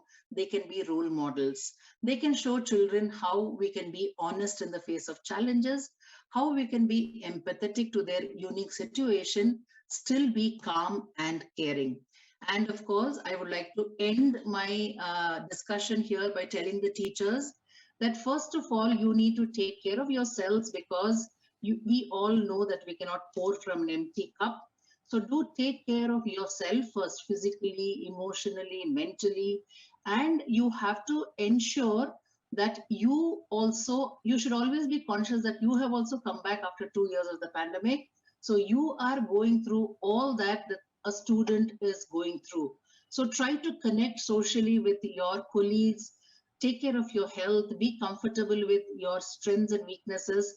And now that your children are back with you, try to spend as less time as you can with your social media. Try to balance between relationships and the curriculum. Choose your battles, and of course, know your limits. We are not Superman and Superwoman, so we should know where we have to stop and ask for help. Help can come from principals, come from parents, it can come from the community, it can sometimes come from students also. So please do ask for help. Do not burden yourself with things that we can never achieve, no matter how much of effort we put in. So this is my last slide, that Although I started off my presentation by saying, what do educators do to get back to normalcy? My question at the end would say that, do we want to go back to normal, or do we want to redefine our roles so that we can reimagine our classrooms? Thank you all for your patient hearing. I would like to especially thank the Zaheer Science Foundation for giving me this opportunity to present my experiences on this, and a special note of gratitude to Dr. Zaheer Khan for specially inviting me to be part of this very enlightening discussion. And a big, big thank you to all the teachers across the world who ensured putting their life at risk, putting everything at risk.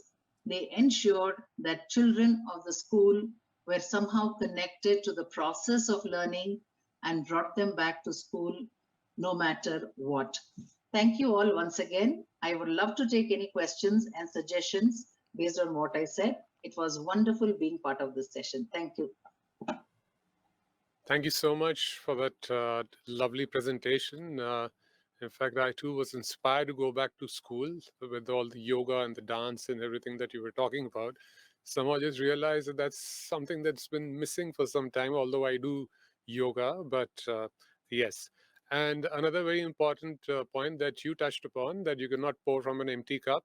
Likewise, you should not attend a session with an empty cup. So please fill up your cup and have a healthier choice. You could use buttermilk or apple cider vinegar, lemonade, whatever works for you. So we have two more speakers now for this session. And up next is Dr. Pragya Verma, who's currently teaching at the Nahar International School, Mumbai. I hope I've got the name right. And she is a PhD in molecular and cell biology, in which she received in 2014. From the School of Natural Sciences and Mathematics, University of Texas at Dallas. And her research work mainly focused on the heat shock transcription factor. That's gone a little above my head, but then I'm sure that sounds very interesting, whatever that is. So her research work resulted in 3 publications in the areas of stubble burning, antimicrobial resistance, and bioplastics. And she has won international projects organized by Govt Institute and TGELF India, targeting issues such as plastic pollution and sustainability. And she's also organized donation drives, bake sales, very interesting, charity walks and runs to support nonprofit organizations such as Goonj. So, and of course, not to miss out and not to leave out that her core strengths include independent research design and multitasking. So she encourages students to think out of the box and seek unconventional solutions for challenges faced by the society. So welcome, the floor is all yours, and look forward to your talk. Hi, Venki, thank you. Actually, me and Aisha will be presenting the talk together. So we both being from the teaching background. So we both are going to, we are going to do the talk together. So if you want, you can introduce Aisha too, and then we'll start the talk too. All right, yeah. Thank you for pointing that out, and certainly would not want to miss out on Ms. Aisha as well. So she is teaching currently at DPS International, New Delhi. And she has rich teaching experience from DBS Bangalore for 5 years. So that's that. And also she's also pretty much involved with voluntary, I think, activities, and works with NGO named Gunjan Foundation. And she's been working with them for over 3 years now, organizing various fundraising events and blood donation camps. And she's also actively involved with the Vocational Center, which is established to provide vocational training to women. And she's also a sub-editor of the school biology magazine, Live Spectrum. So welcome aboard to you as well, both of you. Over to you for your presentation. Thank you so much, Venki. So I'll just start sharing the screen. I hope the presentation is visible to everyone. So as the day has passed by and we've talked about how COVID-19 has actually impacted teaching and learning, and ours actually being one of the last talks, we are still reiterating the same fact, talking about how teaching and learning has been affected in the time of COVID-19. So, when COVID-19 pandemic came in, everybody was worried about, let's talk about health issues which are there, and, economic global crisis is something which is coming in. Education was one of the important things which was talked about and is still talked about. There might have been a pause in certain areas, but there is one place, whether it was school education, whether it was, at primary level, middle school level, high school level, or whether it was a college level, everything took a toll. In fact, we all know even small coaching centers which used to run for simple education things had to be shut down considering COVID. Students had to go back. But that did not mean that, the teaching would stop and the learning would stop. And would India bring an end to entrance exams for a year?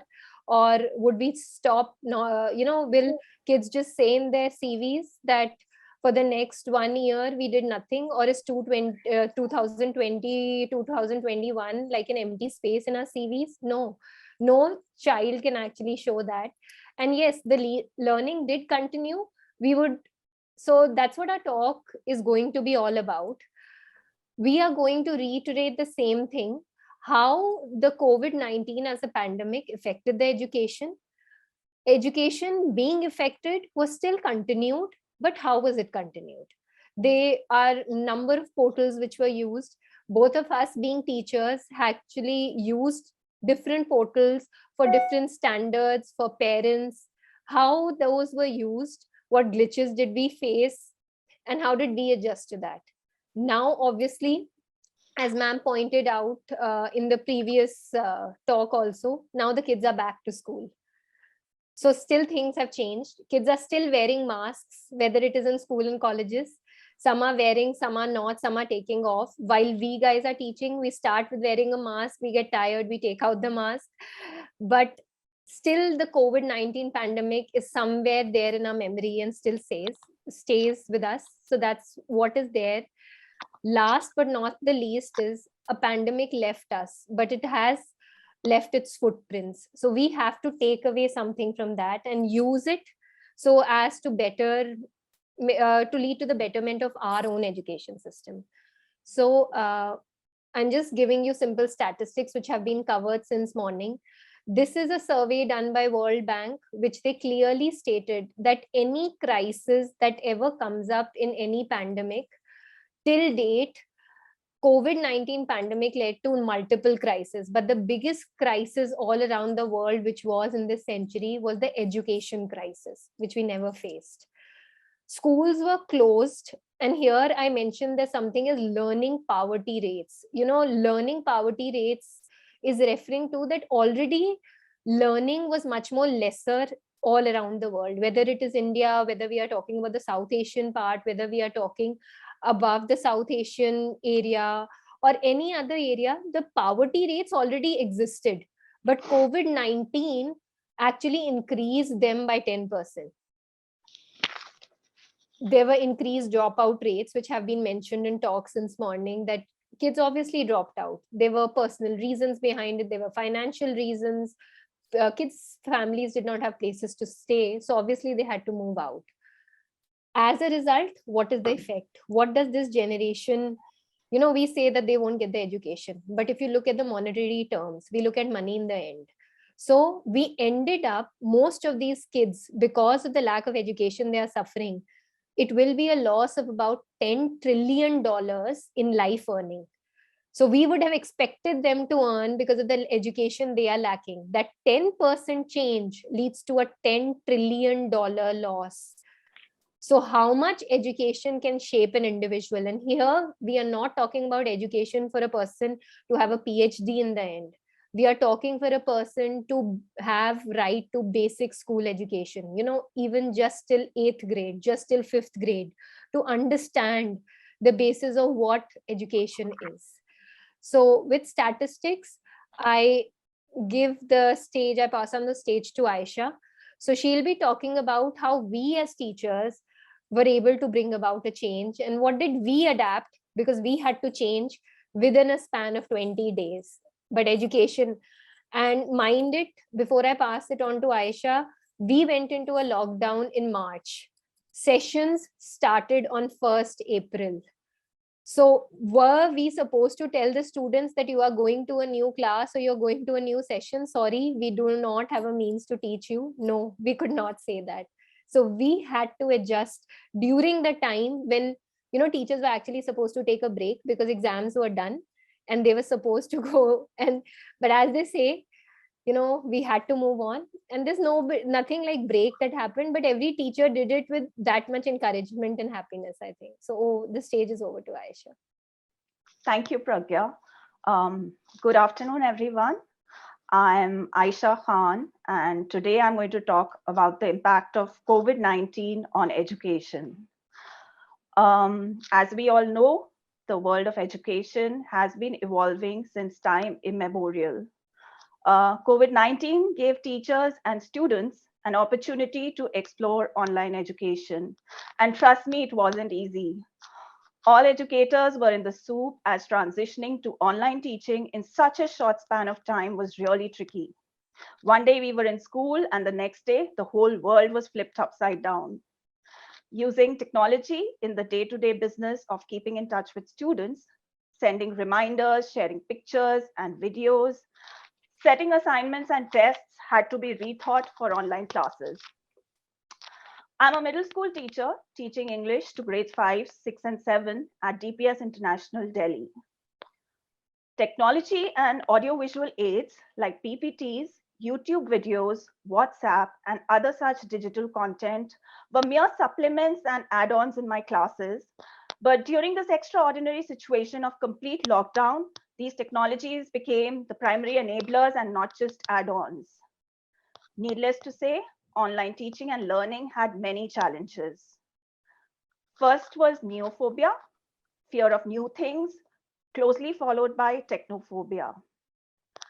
We all know teachers are complex humans in the sense that while we are creatures of habit, we also enjoy a lot of challenges and adventures. Initially, I was not very comfortable handling technology. This first challenge was definitely overcome within the first few days as I got used to the modalities of teaching virtually and delivering classes in my Google Classroom. Our school's computer and IT department definitely helped a lot. Being comfortable with WhatsApp, groups were formed and rigorous trial sessions were held. Teachers taught fellow teachers before exposing themselves to students. I tried my level best to use the software selected for the online lessons and had trial classes. This created an atmosphere of comfort in handling technology. When everything was going smoothly, there were days when I faced internet connectivity issues. As my students were waiting, I could not connect. I felt really cheated on those days, and my colleagues shared that they also had similar problems. I think this was one great hurdle for both teachers and students, especially for those from the disadvantaged socioeconomic backgrounds. I understood that one could not rely completely on technology. To a teacher of English, teaching, practicing, and assessing the 4 language skills during online classes was a major concern. Reading, listening, and speaking were comfortably done by my students, but teaching writing skills and coaxing them to write was the toughest. Next challenge was the lesson plans and what educational aids to be used and how to incorporate them. As we all know, there is an ocean of online sites with numerous exciting lesson plans and activities on the internet. It was difficult to choose the right thing, but it was even more challenging to mold it according to the needs of the students. We had to consider our own comfort level too. Keeping in mind the invisibility and lack of visible body language to gauge the mood of the students, teachers had to rely on frequent feedbacks. We used Google Forms that helped us in creating entry cards through which we were able to get attendance and figure out the interesting and difficult parts of the day's lesson. This, I feel, was the best time to explore and use the interesting online educational tools that were available. Personally, I'm a huge fan of Kahoot. To maintain the interest level of my students, I created a Kahoot quiz in one of the lessons and set it as a challenge to the students. Not only was it an enjoyable experience, it broke the monotony of online classes as well as help my students to comprehend the lesson in a fun way. I started exploring other things as well, which I had never thought of. For instance, class notebook, where all notes, extra questions, online resources could be maintained for further use. In classrooms, students enjoy and remember the nuances of a teacher, the gestures and expressions, all of which add to the whole experience of classroom teaching.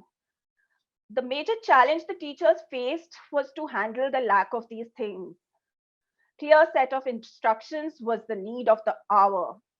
Everything had to be clearly stated with no ambiguity.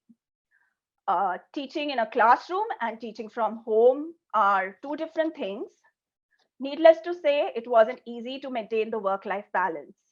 Managing the household chores as well as getting ready for online classes was quite taxing, but we teachers are superhumans. Sorry, Anupama, ma'am, I'm saying that. We made sure that our students didn't lose out on their studies due to the extraordinary situation of the lockdown. Last but not the least, grading assignments and conducting online assessments was also very hard. However, online assessment platforms like ThinkMerit and Kami, which is an annotation and markup tool, proved to be absolute lifesavers. Before I forget, most of the students were also very helpful in this online journey. Being active netizens, they had taken to online teaching very comfortably. During the classes, they were a great help, guiding me when I got stuck and helped me handle any technical problem that I faced. I truly believe that a teacher must always be a learner, so I was very happy for this role reversal as they taught me and I learned from them. The illiterate of the 21st century, Toffler said, will not be those who cannot read and write, but those who cannot learn, unlearn, and relearn. Now I request Dr. Pragya Verma to take over from here. Over to you, Pragya. Thank you so much, Aisha. So Aisha actually talked about, how individually we moved from one portal to another. I remember the days when me and Aisha were struggling with classes and we were switching from either Zoom, then moving on to Microsoft Teams, and then moving on to Google Classroom to understand how, each of the portals are actually working during this time. And we remember, as teachers trying to help each other, and kids would always be a step further than us. They would know how to move on to that portal and they would always be there to give us that one suggestion that, okay, you should be using this particular platform because it's much more better. So moving on to something as we are adding on, this was more of our personal experience. But if we look at the statistics, which is done by the World Bank, which is done by UNESCO, it actually shows us that learners all around the world, when I said that the monetary impact would be $10 million, if you look at the fact, it really compares with the 1.38 billion learners which were affected. Schools were closed. We say it was online learning. We as teachers have seen that it went to online learning. Everything was, there were good points and bad points to it too. But so we'll try and talk about how both the things can be utilized for the betterment. So here, if you just look at Mere statistics, schools closed. For that 1 month, learners were adjusting and so were the teachers. That was that adjustment phase. It's like when when a child is made to go in nursery, they have that initial adjusting time. And that's what we teachers and learners were all facing at that point of time. So just giving up scenario, Aisha actually mentioned about some of the things which were used by our school, which had the finances. What about, let's say, government schools? What about universities which were there? They had their own ways. So there was radio and television education, which was provided, a lot of television programs, YouTube links were given to students of government schools. In fact, for primary classes of most of these government schools, they were take-home assignment packages which were given to them. Means we all had, we all did not have help, but whatever help was at home, we came to know from them that, those kids were given assignment packages to do. And imagine those kids who were mere 5 to 6 year old had to finish those packages, and they did not have help from their parents. Their parents are house helps. They don't have the education background. So it was not easy, For these take-home packages, on paper, they were given to these kids, but were they learning from them? That's the big question which was there. Online instruction courses and resources which were there were available for us. We did use them, and so did our kids. So these are a little bit of statistics talking about the fact that as these things were happening, so were the teachers. Most of the teachers were actually teaching during the day, and in the evenings they were actually attending training and workshop to understand each of the system, because they would not realize that I actually put my mic on mute and suddenly I pressed a button and it was on unmute. So a lot of things had to be learned during that process. So the teachers were actually working full time, and I actually come to a statistics much more later. So this is just a comparison of how education was affected throughout. So if you look at this graph, it actually talks about the different income groups, how the lower class, the lower middle, upper middle, and high were affected. So if you actually see, the online learning graph for high is very good. They had all the online resources. But if you look at the low and the lower middle, the middle class group which was there, most of the access they actually got was for the no distance learning plan. That is the take home packages which were there. There was not a lot of online and IT support which was given to them. So all they learned was from notes which were given to them. So if you look at the total picture of how education was given out, maybe in schools which had the ability to financially support them were able to do that. But the schools which are not able to do that, did we increase the gap? Did we increase the gap more for education? This is further showing how private, public, and the private subsidized education systems which were there, whether it was colleges, whether it was schools, the education was affected. Publicly, it was not available. Obviously, private sectors did have the finances. They had kids coming in which had the finances. Wi-Fi was not that difficult for them to get. Kids, people who are coming from economically difficult, economically backward classes, some of them did not even know hotspot. And sorry to say, most of them did not have smartphone. They still have those Nokia phones with the 2 number game which is going on. So, they didn't have the Wi-Fi which was going. So their kids also had to study. So just concluding what Aisha said and putting the entire thing on a forefront as compared to the entire world, efforts were made from all levels so that the education could continue. Results, what we got in the end, looked beautiful, but they were achieved and were at a much more slower pace. Assessments, no doubt, were difficult. Cheating was a common practice which went on, because obviously results were what actually mattered. And in the end, parents, in our case, we've seen that parents were actually helping the kids to cheat so that their kids could score better. Cheating was happening, and these portals, all these online systems were actually not prepared to be foolproof. They were never. So teachers change faster, but these online portals took their time to figure out whether we can allow cheating or not. So assessments were difficult, managed, but not fair either.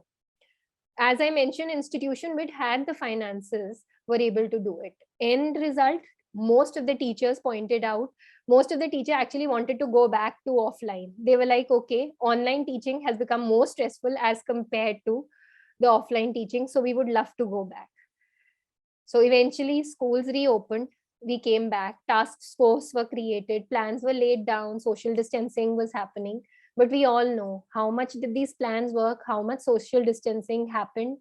I think it was the happiness of the educators and the learners of being able to come back and have that human touch with, for the first time in life, parents were happy to hear when the kids were saying, we want to go back to school. We want to go and meet our teachers. We want to go and shake hands with our teachers. We don't want to go to the tuition center. And that's what actually happened. Kids were very happy to come back. In fact, now when I am teaching these kids and we say, okay, Saturday, do you want to do an online class? They say, can you please make us stay back for an extra hour rather than doing an online class on Saturday? They would love to do that offline class. So, this is something we all face day to day. So obviously, when the kids came back, they had a learning gap, because even though online system was there, let's say 1% of the population which was there took the initiative and was able to study, but what about the remaining 99%? There was a gap there. So students needed more hand holding. And I think right now we are in that academic year when we are still struggling, holding their hands, trying to make them to come back. I am a science teacher and I'm telling you, my kids haven't done practical for 2 years. Okay. And now I am making them do practical this year. Some of them have forgotten how to hold a test tube holder. They put the test tube and they put the holder and the test tube falls because they forgot to tighten the holder. You know, it's as simple as that. Kids have not had that experience, and bringing them back to that kind of experience is not easy. So, you know, at this time, we as institutions have to think that we have to stress on learning rather than achieving at this point. Rather than saying that my kid needs to have an A grade, let's tell them that it's okay to have B. First, understand the skill. They will eventually score in the next 2 years. So I know a lot of people might have different opinions, but that's the thing. So these are some small approaches we came up with that, you know, as teachers, we should think, as lecturers, we should think that we have to build a positive relationship with kids. You know, emotional coaching. Depression has become a very important word which has come up during COVID times, whether it was because of COVID, what kids suffered during COVID, or what they actually came back with. You know, right now they feel overwhelmed. One of the major issues, you know, when we used to deal with 15-16-year-old, we used to talk about addiction problems. We are now talking about techno addiction. Parents are worried that the doors are actually closed and they're just on video games. So we are not dealing with the addiction problems, but a different kind of addiction is what we are dealing with. We are dealing with kids not leaving the computer. They don't want to go and play outside anymore. Some of them don't want to do that because now they've become comfortable in that zone of playing the video games. And to be true, they achieve a sense, you know, they get a sense of achievement that I've won in this, which might not be there in all of them.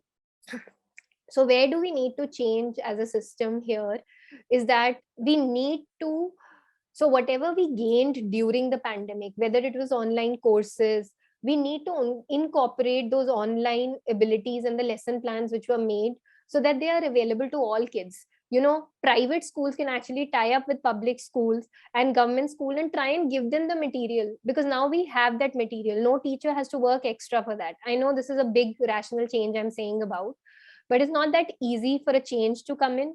Trainings have to be given to teachers, even the best of the best. I'll say the PhD title and how Venki introduced me was very overwhelming in the starting, but even I needed my own trainings to be able to do that particular class. So as Aisha also pointed out, teachers never stop learning. Free the teachers from administrative work, which is a very common practice which happens in most of our schools and institutions. A lot of administrative work is put onto them, but right now we want these teachers to actually learn more. Teachers also went through a lot of burnout. They went through a lot of socioeconomic stress, and we need that help for the teachers. We don't want teachers. In fact, one of the surprising figures which have come up by UNESCO recently is 2 months back, they have actually pointed out that there has been a sudden resignation increase. You know, teachers are leaving jobs right now because they have been so overwhelmed over this period of 2 years that they want to leave teaching. So, you know, this is something that to keep our teachers back in the workforce, we need to make them feel happy. I know we are not babies, but the teachers did the babysitting for the kids. It's high time we hold the hands of the teachers too. So the next point is the same thing. Now, the good thing about the COVID which has come in is now parents were actually there in the classrooms. Most of the parents were there. They came to appreciate the teachers. Mostly in the PTMs, it was a blame game, but now they actually understood. Another good point, we as an Indian system can adapt from this, which has come up by a lot of research papers, is that most of our students who used to participate in national games or let's say state level or were district level sport players, they would actually be deprived of the basic education. You know, let's say the child is in a very good school. It was not easy to get the notes and everything. But now we had an online system which was set up during COVID. Why can't one of my national player who was actually, in fact, this happened with us in the school, that one of our child was actually training in London for the tennis tournament and she's part of the national under 15 team. And she was able to take online classes sitting in London. She was not deprived of that education. So we can do that for our kids, give them, the ones who are participating, to give them that set of notes and the necessary education materials. So in the end, all I have to say is teachers have been working a lot around this. They have their three loves: the love for learning, the love for the learners, and love for bringing the learning and the learner together. But we should never forget to actually hold the hands of the children and the teachers in this post-COVID times. Leaving you guys with everyone with a very good, and a quote which I've always followed: the purpose of education is not to make a good human being with, a skill set and an expertise. Enlightened human beings who can be created by teachers is what we need. We need a child who understands the basics of education and is able to contribute towards the society. Thank you. Thanks a lot. I hope I haven't gone over time. Thank you. Not at all. That was wonderful. We still have some time left. And yes, one does realize, I think the teacher's task wasn't easy at all, post the pandemic. And you rightly mentioned March, where the examination ends, and you look forward to a short break before starting on the next session. But it's amazing how everybody has adapted, and hats off all the teachers to keep the education flowing and continuing, all those who have presented here on the dais, including the likes of yourself. So as they say, life is not a straight road, and if there is a bend, it's not the end of the road unless you fail to, take a turn. So I guess everybody has taken that turn, so-called proverbial turn, and done extremely well. So another one, I think I'm reminded of Horace, who said, I think that adversity has the talent, has the effect of eliciting talents which in prosperous circumstances otherwise would have lain dormant. So I guess that's so true for humanity. Whenever you think you're at the rock bottom and suddenly, you realize that, oh, you can actually use that as an opportunity, adversity as an opportunity inside out. So fantastic. And now I will request our chair, Dr. Tabassum Jamal, to make the concluding remarks for this session. And then we take a short little break once again to fill up our tea cups. I won't say teacups, but just cups, whatever that is. And we come back again for wrapping up the show today. I think I thought it would be a very long day, but it still feels short. Time has kind of flown by, and wish we could have more time for the speakers to continue and speak on, rather than me interrupting like a cuckoo at the end of the hour, coming out and saying your time is up. I've got the bad job to do, but unfortunately that's how things are. So over to you, Dr. Tabassum. Yeah, thank you, Venkatesh. And I must say that this session was very interesting session, as we have been discussing disruption of education during the COVID-19 pandemic since morning. This was the session where we just could listen the positive vibes, what actually we should talk now more, as Mrs. Anubama Ramachandra very rightly said, that how to get back to normalcy. Of course, every dark thing has some nicer thing, har raat ke baad savera hai, to shayad usi baat ko lete hue I will just conclude few points. As we had 5 speakers in this session, Dr. Rambu, Dr. Riaz, and Mr. Anubha Ramachandra, Pragya Verma, and Aisha, I must congratulate you all for presenting your thoughts in such a way that we have got really insight that what has been happening as far as the school part is concerned, and it was not an easy task. That how the teachers have got this burden, because the transit time was so less. The lockdown started just in March, and April was the time when the new classes were to be on. So just to start with Dr. Rambuj, who is a great academician and a researcher, and we have been working together for last many years. I understand his association with UNESCO also. He very diligently said that how we should think about the digital economy in the coming times, as all the UN agencies have also emphasized that how the the education disruption during the COVID-19 have made it really to cope with the situation. So what he exactly said that the post-COVID education must address these points, like first of all, that every child has a right to education, and then the digital economy will make it possible. And then if we think so, then what are the job scenarios, what are going to be in the coming time? And second thing important, he mentioned that during this time, what we have learned, that we should not go by what the way in conventional way we were doing in our education system, but now the education should be liberal so that we can cover all the learning aspect rather than just the covering of syllabus and curriculum. So the third point was the digital devices, because all the rural and urban areas wherever this problem was there, so it was not that everybody was having these digital devices and these smartphones, and of course the Wi-Fi connectivity also. So a digital divide was of course very obvious, but then how to cope with that, that was basically the initiatives from the state governments and from the teachers, that they could come up with some new learning innovative methods, where the massive online optical courses were opted, and there were many other mechanisms through which this learning got continued. First of all, just we think that if this kind of lockdowns over the across the globe happened, that education might have been just at the halt, but no, because there was a drive from people, there was a drive from researchers, there was a drive from technocrats, that how to bring the technological role, how to bring the education back, through these modalities.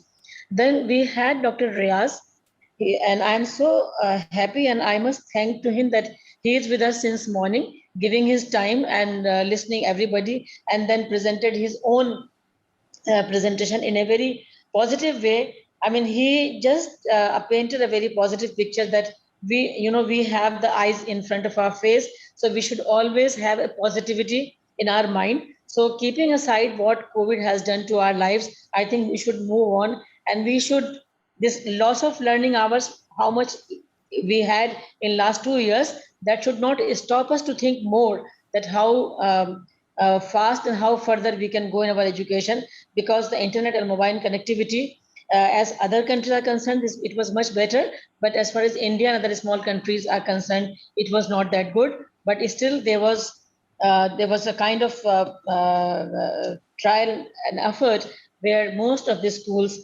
could really build up this gap. As he rightly said, that there should be a kind of learning environment, after this COVID-19, what lessons we have learned from the hardships. But I think if we initiate, or if we just give some kind of sense to our students, that empowering the learners. So that point I really like what Dr. Riaz has mentioned in his lecture, that despite having all odds in COVID-19, if now coming back to normalcy, we can say that how we can just institutionalize that empowerment to our learners, that how they should take the self-responsibility to take the education. And that learning environment will be made only with the efforts of the teachers and of other stakeholders, which are who are very active in this community. Then further, he said that we should recognize the capability of a student also. It is not that, one simple lecture will help all the students, but if at all we give some kind of, time and attention to every child, that what a child passion is and how we can really drive that passion, that will help us to make that student more learner in a good manner. He also mentioned that we should make feel the students that they should feel free to participate, like, because generally in our school system, in our traditional system, we don't allow children to ask many more questions or to ask, to pose problems. But I think the time has come when we should promote our children that they should pose questions, and that will create the creativity in them. Then only some kind of learning environment, what we talk about, that can be created. So I like these few ideas from Dr. Riaz from your lecture, that you have given a kind of, that ignite, that the students should be given that freedom to speak in the class, to express themselves, and to initiate their creativity. And at the same time, the teachers also should give that space to children, that they should catch the passion in the children, that what ability and what kind of special attention these children have, which can be promoted with the given efforts. Then Dr. Riaz also just shown the graph where he said that it's a cycle, that how the teachers can create the creativity in students, and the students then share it with peers. So basically, it is a time to collaborate and to respond to our to design such a course where teachers, students, and peers, they can group in a very collaborative mode, so that the teaching curve or the learning curve should go ahead. Coming to Dr. Anupama Ramachandra, and here I really feel glad that we were very fortunate to have 3 teachers with us, because without the teachers, how can we conclude this kind of debate where we are talking that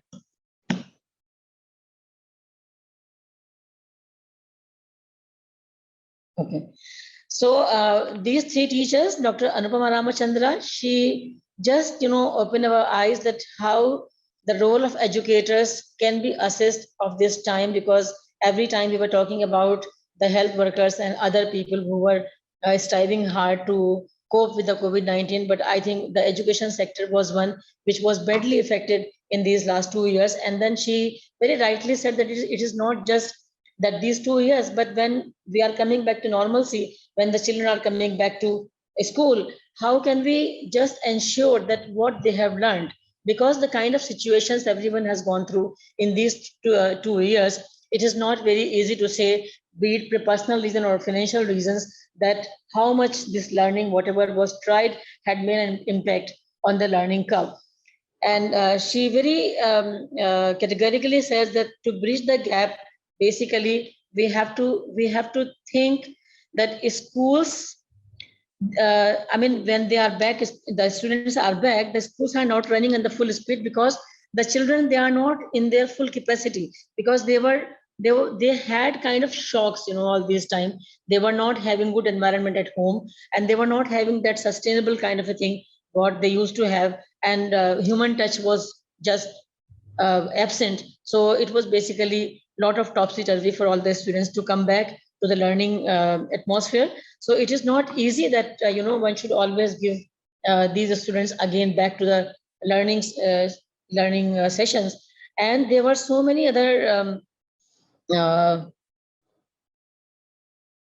techniques through which the teachers, they were showing their ability. And because teachers were also getting the as Pragya and Aisha, they both very beautifully described that how difficult it was to cope with the system, and because it was not, they were not ready for this kind of transition. But morning they were having the classes, online classes, and evening they were getting training for online, that how they will do the assessment and other things. So it has been a very difficult journey for the teachers, how to adopt and how to cope with the system. But I think I should thank, and I have a big salute to all the teachers who they have provided this kind of necessity, and they learned in very short time these devices, and they have given the right kind of education to our students. And now again, when they are back to the classes, so they are trying to give them that positiveness in their class, and how to come back to the normalcy after the COVID-19. So I think this session was very useful, as we had this brainstorming that what has happened last 2 years, how the education got disrupted in the last 2 years, but how we have tackled the situation, that is also very important to discuss. And this brainstorming, I think, will surely will bring up some kind of recommendations or some kind of solutions, where we can see that it's not just this time, but if at all in future times some kind of disruption comes, how are we ready to handle this kind of a situation? And of course, as Paragya, you have mentioned that the policymakers should also discuss this point, that what kind of policies should enable the teachers for more learning and for more better training. So I think now this new education policy also talks about more for not just for the having the covering the syllabus and curricula, but it is just basically to have the learning attitude, that how you learn whatever you are learning, whatever you are studying in the class. It is not just mugging. It is not just passing out or getting grades or getting the marks. It is basically that how far you are learning that methods through which you will be applying that knowledge to your life. So I think that is the lesson what we have got from this new normal, when we talk about the new education parameters also in having all these information and communication technological interventions in our education system, that we should be really focusing how we can make our students ready, that they should be utilizing their time. And of course, they have to be with their laptops or with their smartphones or with the screen, but they have to have some time for their physical education also. So with that, I think I will end up the session. And yes, there are. So we do have a few questions, but we could even take a break and keep that for the concluding session, as you advise. We could do that. So Okay, yeah. We can take the questions after the break, if at all we have some more. Yeah, so we could do that. So I think we've kind of covered up and taken off on a bullet train. So we are a little ahead of schedule on this one. So we'll take a 15-minute break, probably make it 20. So we'll come back at 4:30 p.m. IST, which is 20 minutes from now, and for the concluding session. Because Venki, and we can take on the questions then. Because Venki, you did not calculate the time properly. You gave 10 minutes each, where only four candidates to deliver 2 hours. That was the mistake. You Yes, so just I gave think 10 minutes. I was rushing. after the mathematics chair left, I think the maths went for a toss. So maybe it's time to go back to school again. Yeah. So if anybody else would like to make some remarks here, so we have 10 minutes we can time. do that. We can do that.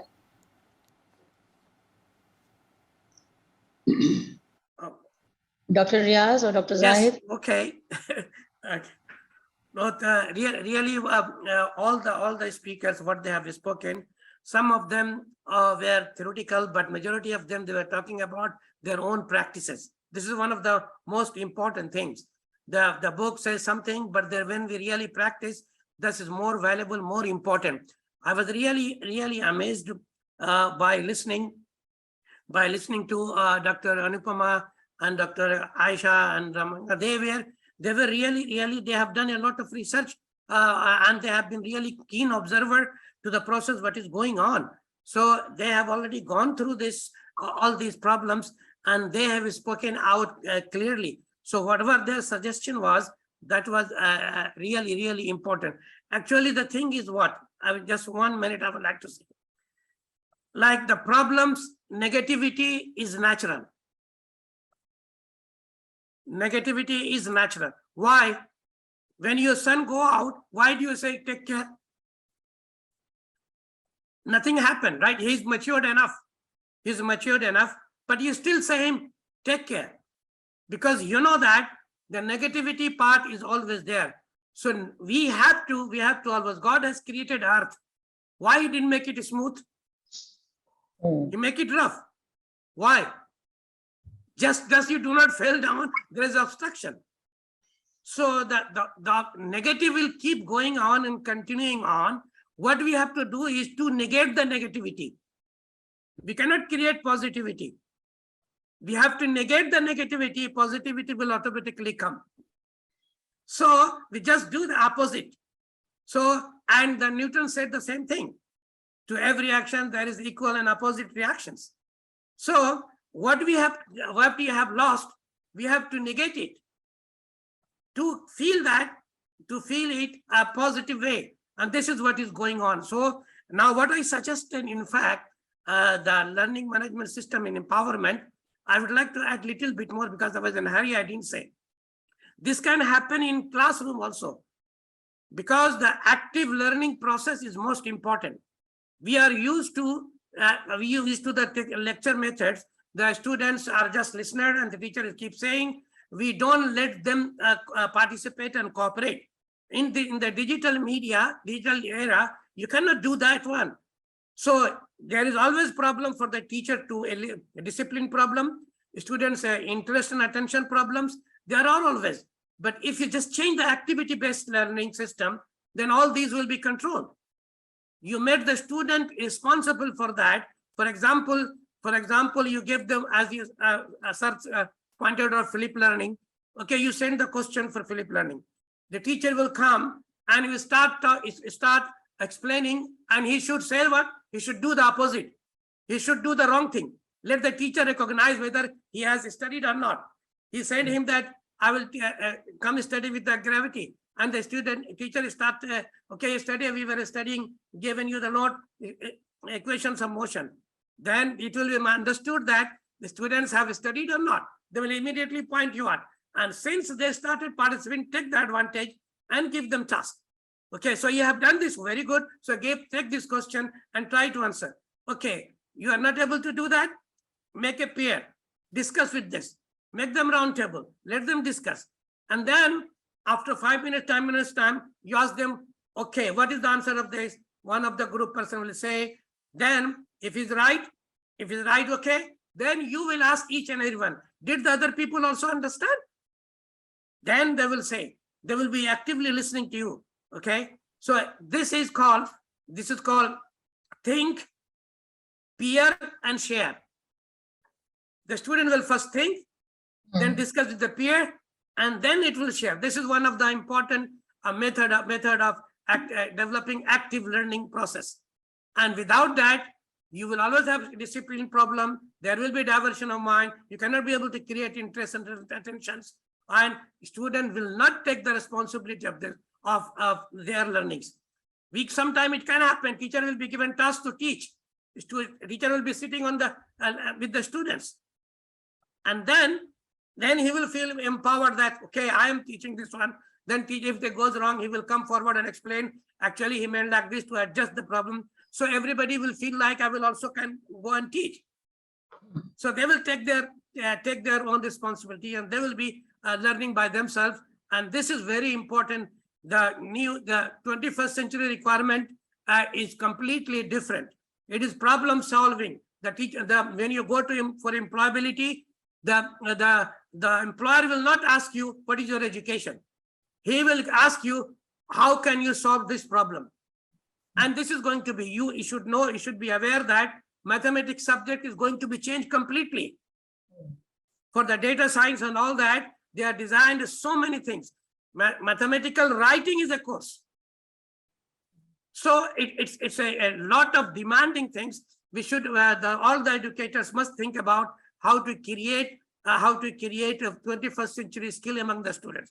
And this can be done. It's not that. India is a very rich population of educators.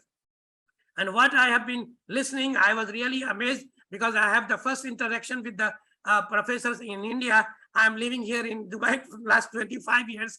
So I didn't have these interactions. But when I listened to them, I was really amazed that they are really thorough, theoretical, practical, everything, well-learned researchers. I'm really very happy to be a part of this program. Okay, so if anybody wants to ask me a question, I'm ready to answer. But this is what I feel, that we must have to use our eyes. Why God has put our eyes at the forefront? Okay, if you keep looking forward, you will not fall down.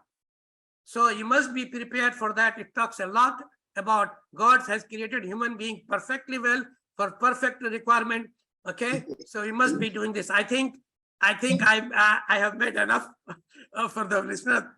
Okay, so if you have any question, I can be able to answer. Venki, over to Venki. Well, just on that, I think since we have the time, if anybody else wants to make any point, we can do that. And it's a little off topic, but I think that's something, since I have a lot of interest in wellness overall, and we have been trying to promote our Healthy Ram platform, healthyram.com, which I spoke about earlier. So what I normally do with all the sessions and the shows that I host or moderate, and this was very true for what I used to do, physical events and others, is something pretty simple. And this is something that could be done. I've done this with the students as well. Is very simple, are just the mudras, which I'm sure all of us know about. You come down to T3 International Airport, you have all these mudras on the wall, hand gestures, or even otherwise, if you see all the spiritual saints and everybody, they are all sitting in a mudra, which is the Dhyan mudra or the Gyan mudra, right? So this is something which we spoke about, mental health and everything. So very easy to do. You can do them anytime, anywhere. And the hand gestures or the mudras have a lot of benefits, which can be done. You don't need to step out. You could be sitting watching TV. You could be traveling in the bus. Yes, you should not do it if you are driving yourself. Of course, it could be dangerous. But apart from that, if you just do these exercises, and even the students do them, it'll really be beneficial. So the Dhyan Mudra, the Gyan Mudra helps you to focus. So in fact, I've done some sessions, with the students in some schools, and before the examinations or even otherwise, they're all addicted to, I won't say all, but most of them are on the devices most of the time. Very difficult to get them off. So to help them focus, to help them be grounded, they could do the Dhyan Mudra, the Gyan Mudra, which is the thumb to the very, very simple. I mean, I don't think I even need to explain it. The thumb touching the index finger and the other three fingers extended. So this just operates and closes circuitry within our body, right? So just like all living organisms and others, you have circuits everywhere. In the machines, you have circuits. Your body is one of the most complex machines, and which could be set right by simply directing the current flow or balancing those energies within your body. The other one is the the prana mudra, which is simple. You take both your fingers. I mean, this is like firing the gun. If you have seen this typical, Hollywood songs where they keep talking about, I think one of the songs, I won't mention the song, but anyway. So this is your little finger and your ring finger and your thumb together, and your index and the middle finger extended. So this is the Pran Mudra. I hope you can see it, and the audience can see it. So this is something that is kind of invigorates or brings about, the prana in the body, which is the life force energy. So if you're feeling tired, if you're feeling, and this of course applies to students and to anybody, even teachers of course, so you can actually do this mudra, the prana mudra, to help, re-energize yourself. Right, so after you've had a meal, typically even in the webinars, when we do, so when we take a break, I normally ask everybody to just focus, sit down, take a few deep breaths, focus on your energy, on your breath, and do the prana mudra, and suddenly you will realize, try it now, try it for a minute, and you'll see the difference that your eyes will actually, if your shutters are going down, they'll start opening up. You'll feel energized. So after a meal, you're tired, anytime you could do this.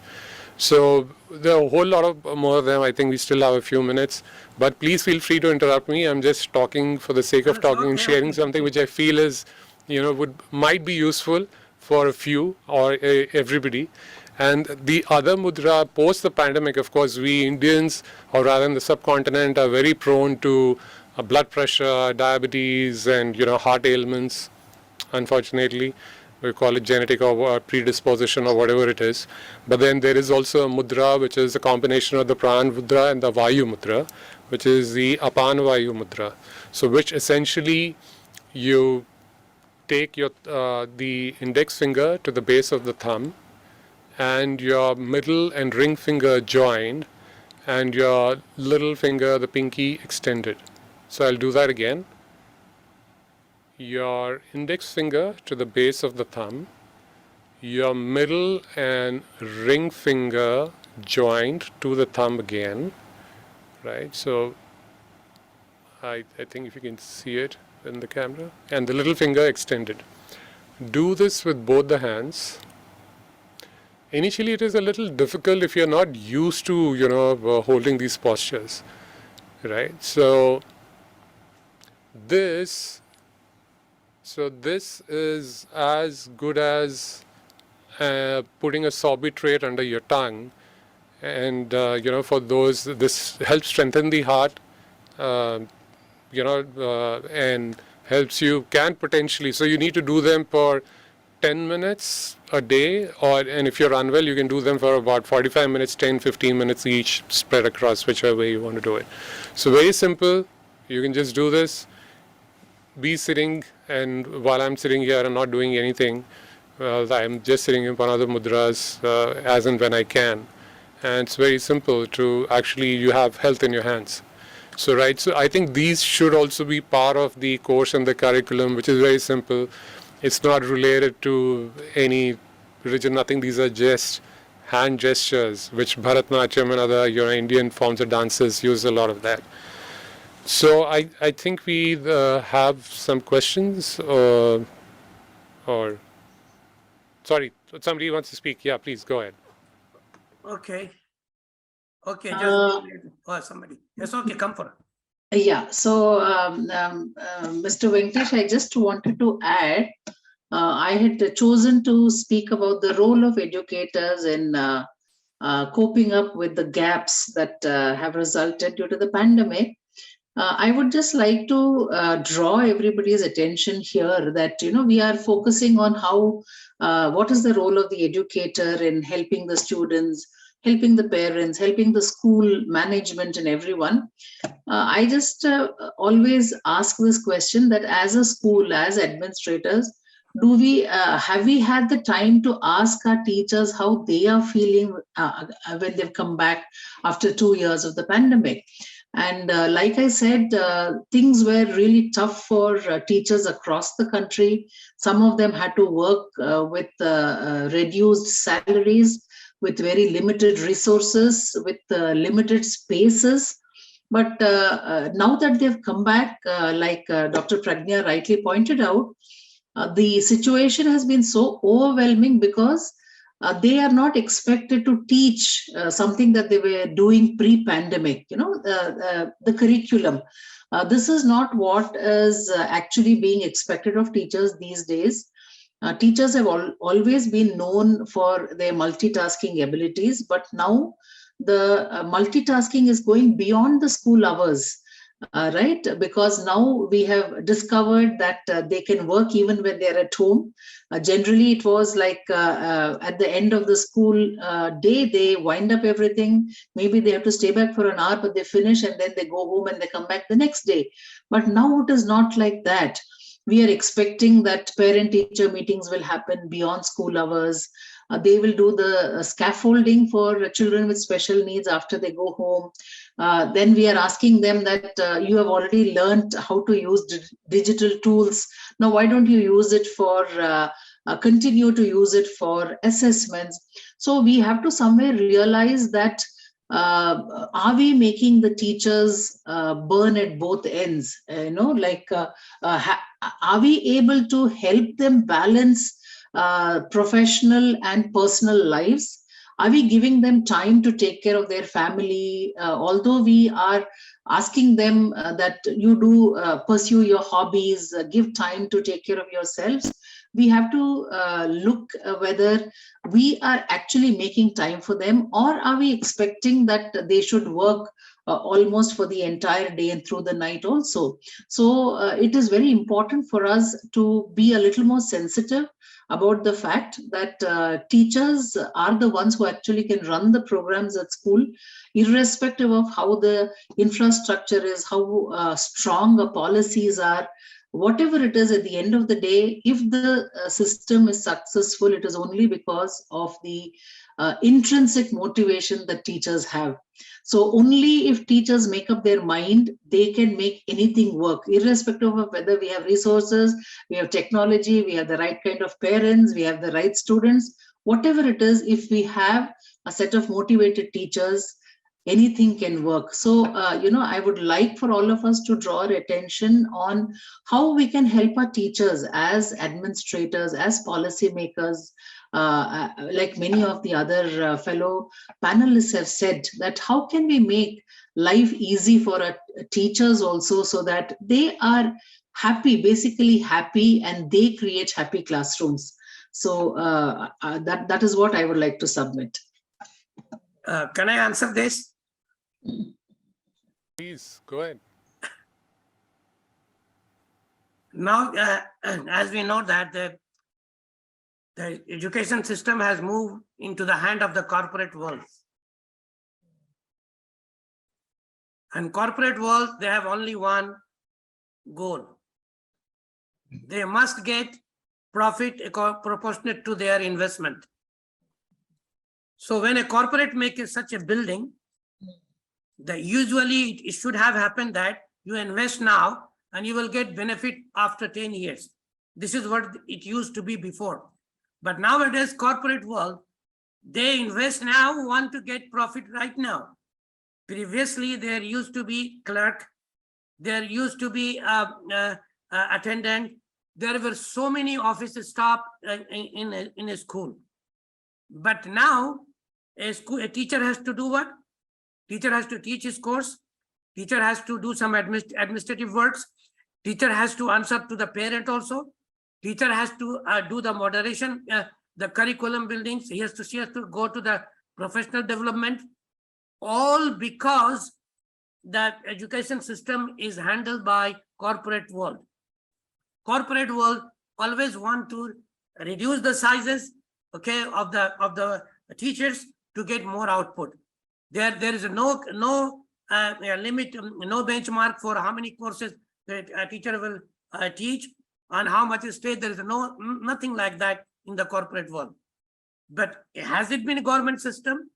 Then the people have really enjoyed, okay, because they have a course. But at the same time, before also there has been some issue. But corporate, this is the problem with the corporate world. Teachers are always at the receiving end. Parents come and shout at them. Administration come and shout them. Students are angry with them. They are targeted from all the sides. So when you are going to take up the teaching profession, then you have to keep this in mind, that all the bullet will come towards you. You should know how to return them. So that is the cultural problem of the what is existing now, every part of the world, not only in India, where there is a corporate world. They talk about too many good things, okay? They will distribute some money to the poor and all that, but they will not distribute the bonus to the teachers who are already working. So they want to highlight and come into the picture, post their picture giving money to the poor, okay? But they will not ask about sending a letter to the teacher whose children are suffering, and they are not going to do all these things. So problem lies not in the teaching, problem lies the corporatization of the education system. This is what I have, this is my experience of my 35 years of teaching. I have taught in the government-aided school, I have taught in private schools, I have now in university. Also, I have done some administrative service. I have worked in a factory, I have worked in railway, everywhere. I see the teacher is mostly at the receiving end. The result is not good, not because of the teacher alone. But nobody takes, there is so many things behind the scene. But who will be blamed if there is a teacher? So what I'm thinking, that the claim of the teacher, a problem with the teacher, or the voice they want to raise, I think you keep on raising, sometimes it will be hard, but I don't know when. So this is what I wanted to share, but be patient. You are the one who should observe 100% patience. Okay, so you are supposed to be an ideal person. The teacher should be ideal. Okay, so you should not be asking more money. You should not be asking that I want to go, give me some extra money in advance. Nothing. And why this is happening? The demand exceeds supply is more than the demand. If you don't want to work, there is other to take place. What you will do? So why? I will tell you one thing only. The the one thing, thumb rule. Either rule or get ruled. There is no other method. There's no other method. If you can dictate, then okay. If you cannot dictate, listen. And try to go other places where you find that you will get some respect, honor, and every facility. Teaching process is going to happen like this. They will buy a lot of things, so many decorations, paintings, everything. But if you become sick, they will call you not to see how you are. They want to check that whether you are coming tomorrow or not. So they will call you, they will talk to you, but not with the vision to think about you, but to know that whether you are coming tomorrow or not. So this is the reality. Let us be realistic and try to adjust, because they will tell you education is adjustment. All right, so with that, I'm sorry to interrupt there, but we would need to take a break as we were almost there on time, but then we've just overshot the finish line with some very interesting conversations, of course. So well-utilized time there, and a well-deserved break also coming up. So all of us can take, I think, about a 12-minute break and be back at 4:45 p.m. IST sharp for the concluding session, and where we'll be seeing the last of this webinar. So stay tuned, take a short break, and we'll see you on the other side.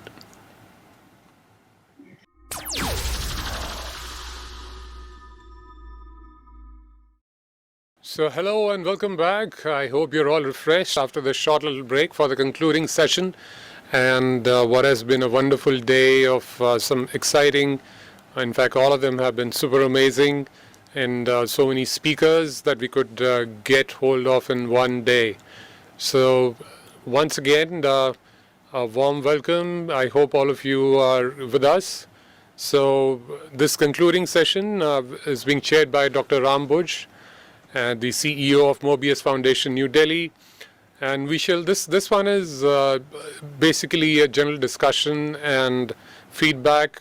So anybody is, I guess, welcome to speak, and we'll also take on some questions. So maybe we could start with the question that we have from the audience, and if all those who are tuned in, if you do have any more questions, please do submit them in the Q&A box, which is right there at the side if you're on the desktop, and if you're joining in from a mobile device, it'll be probably at the bottom of your screen. Do not use the chat. Chat is for general comments. If you have a question, please do use the Q&A box, which is meant dedicatedly for that purpose. So I guess we can take on the first question if that is possible, and I'll probably leave that open to anybody who's interested in taking that up. So the first question that is up on the screen is coming from Jayashree, who is asking, should there be another situation of virtual learning, stark pointers learning, so that the gap in the learning can be avoided? Any more points in the hindsight, please? So who would want to answer that question? Anybody? You're most welcome. All right, Mrs. Anupama. So like I said before in my presentation, that over the last few years, we have equipped ourselves with a lot of knowledge and new skills as teachers. And it would not be very wise to give it up now.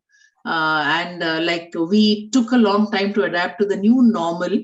I don't think we have to spend any more time getting back to the old normal. So the way forward is to take up the hybrid model, where we retain all the good that we learned in the last 2 years and continue with our conventional ways of interacting with children, where we believe in the one-to-one interaction and having conferences with parents and with the teachers concerned, and first take care of the emotional and social needs of students so that they are open to learning. So instead of going to the completely virtual learning mode again, I think we can very judiciously combine the physical and virtual experiences that now we have almost excelled in and take this forward. Okay, that was one question, and we'll be wanting for some more questions to come in and waiting for them as well. So I think now we can have the floor open just for general discussion to sum things up. So anybody who wants to talk, please feel free to use your mic, turn it on, and the floor is all yours. But do remember to turn on your camera as well, please. Yeah, Mr. Venki, this is Professor Aslam. I was there in the morning session, and believe me or not, as a teacher, I did not miss a single word. I dedicated this whole day to Dr. Tabassum and Professor Khan because they had asked for it. Looking at this thing, the whole thing which was happening, although it was a little bit of unpleasant for my, things, tools not working.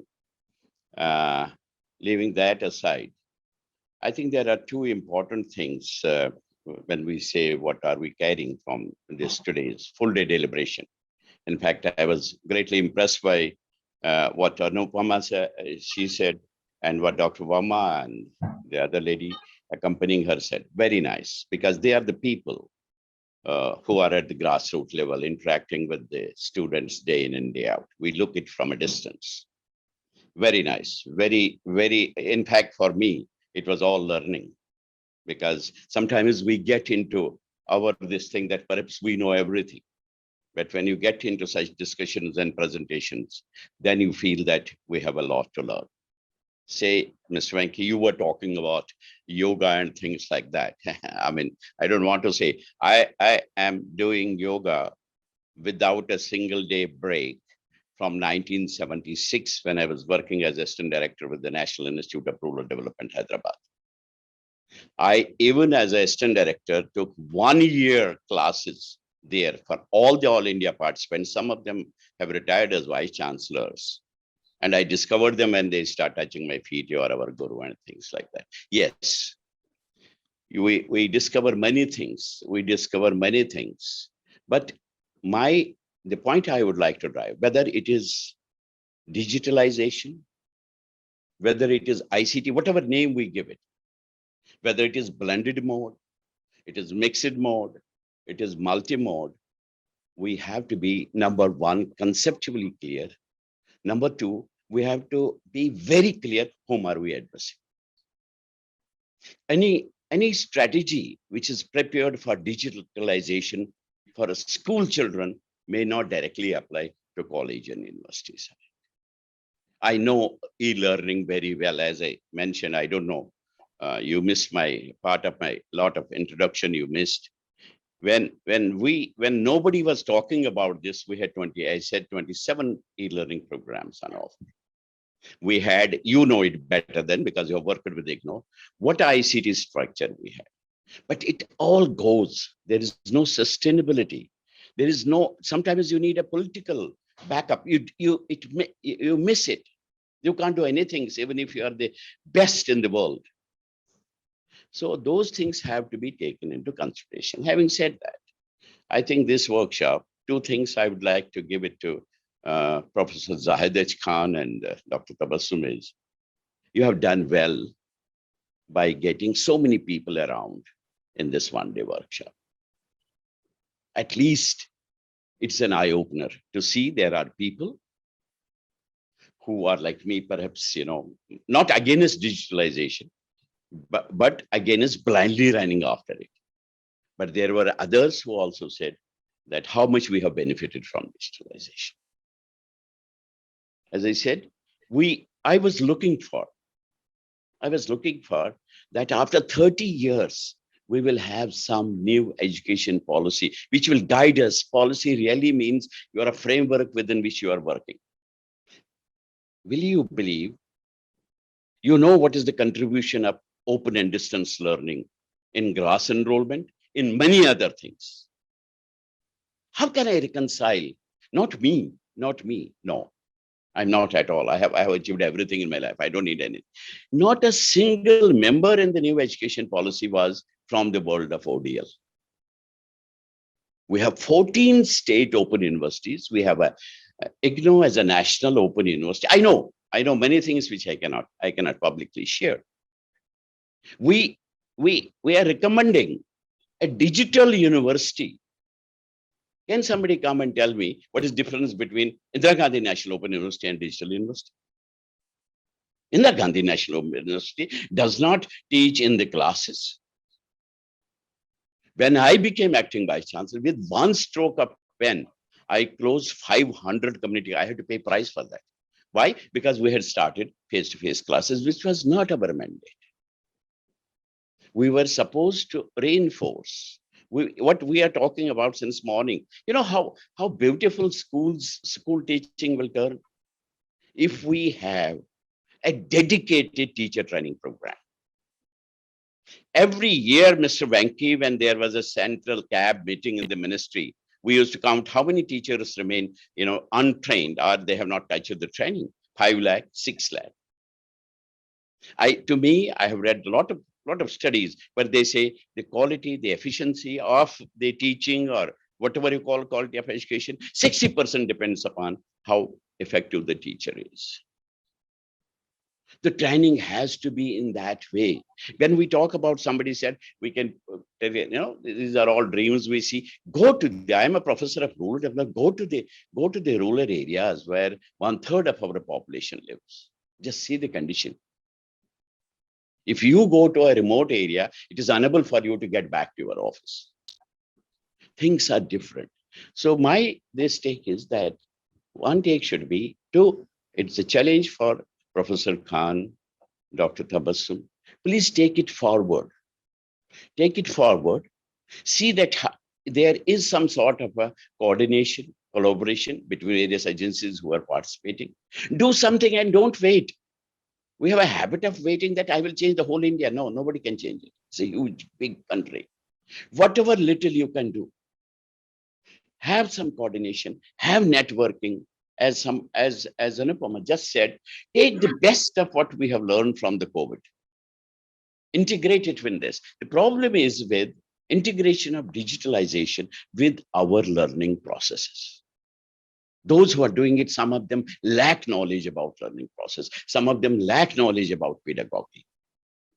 I know what it is. I was trained by one of the greatest person in World Bank as back as 1986.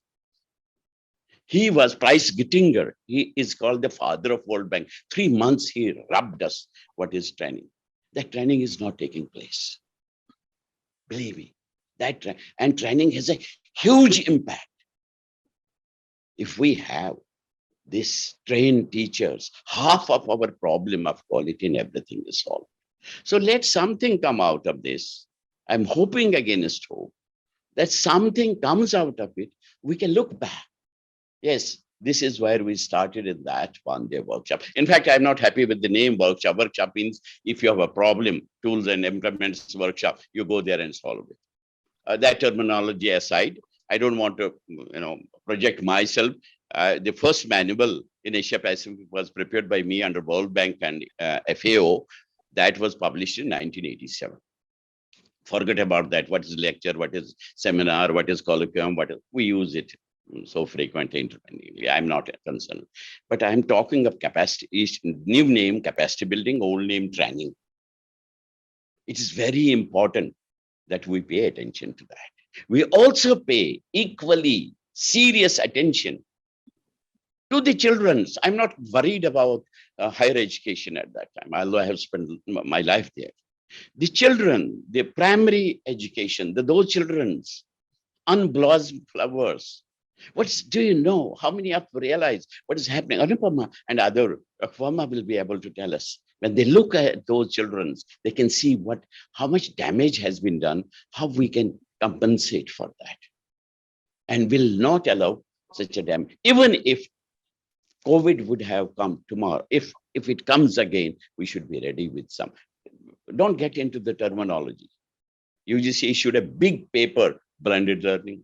I issued a book. It is multimodal learning. Let's not get into semantics and let's get into the real crux of the problem. Are we able to understand what it is? Are we able to see where this digitalization or this ICT technology will be very effective? Yes, I think we have to do something like that. We have, you had the chief guest in the morning, immediately he phoned me, we were talking, he was saying that he's also doing that. I appreciate anybody doing anything, but do it in a way, we should have a framework. Try to work for a framework where we don't go in different directions. And I hope both of them, the organizers, congratulations to them for having, retained our interest for the whole day, and people getting from different parts of the world and different parts of India to discuss. And I like it because we have to be good listeners. We have to listen what others are saying. And I don't think that, I know everything, and perhaps it was lovely presentations. Everybody was trying to make their point. Whether I agree with it or I don't agree with it is a different question. I think that's all what I have to say at the closing session. Congratulations to all of you who were involved in organizing this one-day workshop. Thank you. Okay, I have a question. Okay, so we have another question from the audience, and this is Shrestha, who's asking, any tips for students struggling with maintaining a schedule in these tough times? So anybody would want to take that? We be happy? Any raise of hands? Who would want to? All right, Dr. Riaz, over to you. Thank you very much. On the light mode, I would like to say that let them get admitted to the coaching center. The coaching center, first thing they do is they give them the full time management systems. Okay, the very first day they give them how to manage the time. But it is not difficult. Not difficult for the student to manage their time. The student must know the weaknesses and the time available. At least they are not good in the subject. They must know how to manage themselves in order to remove their difficulties by finding some time for it. This realization should come to the student themselves. Where they are weak, they should be trying to concentrate upon, and if not, with the help of the others. So they will be keeping it. For example, some students, they make a schedule like this. They will wake up morning 6 o'clock, then till 8 o'clock study this. From 9 o'clock study this, take lunch, and all these works, but differently for the different persons. So a student themselves should be thinking of that in the morning time, what is the subject which I should concentrate and get more output than just doing and solving a problem. So scientifically, there has been some design also. If you want to remember and memorize something, you study in the very morning.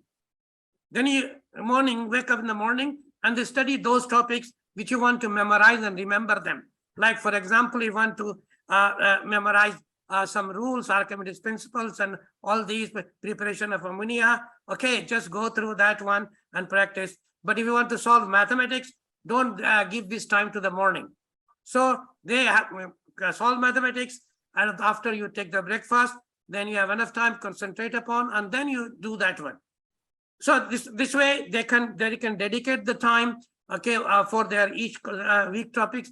The most important thing is before you go to the bed, you must be looking back to what you have learned today, and this is very important. If you are able to revise, you are able to remember what you have learned, then okay, pass on. The thing that you are not able to remember, go back again, give 5-minute time to revise. Don't sleep unless you have recovered everything what you have done today.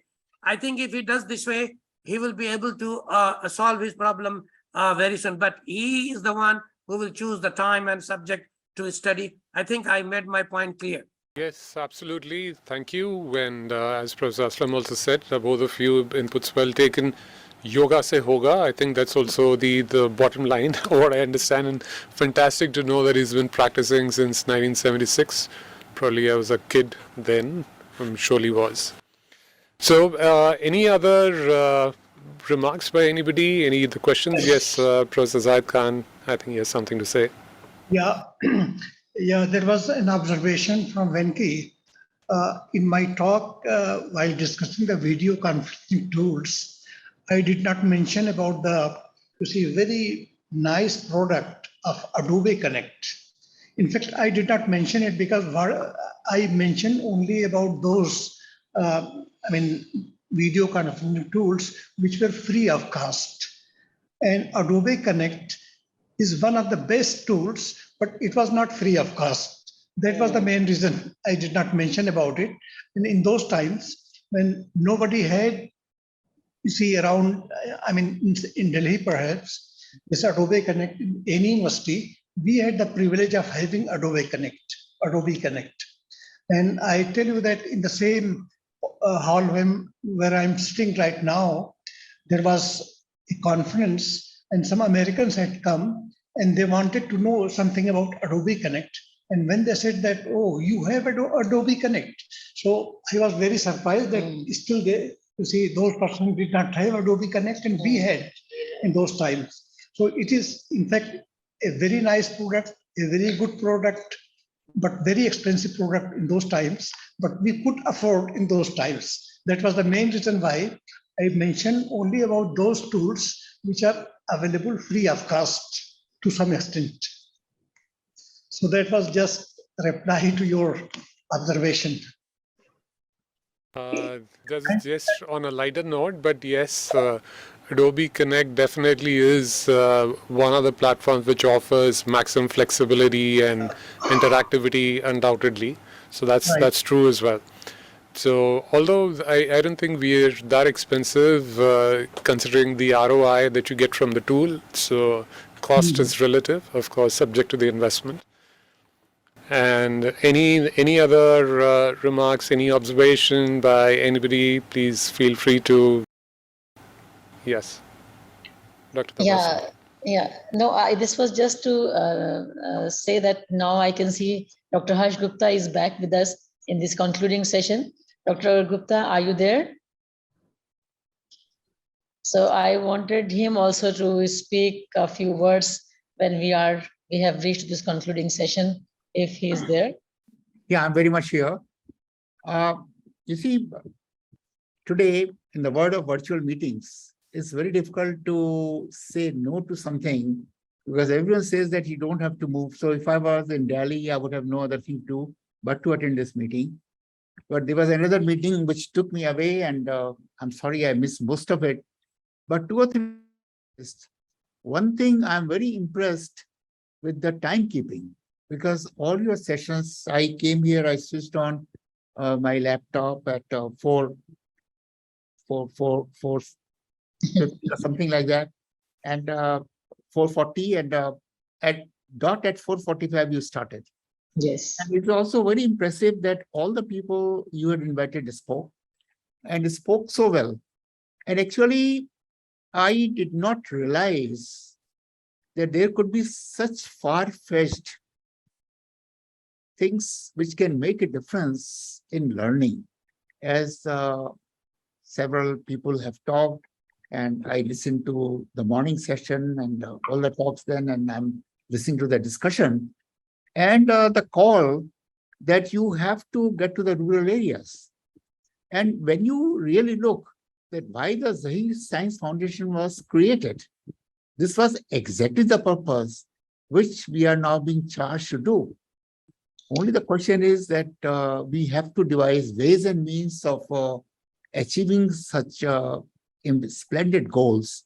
And I can only assure that we at the Zaheer Science Foundation will do our very best to come up to the expectations.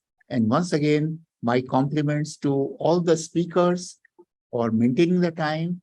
My heartfelt thanks to Dr. Khan and Dr. Tabassum Jamal, the way they invited the people who spoke so well, to the point, and very relevant. Actually, it would be worthwhile to have short descriptions of the presentations that all the people made and bring out a small publication in some form or other, which would be very useful. And actually, when we have got people involved from DST working on the Vigyan Prasar, I said this is one of the best things that Vigyan Prasar could propagate. That what are the outcome of this discussion and what are the feelings and how should we get prepared for future such emergency as and when they arrive. So once again, thanks a lot. And my thanks also to Venki for conducting this whole workshop so very efficiently and so very technically correctly. Thanks a lot. Pleasure, Dr. Harsh. Thank you for your comments. Yes, we've had wonderful presentations and speakers all throughout the day. Never a dull moment. And as for the timekeeping is concerned, I was also partly responsible for interrupting the presentation. So doing that, being the bad guy, but then somebody's got to be the bad guy in everywhere, right? So that was no problems with that at all. So any other comment from anybody, please feel free to turn on your microphone, turn on your camera. Yes, Dr. Tabassum. I just wanted to inform or say, I wanted to just give this information that under the leadership of Dr. Harsh Gupta at Zaheer Science Foundation, because as he mentioned in the morning, that last 2-3 years, there were no activity because of COVID and other issues. But now since we have come back and we are trying to revive our activities. So as far as Dr. Aslam pointed out that we should see and we should see the problems in rural areas. So one of the activity what we thought from Zaheer Science Foundation we can do, there's some outreach programs where we can really see the problems in the rural areas as far as the environmental issues are concerned, health issues are concerned, and of course the education part maybe at the primary level. So maybe in coming times, if we can do something, it would be really good that if at all some applied science could be propagated from this foundation, from this platform. And as he rightly said that Vigyan Prasar can do a lot of things in propagating these kind of things. And in fact, Zaheer Science Foundation has been propagating scientific knowledge and the temperament of science, that how do we reach out to the people. So in the coming time, if at all, people are with us, as I have seen, we have invited so many people and they were staying with us till the last concluding session. So I'm very hopeful that we'll be having cooperation from our colleagues and we will be able to do something better for society.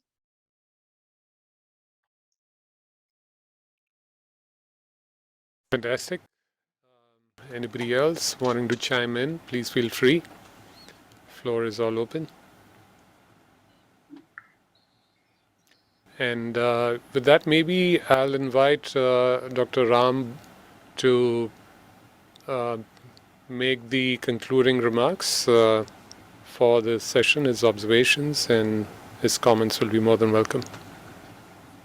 Thank you very much, Venki. As Dr. Harsh just said, this has been really a very, very enriching experience for everyone. And this is the beauty of this medium. Online, of course, means they first thought of doing it in a blended mode. But I think still this is very much relevant. A lot of questions, I think I have to be very brief. I feel this loss is mine only. I could miss a lot of the early part of this wonderful conference because of my busyness in another international event that as I said, I am organizing on education on 9 and 10th September. And you all are invited to that. I will ask Dr. Tabassum Jamal to circulate to everyone the information. There have been quite a few interventions, I would say, very interesting by Professor Riaz Ahmed, Dr. Anupama Ramchandra, and of course, from the Professor Aslam, Professor Harsh Gupta, Zahid Khan, and of course, ultimately by Dr. Tabassum Jamal. And I would try to comment on those together. In fact, one very important thing that has come out very clearly is the that teachers have been leading in the crisis. They have been, as was said by, I think it was Dr. Anupama, that they have been really reimagining, reinventing the future of learners.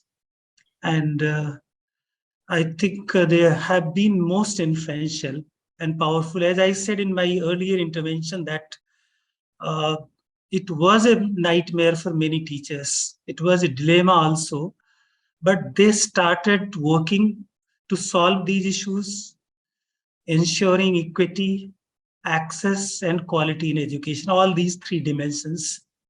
And in fact, someone asked about recognition of teachers, and nobody recognizes their role, particularly the kind of honor, dignity, what they deserve. And that's very true. While working in the UN system, particularly UNESCO, and the Sustainable Development Goal 4, which is on education, this was very clearly recognized.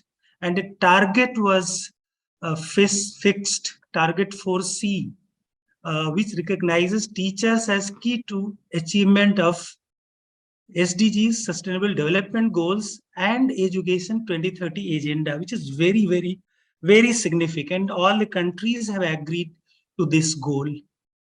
And this goal calls for substantial increase for qualified teachers, and through the betterment of their training, recruitment, and most important, retention and improvement of working conditions, and also motivation. So there is a task force, international task force, which I was convening for some time, and on teacher education, and how to tackle teacher gap and issues raised by, I think it was Dr. Anupama, which raised such issues. And there is a UNESCO Hamadan bin Rashid Ali Makharam Prize. I think those who are in the Middle East, they might be knowing, it's a very, very prestigious prize which UNESCO gives to teachers who enhance the effectiveness of teaching, learning. And this is an international prize. Anybody can, it's always advertised on UNESCO website. So they are most crucial. And this time during the COVID, of course, their role has been very well recognized. So that is one that I wanted to say about the teachers. The other aspect is about the teaching and learning, the whole process. In fact, when we were working for the SDGs, particularly the goal 4, and one of the goal was, because we have, as I said, the planetary crisis, the sustainability crisis, and education must address to that. How it should be relevant to our lives, and whatever we learn, how it can ensure the survival of our planet, and can the system, the education system, provide the requisite knowledge, awareness, and action to empower us and to transform the students, learners, and the whole society. And that is where we need the holistic and transformative education.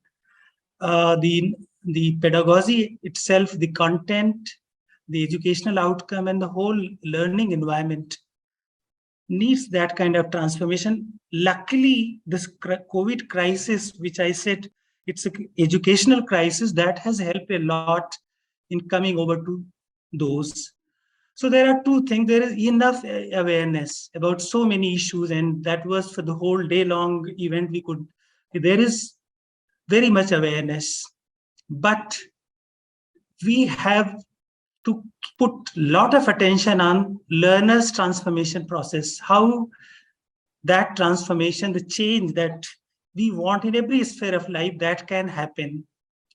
And the other thing is how we can, like COVID has taught us many things, many learnings, like we were yoga se hoga, ya bahut sari cheezein hain, but how we can, like unsustainable development, unsustainability, what we call, what are the deep structural causes.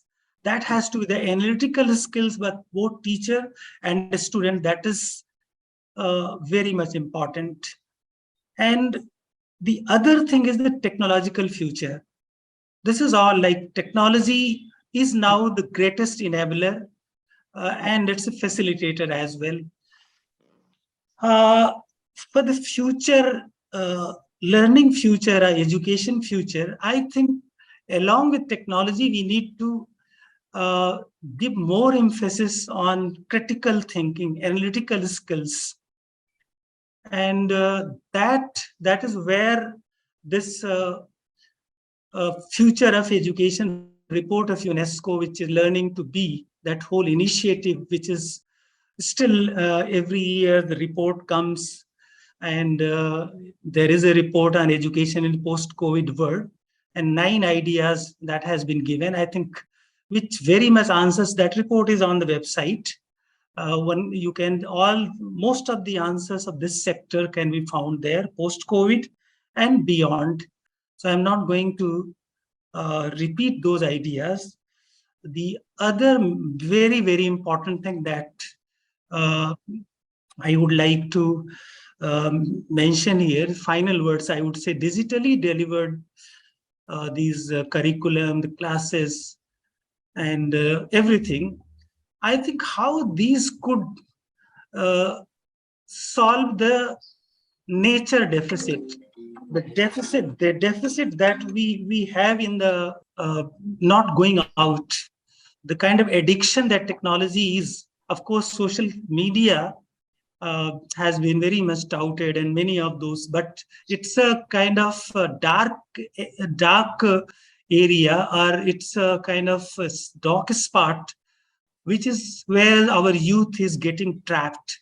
All kind of toxicity which is coming and spreading through this media, how this education can tackle that. That is very much important for the educators as well as, of course, the youth. And in fact, the whole pedagogy, as I said, should shift towards transmissive pedagogies rather than transmission of the information and all those kind of information without the appropriate skill, as I said, the analytical skill, critically analyzing it, making appropriate decisions. Both teachers and learners, they have to work together to filter out all those kind of toxic things which are coming through the digital media, the technologies, and rather we must emphasize the kind of pedagogy which we can easily say that transformative pedagogy. And this is the real answer to education for the new world. And I think apart from that, knowledge, skills, and all those attitudes, I think where the other thing is the value system.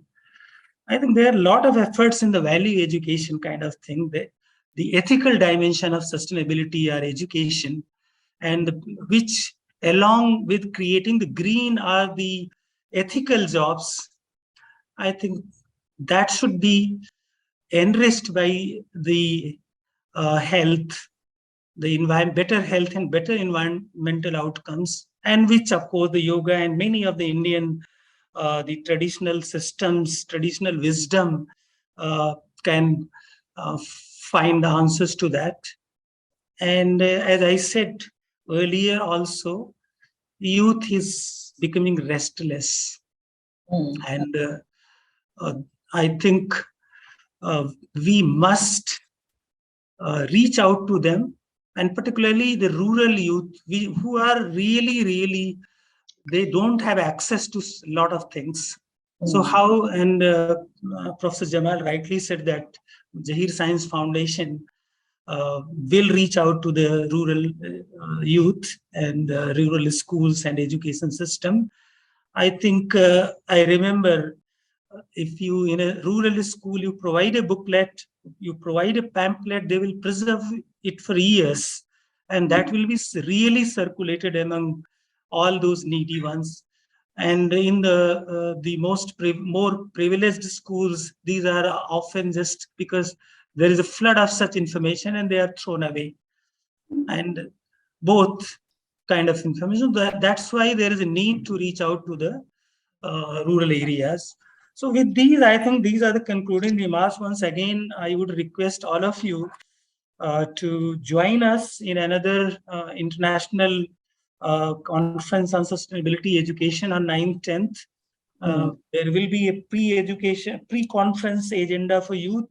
As I said, a march of the young people from the Glasgow to Sharm el-Sheikh to make world community hear about the climate crisis. That we will launch on 8th, then 9th and 10th, this conference with some 6 plenaries and around 16 parallel sessions. So this whole exercise, I'm really terribly involved. I would have loved to be from the beginning in this kind of interaction. So thank you very much. I think I must congratulate the entire Zaheer Science Foundation team, particularly Professor Zahid Khan and Dr. Tabassum, and in the dynamic leadership of Professor Harsh Gupta. I am also part of Zaheer Science Foundation for a very long period when I was in UNESCO as well.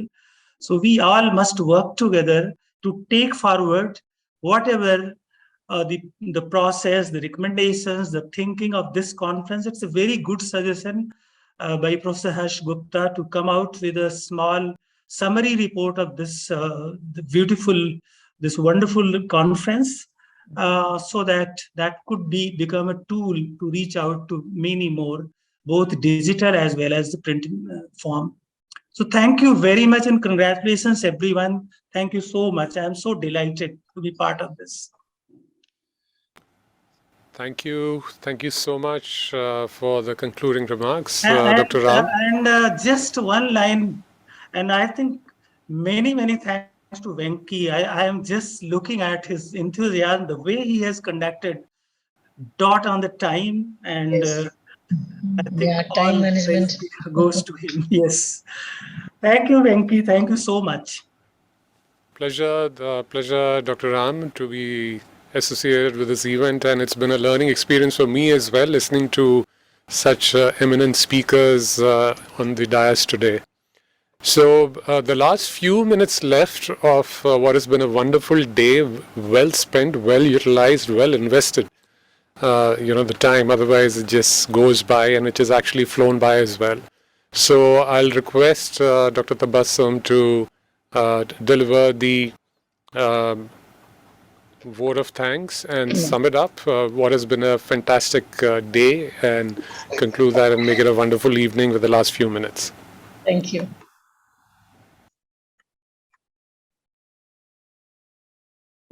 Thank you, Mr. Venkatesh. My first thank is again going to you for managing the whole day workshop in such a well, time-oriented. And I think my job has been made very easy since Dr. Ram Bhuj was there before me, and he summarized the whole thing in such a beautiful way that there is nothing left to say it again. Of course, we had this wonderful workshop where we had galaxy of eminent speakers since morning. I am so thankful to Dr. Harsh Gupta. He was with us in the morning to inaugurate, also to give his welcome address. Then we had Professor Nupur Prakash, Professor Nakul Prashar, and Professor Aslam, and Professor Moni as the chief guest.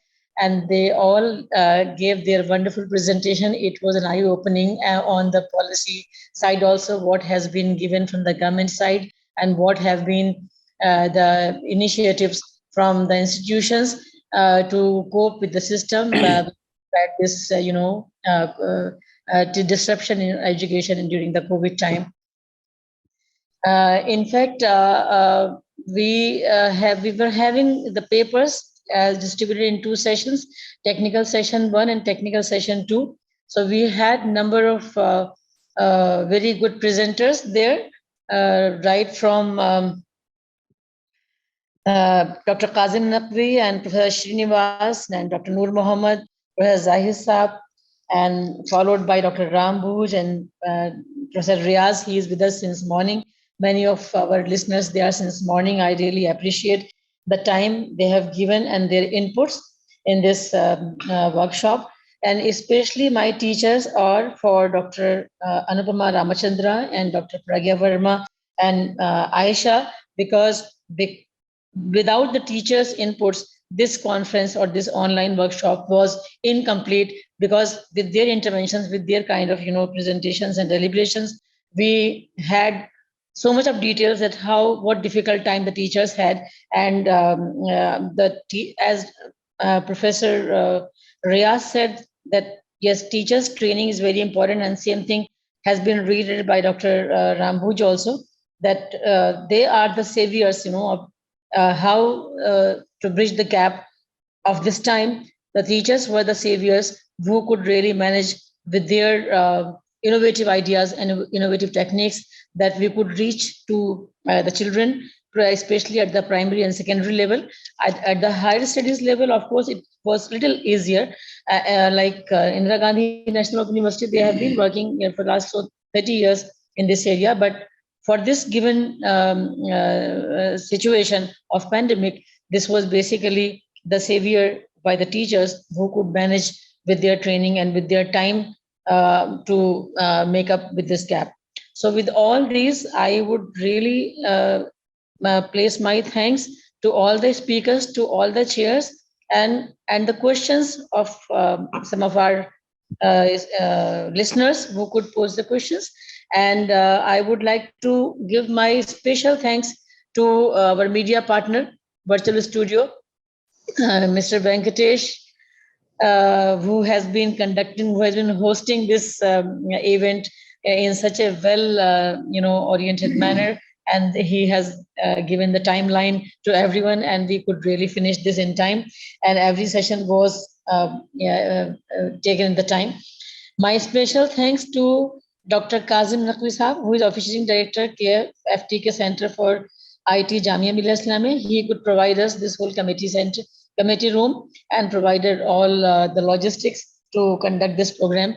And with these words, I think I will conclude here with my acknowledgements to all the speakers and all the chair and all the participants of this workshop. Thank you so much. Thank you. Last but not least, I would thank my staff also. Suman is here. And back at office, Kamaljeet Kaur is there, because they were working hard to facilitate. 2 minutes में आ रहे हैं. Thank you so much, everybody. Thank you. So thank you, everybody, for the... Yes, sorry, Dr. Zak, please go ahead. My special thanks are to Venki, because you see, he's the main person who made this conference workshop very, very successful.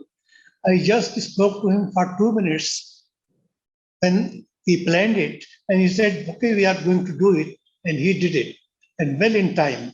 And I appreciate him very much. Last year also, we had one IDL program, and that was 2 hours program. And within 2 days, he was able to, arrange this whole thing.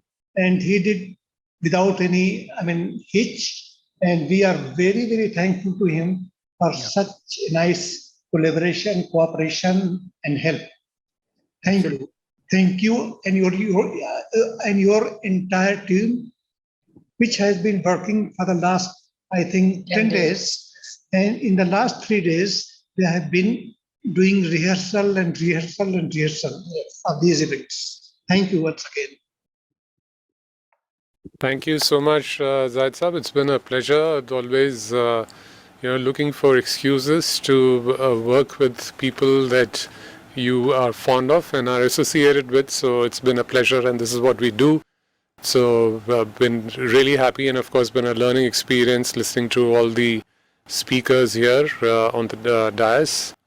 So with that, thank you everybody for being part of this workshop on International Day of Light, and I hope there are no more disruptions and we are able to meet with once again on some other conference or some other platform wherein we'll look at the positive sides of it. So thank you so much. Stay safe and do keep in touch. And that's up. Sorry. Yes. Two more things are remaining. One is to Dr. Riaz Ahmed, who is sitting here right from the morning. And before this also, he was talking to me about this workshop in the last, I think, 3-4 days continuously. I'm also especially thankful to Dr. Harsh Gupta Sahab, who has given his time, because I know how busy he is. In spite of that, he came in the morning and also in the concluding session. And we are very thankful to him, and we are happy that we are associated with him. Thank you very much. All right, with that, thank you everybody. Stay safe, keep in touch, and the recording of the sessions would be available once they're edited and uploaded onto the platform at the same place, at the same URL. So you would be sent email communications when they're uploaded. So you may want to visit them once again, and keep in touch. Stay safe. Bye-bye, and thank you from everybody over here at Virtual Studio. Very well. Thank you. Thank you so much. Thank you. Thank you, everybody.